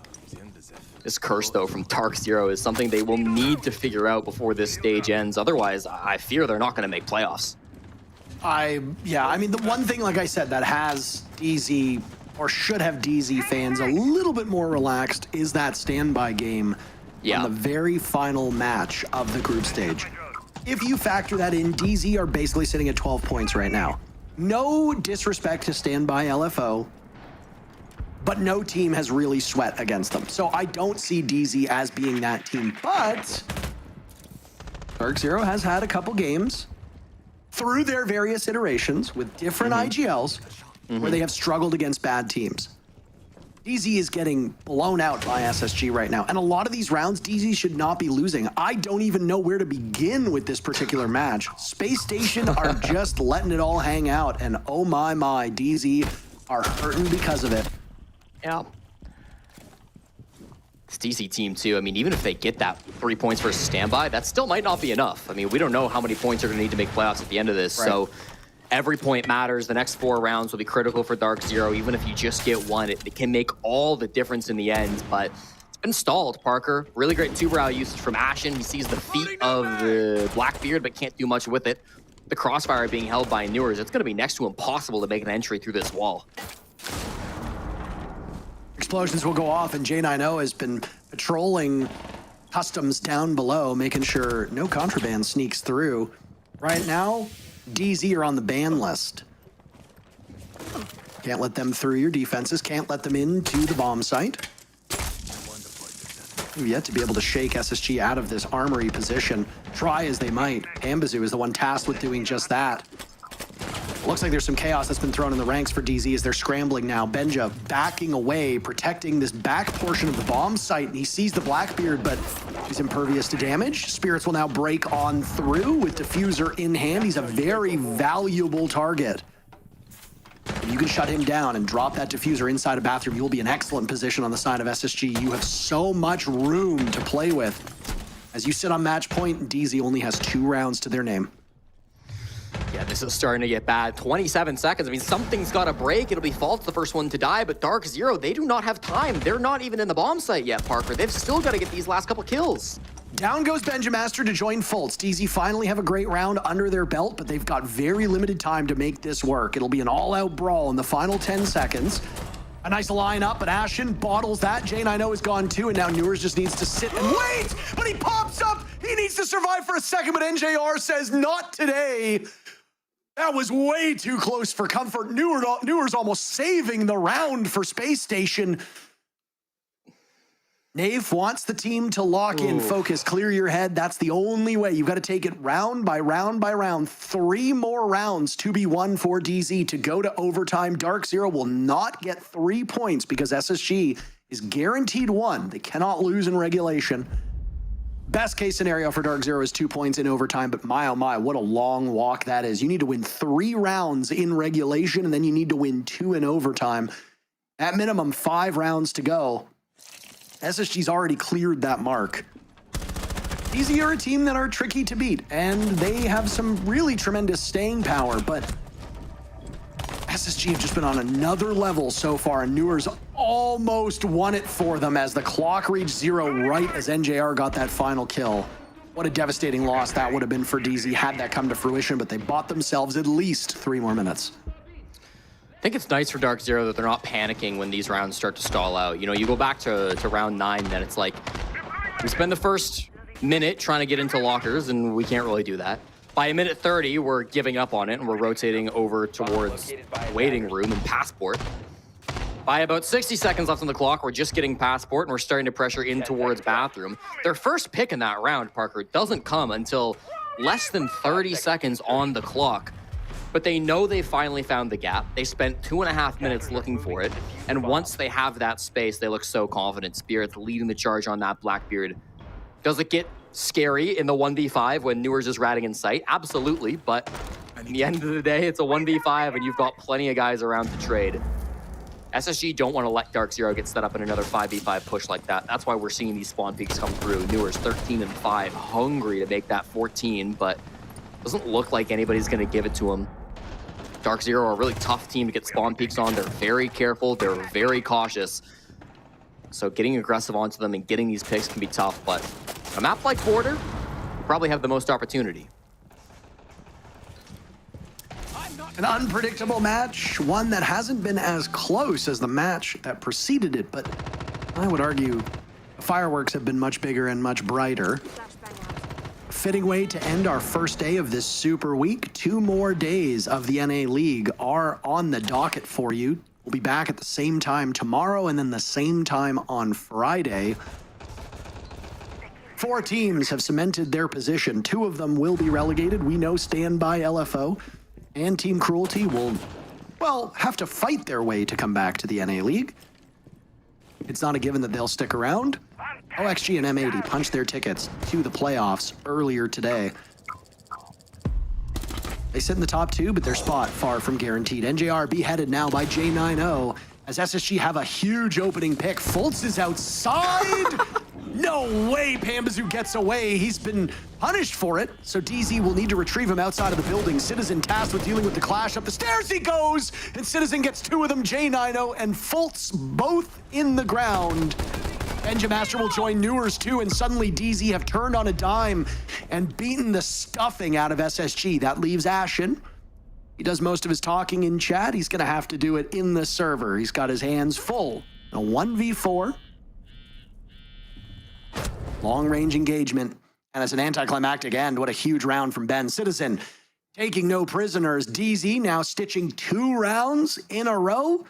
A long climb, getting progressively less daunting. Are SSG worried, Jesse, do you think? I think worry starts to creep in at this point. I mean, you've kind of gotten away with some ridiculous round wins so far today, and you can't be relying on that. Everybody knows this, including SSG. 6-4 will be the current scoreline, and it really does feel like, I mean, you said it, Citizens positioning, they're absolutely critical. And honestly, it comes off of maybe being a bit too cute towards East Stairs. I mean, you're playing it with a Wamai and a Clash. It's odd to see 2 players committed to that part of the map. Usually you can see it being solo held by an Azami, which is banned, but maybe a Smoke or maybe even a Sentry are some common ops that we see over there. But this time, they choose to do it with the Clash, and although it starts really strong, J9 gets a great frag, and then I don't know what was happening out on the balcony, but I think it was good for SSG. It's just that solo player walking up East Stairs that was not expected at all from SpaceStation, didn't have information down there, and I thought they had barbed wire. I'm not sure if they maybe didn't hear it because they were too far, maybe the logic bomb stopped it, or maybe it was destroyed earlier. 5 seconds left. Whatever the case was, the information was not present, and so that's a huge round from Citizen to turn things back for DZ. 11-7 is his current stat line, as he's often been the top frag for this team. DarkZero workshopping these issues live, as they're still dancing on the razor's edge of this matchup. A single round goes in favor of SSG, and there goes the match. There goes any chance at a single point. DarkZero's not in a great spot, Jesse. They need to get to OT to gain these points. Again, their little nest egg that they're sitting on is that Standby LFO matchup, but you never really know. Standby will have an opportunity to play spoiler and do something to DZ that's never happened before. As you referenced, DZ have never finished outside of the top 6 since joining NA in any single circuit that they've played in. An absolutely absurd statistic. I mean, imagine being the team that has already been relegated, but you have a chance to do just about the funniest thing ever. I think for comedy's sake, it would be funny, but for DZ and their fans, it would be devastating. We'll see what happens as Standby's last 2 matches will be against Team Cruelty, another winless team, also relegated, and then DZ. So, a bit of difference there. DZ storming the gates now, Jesse. Half of the round gone. There goes Intel and DZ looking to sink their teeth into SSG upstairs in Archives and Office. Yeah, it's the double entry from Pamba and Citizen, while Nave starts to pinch in from Archives too. Faltz has to turn off his phone, but I'm not sure if he's got time, Parker. He'll be full blind because of this. J9 ratting in Fountain, but spotted out by Pamba, who gets both of those kills, fully prepared to get these frags. Everybody falling on SpaceStation, and he doesn't get the third. It's a brilliant shot from Newers, keeping SSG alive in this game. I think I've laughed more in this match than I have through the entirety of the Stage 2 matches combined. And it's just how absurd this has been. DZ put together an impressive body of work over these last 2 rounds, but it might just be too little too late. Nate finds himself in a 1v2. He'll have to hunt down Ashen and Newers. He's got one of those players in his line of sight. Newers could go for the pop-up, and a single shot to the chest will be all she wrote for DZ, and 3 points will go into the win column for SSG. Nafe is still in this spot. I mean, if you're Newers, you've got to hear him at this point. Ashen will get the job done from down below, and despite their best efforts, DZ come up empty-handed. SpaceStation, desperate to get back into the playoff picture, will do just that, as liftoff happens alongside 3 points, and they topple DZ. Critical game for SSG. Big bounce back on what has historically been their favorite map to get themselves back on the stage. It's not been the greatest so far from SSG, but this was an important one. Up against DarkZero, I mean, some heartbreaking rounds. Definitely still some things to work on if you're this team. It is all about that late round that seems to be fumbling. That'll be the day for us, Parker, but we do have an interview with SSG coming up, so stick around because that will be on your screen very shortly.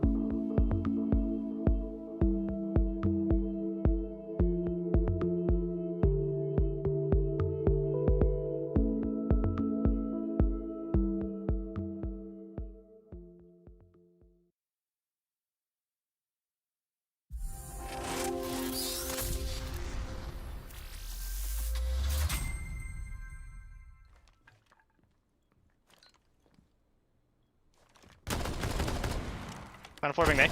Nice! Good fucking shit, guys. Brother. Good fucking shit. Badu. Saw that one tap.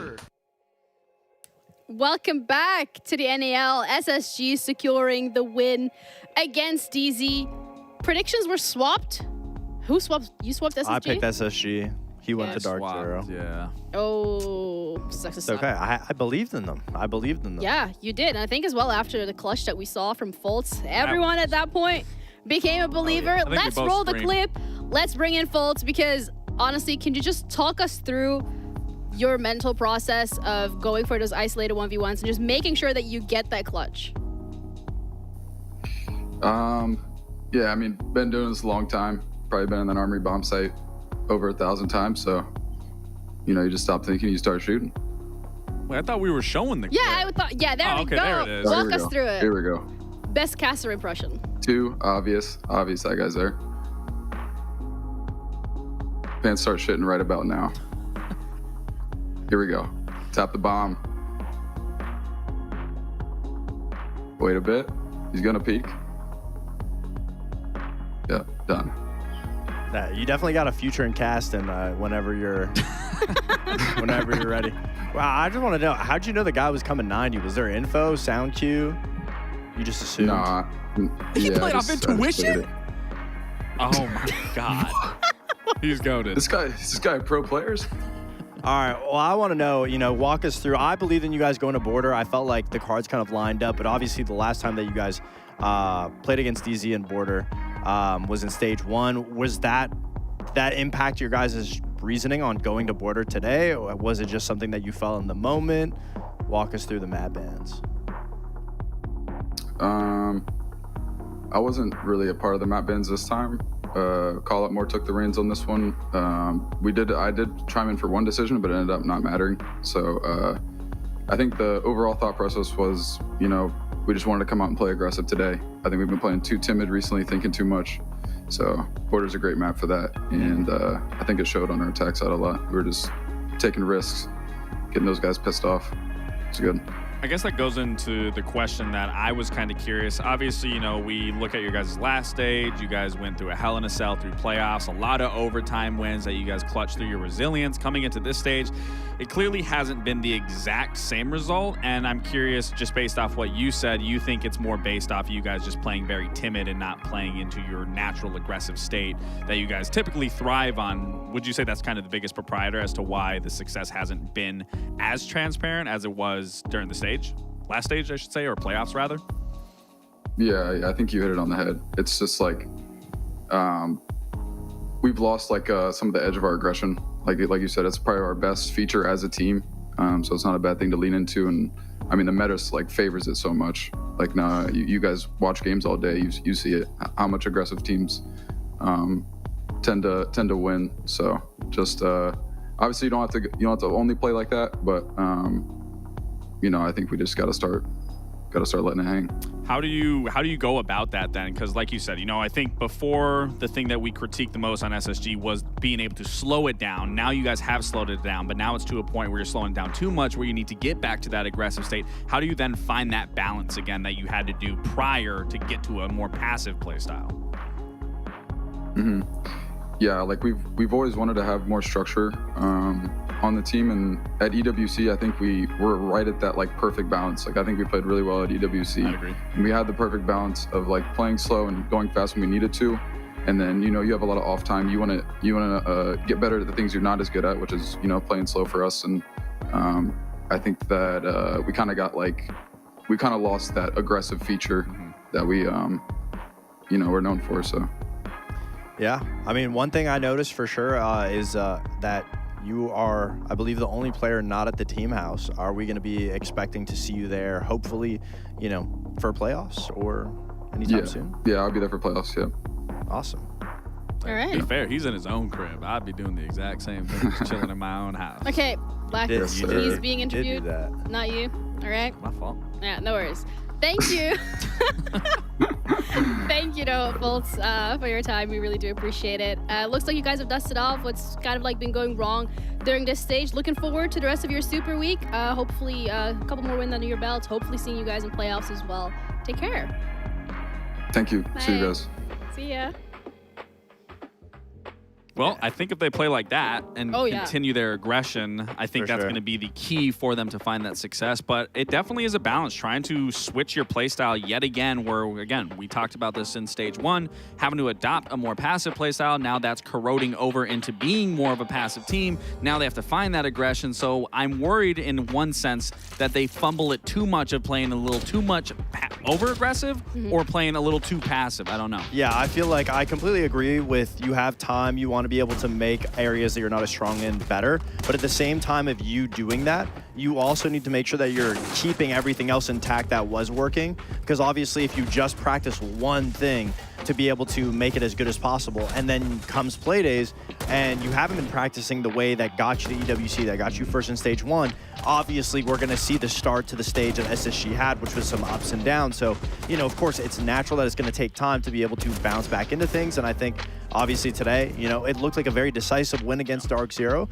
I will say there was a little bit of their over-aggression. There was specifically like the round 2 where NJR almost clutched a 1v5. But then immediately there was that huge Benja round where everyone hit the site. So I think that over-aggression is great as long as it's together. So hopefully SSG can make sure that those little mistakes, we don't see them, because their future games are only going to get harder. Yeah, and it's also just the fact that there's actually only like 2 games left realistically before they actually do manage to get into the playoffs, and that's where every single one of the teams wants to be. You want the SI points, you want to go to Munich. Like, that's the goal for every single one of these teams, especially when we're looking at the likes of SSG, who was the #1 seed in NAL last time. But with that as well, we wrap our day. So a little bit of a reminder in terms of the games that we saw so far today. I mean, DZ SSG was the last one. We started things off with...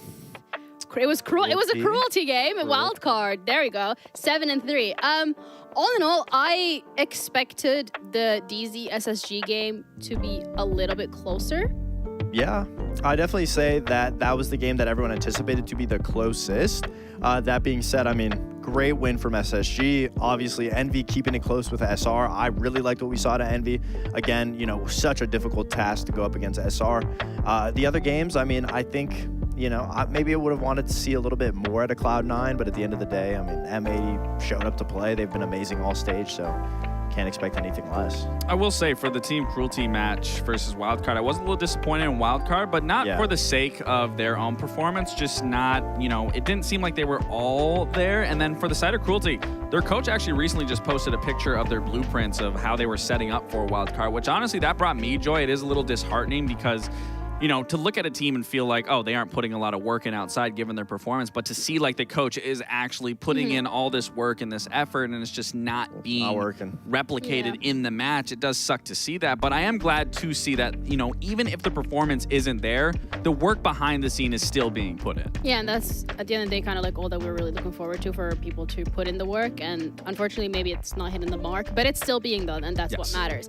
But for today as well, the Blacklight detail is going to be going over to Folds too, because that was a crazy round. We're just going to watch it for like, what, the 3rd time now? Oh, it was a pretty insane round. I mean, obviously, this is a situation you find yourself in. You don't expect to be able to win it. The intuition was amazing. To get the first kill, know somebody's coming 90, to push all the way up to it. I think DarkZero made the they made a right call by trying to double up, but they line up perfectly.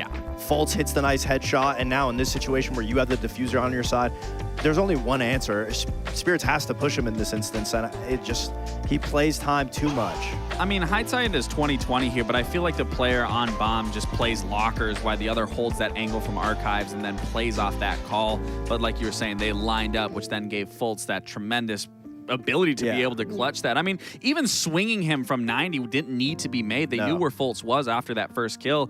I mean, a big blunder from DZ, but I mean, for Fultz to be able to make that clutch happen, he still had to get it done. Yeah, he also smacked the desk so hard twice that his camera just like flipped upside down. Which is, I think that pretty much encapsulates how excited everybody was after that round win.